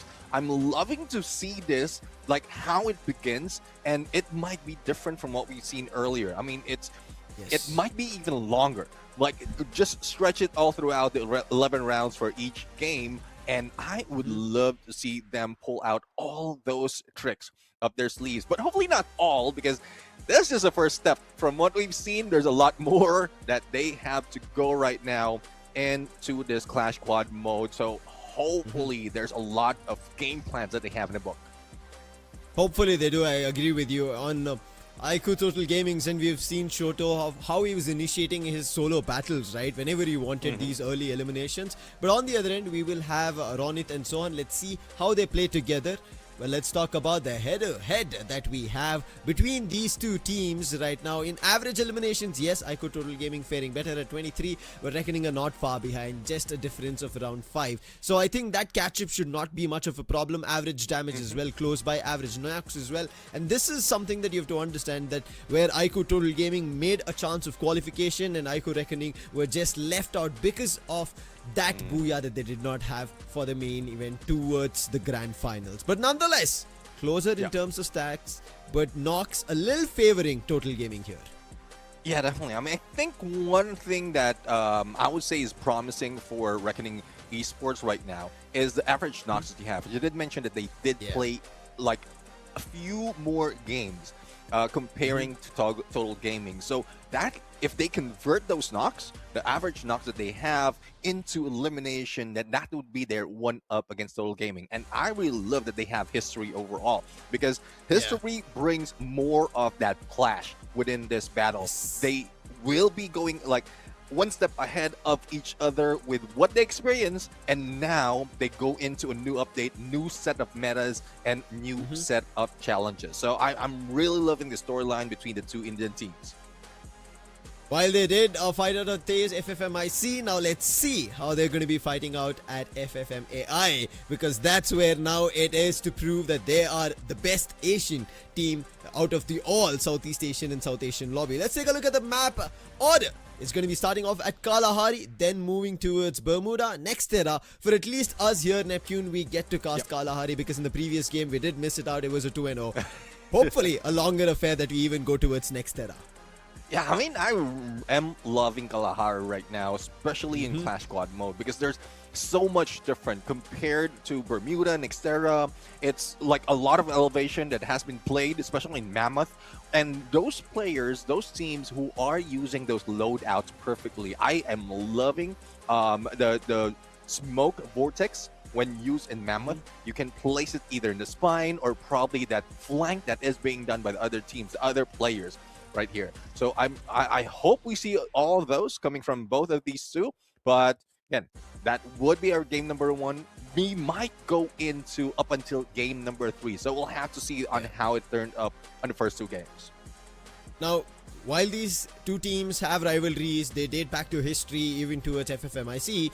Now in this Free Fire Max Asia Invitational, it's about proving their mettle, and especially Reckoning, they might come out a little hot-headed because they want to make sure that what they missed in the grand finals, they bring it out better against Total Gaming. Whereas Total Gaming, they were trying their best as well. They did activate Champion Rush, but they were unable to close and grab themselves as the title of the Kings, the champions of the Battle Royale. But let's see if this happens, this works out. Their next contenders, we already saw AVIDA, who won out in a 2-1 fashion, are their opponents in our round 2 that we are going to be seeing. So again, right as now, it might be a clash of the Indian squads, but later it is going to be Southeast Asia against India, which we did see earlier today. So hopefully even any one of them qualifying and moving towards, better ready for Southeast Asia as well.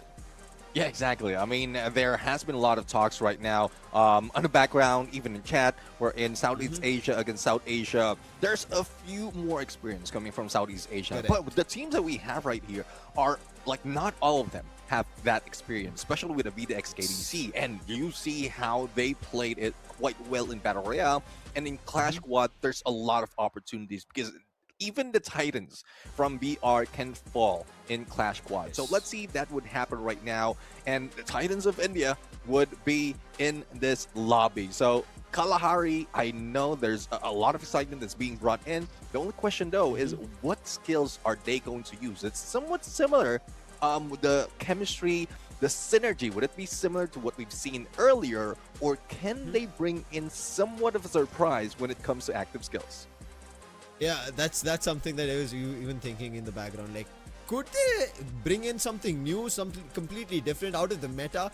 Could actually throw somebody else's game, but also currently understanding what the other meta is, making sure they are going to be countering their opponents, because they cannot let go of the dashes that we were talking about, the aggression, right? Because I've seen in our game that we talked about, in the first one that we casted, BIGETRON versus GB Esports, we were clearly seeing that GB gave away in their game number 1 a lot of aggressive characters, and because of which their game number 1 did not go through.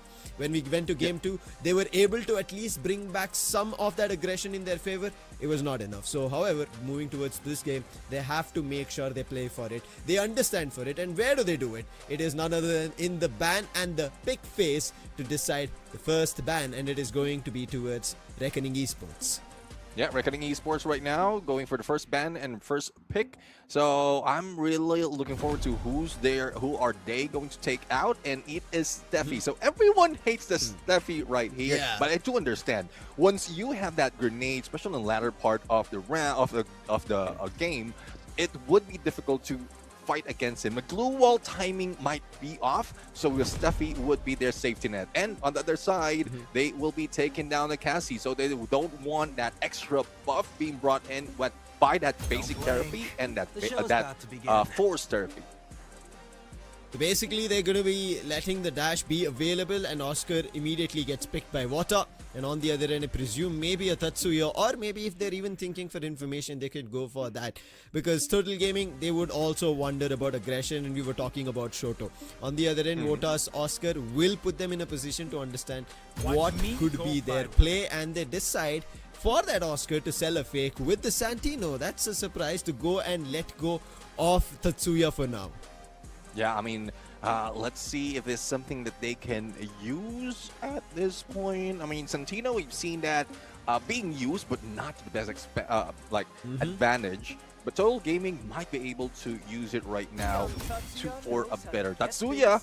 Well, didn't mention that they're going to let it go, but no, that was a fake out coming from IQOO Total Gaming. So definitely if you have an Oscar on the other side, you will need a Tatsuya. The effects are different, but the somewhat rush would be the same. So there's a little bit of counter to it. But Ronit with that Orion plus a Nero, seems like they are going for aggression, probably a potential clutch as well, if in case. Yeah, this looks all out battle coming in from the side of Reckoning. They do not want to give Total Gaming even a chance. But Shoto's pick is going to be crucial for the team. We already saw the Santino. You did mention, right, that Santino has not been used to its best. I think in game number 1, we saw that Santino to its best in terms of the performance, but later down the line, not much. But going towards Koda is what we see that Shoto picks, and now Mafia has the last pick chance. Now with this vision, they will be able to discover people in cover, making sure that nobody has a chance to keep hiding, and that could be an advantage they're looking forward to, as well as speed, because on the other end we already spoke about Orion, who's going to dodge as much as damage as possible. It seems like to counter that Nero and Orion, they're going for A124 in case they're close by. Shut it down. Yeah, definitely. I mean, perfect usage of the A124 on the Nero, yes. On the Orion, better. Because if you can disable the Crimson Crush, then you would be able to beat them down. Like, invulnerability would be unreached at this point. So let's see though, what would be the final pick that would be taken right here for the side of Reckoning Esports. Iris, well, I do agree that this has been used so many times. You don't even have to hit the guy, be able to make that mark. So you will just have that war brawl, especially Blue Walls comes in. Second half of the game, once again, is the key. Interesting picks. Now swaps being done. As you can see, Tatsuya going to delete. Koda picked up by Ayush. A124 for Shoto and Santino for Mafia. And you could clearly see why they were picking that Santino, making sure he's playing from afar as that sniper. And if somebody gets closer, he's going to be able to use the mannequin and making a jump on it. On the other end, Koda quickly switched between Delete as well as Shota. That's what I was wondering. Why is Tatsuya not on Shoto? But eventually that gets confirmed. On the other end, Sohan picks up Orion. Iris going for Ninja. Nero being played by Ronit, and Oscar, which was first picked by Vota, will still be picked by him because he's going to be the rusher for the team. And now this looks very nice, but I'm surprised that Sohan right as now is depicting support, but we know how Sohan plays. He's ready to go for that upfront battle, and that is the reason he has Orion. Yeah, I mean, it's like it could have been a fake out right now, being a support, and then you go in for a rush. And I'm loving how these players are really utilizing this to the best extent. I mean, it doesn't really matter in Clash Squad as well what your role is, especially if you have available skills available on you. So, looking at it for the side of IQOO Total Gaming, the combination of Koda as well as that Tatsuya, that could have been a front line. Mid lane would be that midline would be that A124, and then you know how it is with Mafia on that Santino. You just go in from behind, but the shape splitter can give you that opportunity to switch up in front. So a full force approach might be done by Total Gaming. I think, as you clearly mentioned, right, both the teams seem balanced. Now, yes, a little more aggression in terms of IQOO Total Gaming because of their capabilities of the characters that they've picked up should be allowing them, but to shut that down as well, we saw the abilities coming in from Reckoning Esports. So, somewhere down the line, and especially because these two carry history, they know how each other play. Yes, IQOO Total Gaming have had a little bit of a shuffle in their rosters, not the same one that we saw in FFMAI. So, all the stats will now also not make complete sense. So, you have to take it with a pinch of salt and making sure as you go into the game, the aggression is going to work out. But aggression, when I talk about it, I'm clearly looking forward to how Shoto, because I think a lot more down the battle royale I was mentioning, I was kind of putting that spotlight. Shoto was always away from his team, running rampant and going for the fight. Now, what does he do when it's actually an opportunity for him and his teammates? Well, I guess in a Tatsuya, he might still be far away from the team if he can carry himself. You know how it is, the changes on his skills on Tatsuya, especially given his a shotgun. So if he can go for a Rebel Rush, make that knock, the Rebel Rust refresh, and you can go for a clutch. It just so happened that not a lot of players have been using it to the best advantage. M590 has been used best, similar to what we've seen in the previous game or previous match though, but not so much on the Tatsuya. If I'm not mistaken, that was Getbu, who was in a different skill right there, who was able to make all those shots. I guess an Oscar, I believe. So Valiant Dash plus that M590 is a much viable compared to Tatsuya right now in Clash Squad. Rarely that it's being used right here. Yeah, I mean, on Oscar, you have that advantage of destroying the glue wall and instantly doing the damage with your weapon, whereas on Rush, you're going to find an approach which is a little slightly angled off from that glue wall or the opponent and then look forward to doing the damage. So sometimes it works, sometimes it's a miss. So you have to play between the glue wall as well as your Rush, your activity, also making sure that the damage is there. But now coming into this summary of that, we have seen what the game number 1 in terms of the active skills are going to be. But yes, it is also going to kind of bank towards what their presets in terms of their character skills are for the passives as well, what they're going for it, because that has been a crucial thing of how all these teams are going to be jumping into and what they would figure out. And I think with that, we are ready for a first game. I'm excited because it's going to be Kalahari. We've not had a chance to start off on Kalahari, while our other casters, Auzora, as well as AJ and Crips, had a little bit of a fortune over there. Let's jump into Kalahari and see what happens. I guess we don't want to be left out. We're going to see Kalahari right now, and you did point out a good statement in there in terms of passive. So let's see if hopefully that Orion Sohan will be able to use that Miguel, because definitely that would be the combination that's needed. Miguel's Crazy Slayer gives you a gain of 200 EP that would help you with that Crimson Rush refresh. So let's see on how that works so far. Full rotation, ring around those Rosie by the teams right now, and no clear view on a shot, but great placement on that smoke vortex by the teams of Reckoning Esports. Playing at the edges, similar to what even IQOO Total Gaming are doing, but Delete should be the first one to spot them and then give a call of where the players are. You should have heard sound, so Sohan right now has the one who's gotten more closer than his teammates. Water seems like he's going to be backing off. Sohan on the other end trying to find and see if he could spot a player. But Total Gaming are just playing on level ground. Yeah, level ground right now, not even taking that elevation. And, well, it is a good way to go for a full rotation without being spotted. But I don't think that would work that easily. Quick trade right now, but a 1v2 being not equalized by Total Gaming. The pick up on Shoto quickly as that. Wada, though, did manage to get onto the airdrop, but drop that sight onto the blue. No one will be able to use it, but here comes Zohan. Goes for the shotgun, switch to the Crimson Crush, and almost takes the opponent down. But, oh, he did manage to pull it off and still survive that fight. What a game coming in. Sohan, yes, he tried his best with the Crimson, but it was not enough. The players, the numbers coming in for IQOO Total Gaming, the way this was turned around. And look at this Sohan again with a shorty, finds the knock, but the numbers, they were a little too much for him to play. Water was also found above, and I think IQOO Total Gaming, just with those numbers, played it really smart. But you have to give it to Mafia. The way he played that bait, and Sohan was just stuck there. He was nowhere to do anything. Even he used the Crimson, but in vain. And that's one thing. I mean, if you have the numbers, you can play that late bait and switch, and there's little to no risk. A knockdown might ensue, but as long as you can go for the pickup, especially if it's only one player, so it doesn't matter. The recovery will be done after the round. But let's see, though. 2v4 situation. As quickly as that, there goes the Cryo Mind. And Wada, G36. Let's see if he's going to fly like a G6 at this point if he make that knock. Bounce the first, that's Water down. That was crucial. Sohan trying to protect him, could not do it. Now with the Crimson trying to tank that damage and wanted to take down Ayush, but Ayush is going to be better. And it seems like this is also falling from the hands of Reckoning Esports.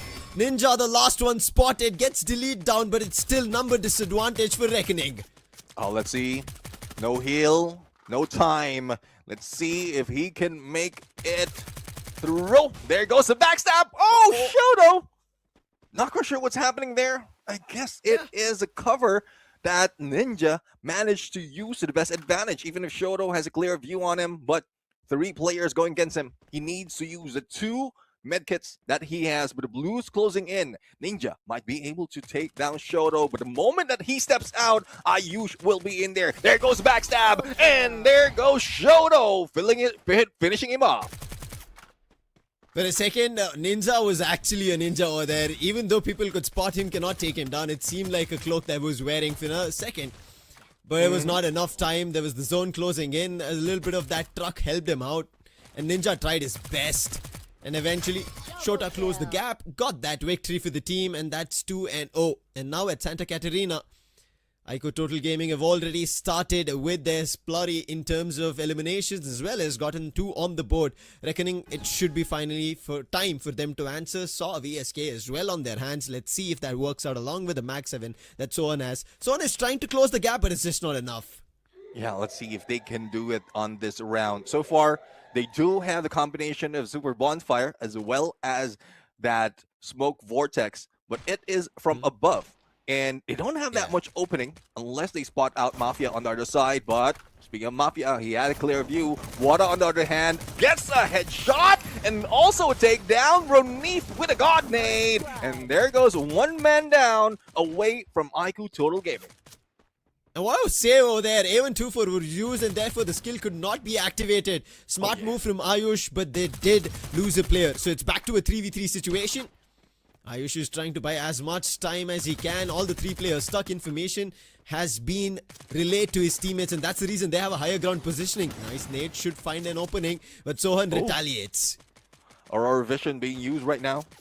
That's deadly. Delete might be able to go for the delete right here, but Reckoning Esports, Zohan has been taken down, but the trade-off has been done. Water right now, quick pick up. Good on the Tiva. Half a second, but he goes down as well. 2v2 situation makes it 2v1, where Mafia, the only one remaining. And the other player's been brought back, so it's going to be a 1v3 for him. He's trying his best using the Santino at a crucial moment like this, and he's stuck outside the zone. How can he get back? 3 players ready, but they've not found the elimination because a player is floor above and instantly they understand it. And look at Vota going in that direction, making sure Mafia has no chance, but not spotted him. Wait, what? Mafia crawling across, but it's still a 1v3 here, Neptune. Yeah, 1v3, but looking at where Mafia is, he might be able to take advantage. It might not go that far. There's still a space for him. Wada! For that valiant dash, not even breaking down the glue wall, but he just needs to reposition and makes that shot. Reckoning Esports right now with a comeback, 3-1. That was very smart coming in from Reckoning to play inside this broken shape. If they did not, they knew what Mafia could do, because we already saw as soon as the barriers dropped, instantly we saw damage coming through, and Reckoning instantly jumped inside the ship, making sure they don't continue that damage forefront. Used a couple of glue walls also to block it. So smart play coming from the side of Reckoning to even get back to a score of 1. They've put their first on the board now. Total Gaming, they need to make sure that this does not continue, because if they do, it's going to be an equalizer. Oh, let's see. I think Renid is in a good position right now to prevent that equalizer. As grenades being thrown, but Mafia spotted. Still, the couple of players from Reckoning Esports has been tagged as well as trapped in the middle. Trying to recover right now. Little to no chance of going for the push, but they just have to buy time because there's only 10 seconds remaining on that A124 Thrill of Battle, and they can use their skills. So that's the best use of timing when you get hit by that A124. And on the other end, Mafia has not been able to find any opening, and that's the reason even Total Gaming are trying to buy time. Nice nade, pushes Shota out and does the damage, and look at Sohan instantly pushing towards Ayush with his Crimson, but it's not going to be enough. He's also going to be taken down. That's a reversal coming in from Total Gaming.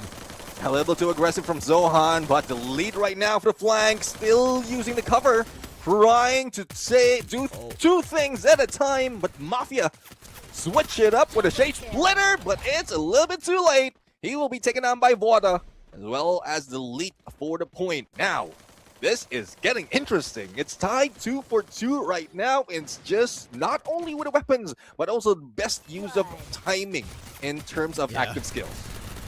You have to give it to that nade coming in from Ronit as well, and Mafia. Oh yeah. I think waited a little too long on the roof to try and see if somebody is going to move out and he could be able to spot, but it did not work out, and eventually that ended up becoming an equalizer. Refinery it is, where these two squads now fight. Let's see if they're going to be also fighting for the airdrop, which is going to be coming in between.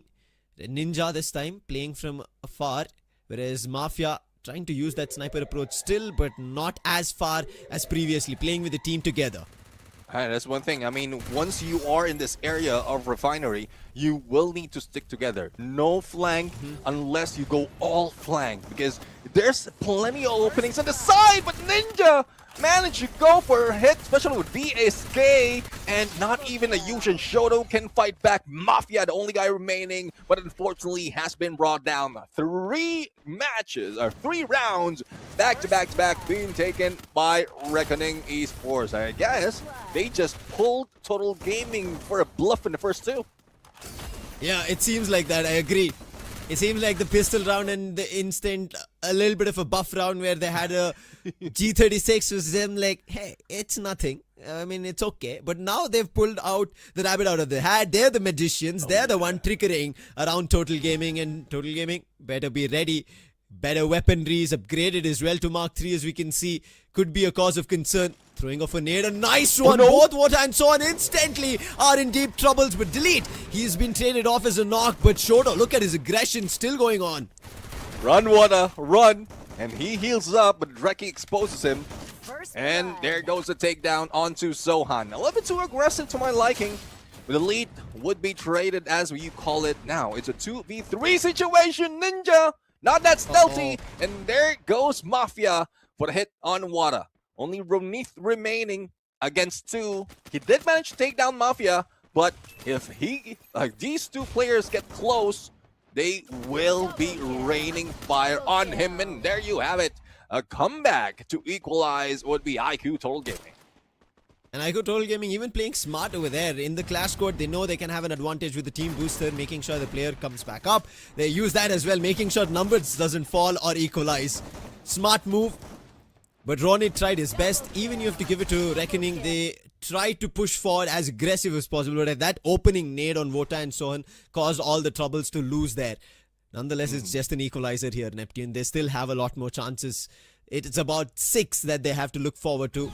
But as we discussed, it seems like we might end up go towards round 11 as well. That's how competitive both these 2 Indian teams are. Yeah, exactly. I mean, I hopefully Reckoning Esports doesn't go a little bit too aggressive, because Sohan, Water already in the front lines already. They might be able to spot out the lead, but as you can see, Mafia already on the flank. There goes that airdrop. Cyber airdrop would be opened up, but no capture just yet. Nades onto them, and Ninja will be tagged up. The lead, though, attempts to go for a peek, but the glue wall stops him, and Mafia on their side still on Overwatch. Holding it off. Let's see if it's going to work. Nero plushie completely missed off, and that chance gets used by Shoto to push up. And then I think it was actually at Shoto, and Shoto made an immediate run towards it. And with him is going to be Ayush. Now Vota trying to cover ground, making sure he provides cover. But the time turner works. Crimson Crush, can it find any value? Seems like maybe not. Shoto again finds another. The flash freeze gets a player knocked. That is own self-inflicting damage coming in from Reckoning, and Reckoning down to the last player, Sohan. Oh, Sohan right now. Great pick up, but not a good timing. Especially with Drogon! But a reversal! Sohan still pick up. And there you have it. A combination of quick movement as well as patience that made them win that fight. And that was surprising. Yeah. You will take a look at this replay. It should have been theirs. That quick pickup, and instantly Ayush gets taken down. Ninja again going in to patch himself up. Revives his teammate, and they both turn around. And that was very smart. Total Gaming giving that space away made this round again go for a lead for Reckoning Esports. Let's see. I mean, this is getting interesting. Reckoning Esports right now, despite of having 1 loss, as well as their resources lost, they still managed to have a little bit of investment on them. Now, 3 players right here, putting up that super bonfire. Sohan Tagged and taken down with that Max 7 Cryo Mine. Instantly spots one, and the pickup is being done onto Sohan. Wada is not really worried of anyone gunning them down, and they will have the advantage right here, especially on high ground. Oh, Shota was isolated. That was a good opening that they found, but even Ota is down. Ayush gets taken down. Crimson being used to try and isolate Delete. Delete gets exchanged. Now Mafia again waiting for his teammates to bring this fight in the open. He's kept out. And what could Mafia do? Because numbers back in favor for Reckoning. Yeah, numbers is in favoring them, and there's still plenty of time before the zone closes in. So position-wise, he has been spotted already. I thought that was a takedown, but Sohan. Let's see, Winchester in hand, and it is Ninja for the flank. Sohan was just a distraction that they need. Smart play coming in from Reckoning, and they're making sure they blockade players from Total Gaming in various directions. We saw Shoto was ready to push up and ahead, but he instantly blocked with the glue wall and knocked. And then we ended up seeing Ayush trying to make a push. He was also knocked. And Delete, who tried to came in as a savior, he was also knocked. And by the time Mafia could even say anything, their round was gone, swept off, and he ended up making the bait for the team. And right as now, IQOO Total Gaming, they are 2 rounds down from Reckoning, and Reckoning are already at match point. While this was the difference, 2 rounds picked up from Total Gaming at the very start. Now they're lacking towards the end. Yeah, definitely. And I'm loving the hero entrance with the music.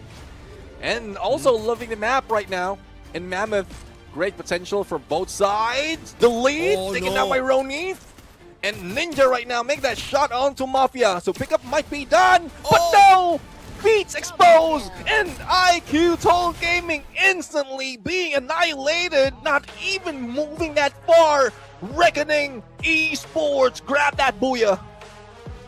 What a booyah coming in, a complete switcheroo. After getting the initial 2 rounds, Total Gaming were able to only squeeze 1 in between, whereas Reckoning, they squeezed the whole stretch and got Kalahari under their name.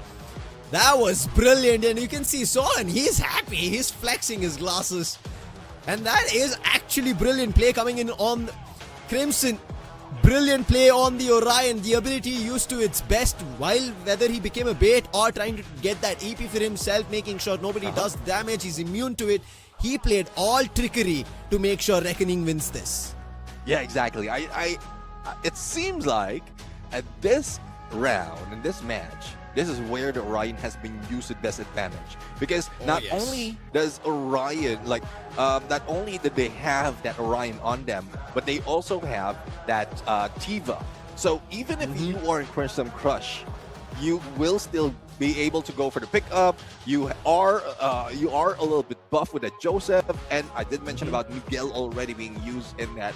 So I won't be surprised if Sohan would be the MVP right there because of just those kind of plays. It was brilliant, honestly, as you said. Let's take a look at the MVP, and it is going to go to Ninja.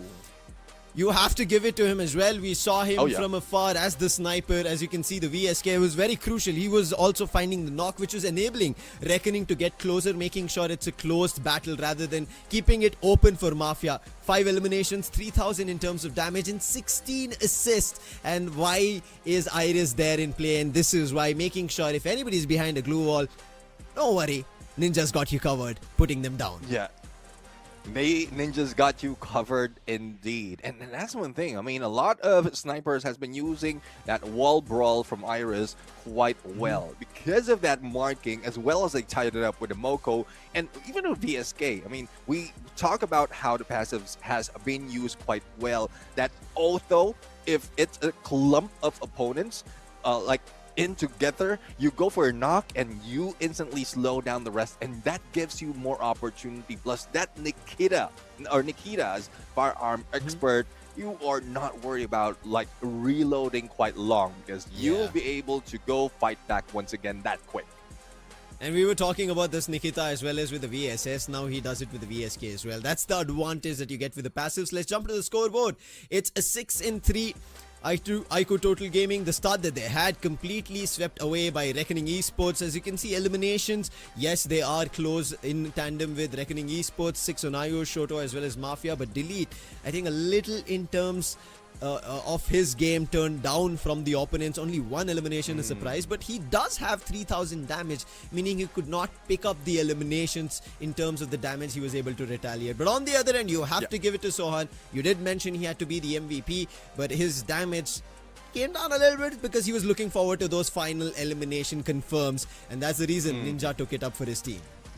Yeah, I mean, I'm willing to say, or I'm already waiting for that opportunity to say, you don't mess with the Zohan, but, well, Zohan did that much of elimination, but not so much of a damage. But it's good. Reckoning Esports really showed up in there. The moment that they, like, turned things around, they went on a snowball. I'm not talking about the winter dreamscape that we have, but a snowball in terms of how these players, Reckoning Esports, studied Total IQOO, Total Gaming, probably in the history that they have.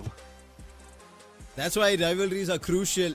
You would want to take down your opponents that you would have faced previously, the opponents who would have let you out of a crown, let you out of your championship, and now you have an opportunity to put them out of the game, and it seems like Reckoning have that intention. The first game, Kalahari, a 6-3, going up next, a lot more comfortable because of the map terrain. Should be both the teams, but because Reckoning have a head start with game 1 in their favor, they should be looking forward to closing it in game 2. Bermuda it is. Yeah, let's see though. I mean, advantage, like pistol round advantage, I think it doesn't do that much, especially when we've seen that the MVPs most of the time is using that enhanced hammer, because even if you're down one round and you're down in terms of weaponry, you can quickly change it up once you boost those weapons that you currently have. So yep, loss on economy doesn't matter. Enhanced hammer fixes that. Yeah, along with that, I think even the team boosters coming into play for both these teams that we've been seeing, playing to its best. I think this is what we wanted to see. While we did speak about a lot of this during the BR, but you could see to its fullest action during the class squad, because individually players keep helping their teammates out, using those active and passive skills into play, and you could clearly see how the meta is evolving through the time. But right as now, it seems like Reckoning Esports Neptune, they are the ones who have evolved in this battle, and we're looking forward to class squad because they missed out Battle Royale.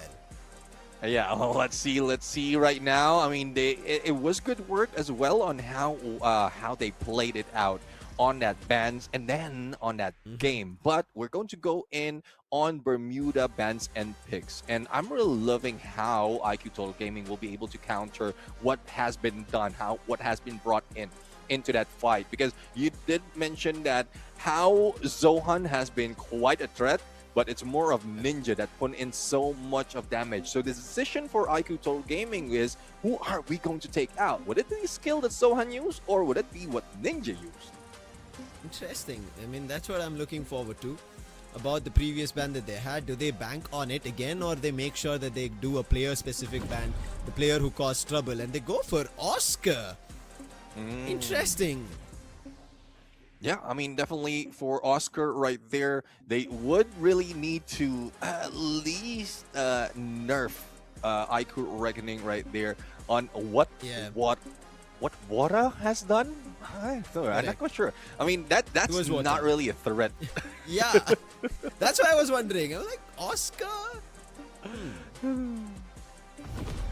I mean, probably if they switch it up, yeah, that would be a problem. So I don't know if this is something that they just thought about for IQOO Total Gaming, but for Reckoning right now, they took out that Santino. So if they don't have a chance to use it, why not take it out? I guess that's the ideation that Reckoning Esports does have.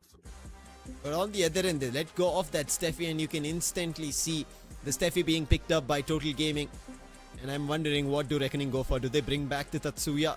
Because now they don't have Oscar to pick, but them banning Santino. While Mafia was still not being completely enabled on the Santino, and they still go for the ban, maybe some strategy being cooked up, making sure, especially on Bermuda, they do not want to see that Santino as much, and they bring back the Orion. The main cause of concern for IQOO Total Gaming is still here. Oh, what an instant pick on Nero! Orion plus Nero. I guess both of them has a sphere on it. One is a plushie, another one not that cute. But oh, loving the Dimitri right here. And have I told you the story about the Dimitri being used quite well combination of this and a Sonya, a potential clutch in most of the ranked games that I've seen. Because even if you're like, before you get knocked down, that Sonya gives you an extra second, a few seconds. Correct. And then you can still manage to make those hits. And then you pull up that healing heartbeat and you can pick yourself up. That's that's wicked if you were a guy, but it needs perfect timing as well as plenty of space. I think, as you rightfully said, they're playing it very smart. They have the chrono as well on top of it, having with Dimitri, making sure if even somebody rushes, as well as you mentioned, right, getting them back up shouldn't be much of a trouble. They will have HP back, people will be healing because of the music coming through. But what do Reckoning go for? They instantly go for Tatsuya, meaning their aggression is not taking a drop. They're continuing it, and on top of it, they bring the A124 this time against Total Gaming. This aggression looks too deadly. On one end, they're kind of playing defensive in terms of having health, having Steffi, making sure damage is being tanked. But on the other end, going all out is Reckoning for Bermuda. Yeah, I mean, Reckoning right now, like, you can take out the 3 skills in terms of defense. You have that time turner, you have that Steffi's painting refuge, as well as that healing heartbeat, and it's just a counter of 1 8124 from the side of Reckoning Esports. Lovely, as I'm seeing right now. This seems like a very smart draft coming through and instantly getting that Crimson, making sure that they have the choice of it at the very start in terms of the picks. Brilliant play. Goes back to Sohan again. Ninja this time going towards Nero. A124 for Ronith. Ronith is also doing brilliantly. And Vota gets back another dash for himself. Not from the Valiant dash, but at least a Rebel Rush. But on the other end, Chrono going towards Delete. Mafia this time, rather playing Ignis. That's a surprise on the sniper. It seems like he is going to be playing closer. Shoto, who we already spoke about, he's going to be aggressive. He was aggressive, trying to find value. But this time, along with his teammates, while he's healing them, that's his intention, with Ayush playing the Steffi. Let's see. I mean, it's getting interesting right now in the picks. And at some point, like, without an A124, IQOO Total Gaming has a good chance of fighting this off. But that, with the A124 and how well some of the players have used it so far, it would be deadly. It would be annoying, I would say, to have that as a skill. That's what I'm worried for.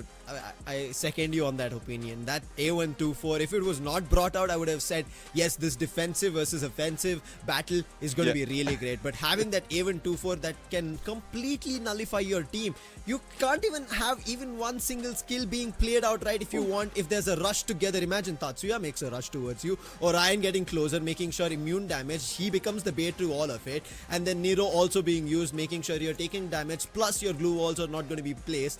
And then the A124, the thrill of battle. Your thrill is going to go for a downhill ditch. Yeah, definitely. The thrill of battle will be taken out in that fight. But again, we've seen that being prevented. From the early games, A124 pop, all they have to do is wait. But for side of Reckoning Esports, if you have that Rebel Rush on Wada, like, you hit that A124, everyone goes to a standstill, you don't see anyone, you don't even hear any gunshots, then what you have to do, go for that Orion push on one side and then that Rebel Rush on the other. You can easily get away if in case you get shot with that Rebel Rush, and then you go for a shift as well with that Crimson Crush. Deadly combination overall, but you can also use that Nero to spot everyone just in case you don't have any idea where they are. So tactically, what Reckoning Esports has right here is quite well thought of. So I'm really loving how it's going to play out in the game. I think this is how we were kind of discussing about Total Gaming in game number 1. It seemed like all in their favor, even in terms of their characters, skills that they had picked up in game number 1. Yeah. But somehow, after that first 2 rounds that they picked up, they were unable to get a footing. And I think that, again, goes to Reckoning's spacing. Reckoning's spacing as well. Both pacing and spacing very well kind of played through. That was thought through and it worked for them. But now going towards Bermuda, as I said, it is an even ground. I'm pretty sure even Total Gaming would have thought through, while they did see the A124 as well, of how to dodge it. And let's hope they have enough time to dodge it. Yeah, let's see if they can dodge it or just go head on and go for the fight. But the battle is about to begin on game number 2 in match number 4. This is getting close to the end of the day right now, but that would depend on who's going to win, whether it's Reckoning to end it 2-0 or a comeback might be done by IQOO Total Gaming. I can see a nade being picked up. On the contrary, Total Gaming have not even picked one. It could be the move that Reckoning Esports want to flush out the players. Oh, Nerove coming out very early. Pushes Shoto ahead. Thankfully gets destroyed, but Sohan gets that information. 2 people bank on him. And Ayush is also taken down. Utils being forced from Total Gaming even without an advantage. And look at Vota using that rush to his best and the nade to seal the deal. What was this from Reckoning? Blink of an eye and the round's done. I guess they saved up. If I'm not mistaken, they didn't even use that G18. If they have, if they only use that USPs, saved it up, use that nade to their advantage, and that's where they wreck it. They want to see the timing and how Ayush can use that Steffi, or probably since it's just pistol game, they didn't even bother to think that they will be using that. Like a smart move coming from Reckoning Esports all throughout. Brilliant stuff coming in from there, and as we spoke about it, them using their character abilities to play information, that worked out. But right now it's going to be second. Mafia with his Ignis. Ayush again spotted, making sure they're playing around the cover, but again with the nade, Ronith knocks 2. Triple kill. Done. What the heck? Ronith goes for a 3 from downtown. He goes. That Kobe is bringing so much in the battle. Imagine 4-0 on a KDA already. And I guess this is like a smack in the face to Ayush of IQOO Total Gaming, because yes, you have the Steffi, but can you use it against Ronith right now, who might be using it even with the A124? There is not even a single instance that we ended up seeing Steffi. As you said, he'll be beating himself up of why did I even pick up Steffi? It's not working. For now, let's see. Mafia again sending off that Ignis wall. Can he find value? This time they toss one of their own nades. Damage done, but it's not going to be enough. Glue wall right as now. And still Shoto with the scythe. What? Reckoning again with the scythe. They get a second knock and the confirmation. Reckoning doing it all, and Ayush is the last one standing, peppering bullets. And that is 3-0 for Reckoning.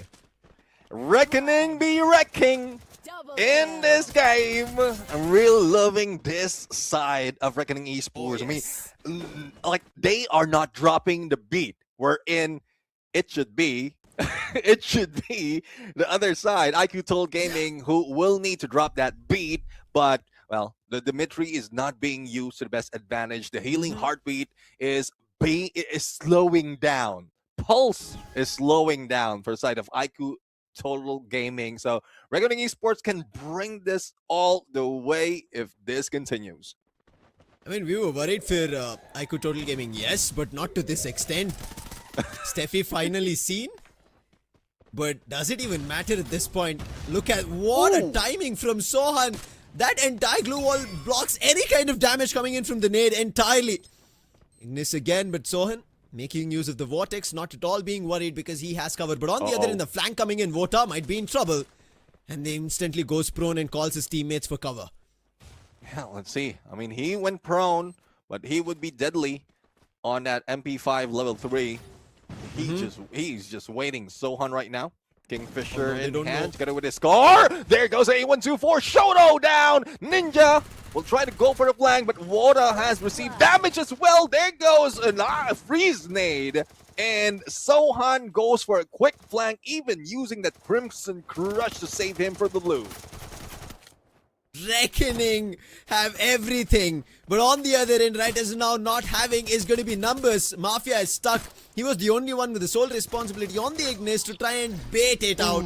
And right now, just baiting a knock on Vota, and instantly Ninja coming in for clutch, and that is 4.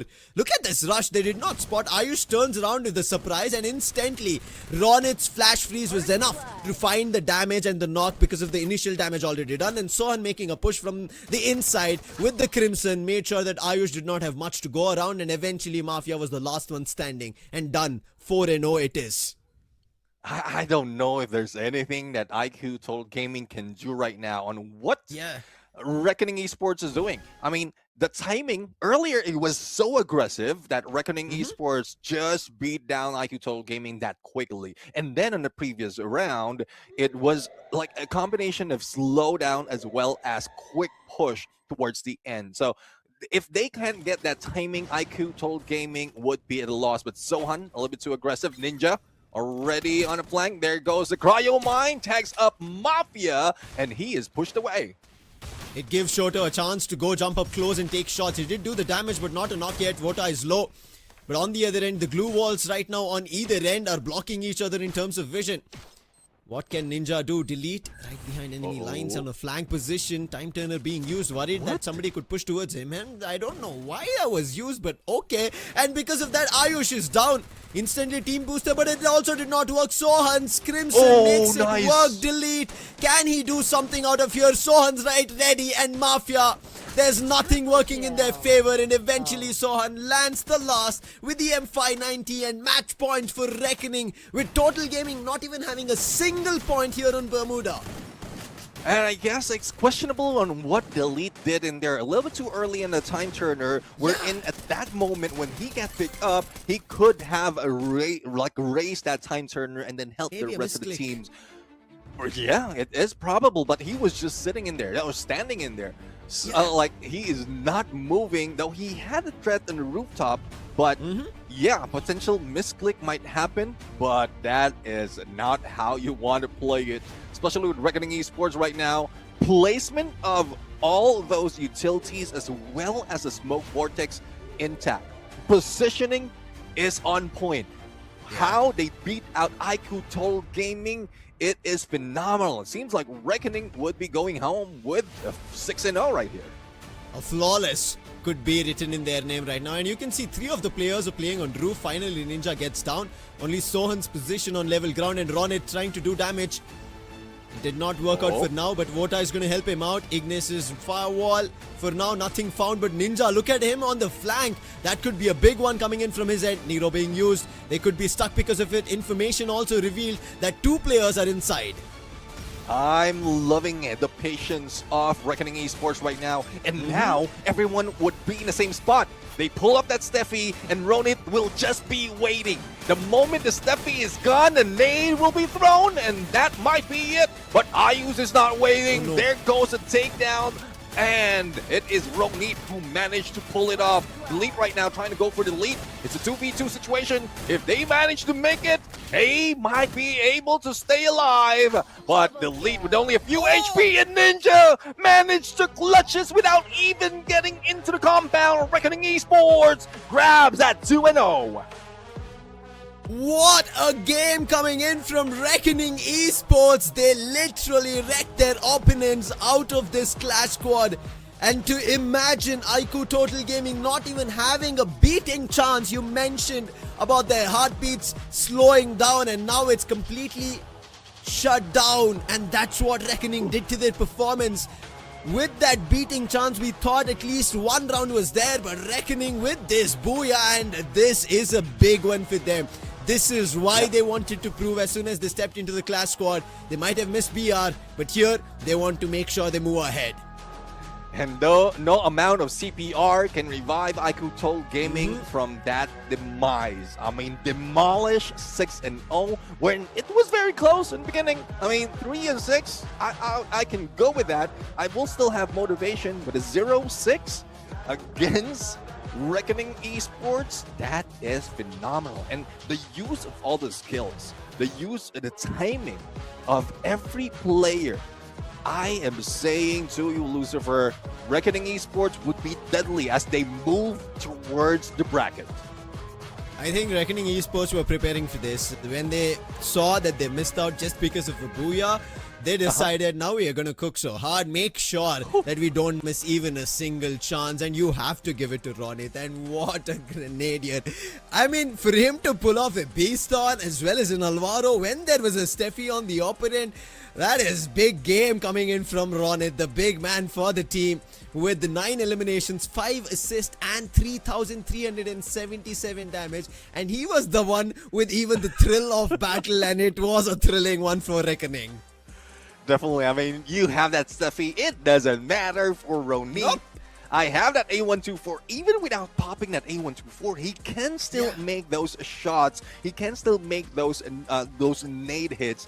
And I'm really loving it. I mean, buff up with that J Beebs and also with that reload speed with the Nikita, it is helping him a lot. Up close and personal, long range, mid range, it doesn't matter. 9 elimination, 3377 in damage, and 5 assists. Ronit is something else. He is indeed. This is the Ronit I know. I mean, when I met him in Lucknow during the LAN, he had a lot for his teammates that he was confident on. But again, it happens, the LAN heebie-jeebies when you're down there. But now that he knows his teammates have had the experience of both and had time to prepare for Clash Squad, you can see 9 eliminations already, which we spoke about. Sohan has 7. And this time, Ronit made sure that as the IGL for the team, he also becomes the star, making sure that Sohan had his limelight in the previous game. Ninja not backed off as well. He also has 5 eliminations. This time not much in terms of damage in his favor. He's contributed in eliminations. Vota, I think he did not even have an opportunity to say something. Ronit was doing the gist from the very start of things. Yeah, I mean, I'm just loving Ninja in there in the final moment. He was nowhere. He was nowhere to be found. Final moment, he was just outside the compound, not even engaging in that, but he still managed to go for a clutch, ending that battle. I would say very disappointingly for IQOO Total Gaming, because if you die out of the blue in a very crucial moment just like that, then you would be out in the dumps in terms of mentality. Yeah, this is a hard pill to swallow for IQOO Total Gaming. While a lot of viewers, us as well, would have thought that they could make it to the round 3, maybe match up with AVIDA coming day after. But it's going to be Reckoning Esports who've done the gist of it. And I think very well done. You have to give it to them. Now, we cannot say that they had completely outdrafted Total Gaming. We spoke about them. They had defensive capabilities, but completely putting it down the crunch, and they did not know when to use what. We could see that fluster between that time turner also being activated so early, and with Kalahari and Bermuda only the first 2 games to get and become the end of it, says a lot about Reckoning's preparation. And I think they were the rightful winners today. You cannot take anything away from them. Credit is due for it. Yeah, definitely agree. I mean, I'm loving this side of Reckoning Esports. I would love to see more, but I like IQOO Total Gaming. I expect that there will be a lot more that they can do. They could have done. But Reckoning says, all right, let's not give them the opportunity. We might lose out later on. We have this on our game plan, and let's pull this off. So I guess that's what they did right now. They understood the assignment. Once that Steffi comes in, okay, we're going to have that A124, and then trick them. In having that opportunity of blocking a nade, and Roni says, I'll still lob those nades. I'm going to hit those Kobe's, and you don't know what's coming to you.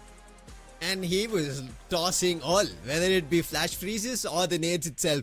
It was finding value. Ronit played to perfection while being the grenadier for the team in Bermuda. In the other, maybe Ninja helped out. Sohan on the Orion was doing everything.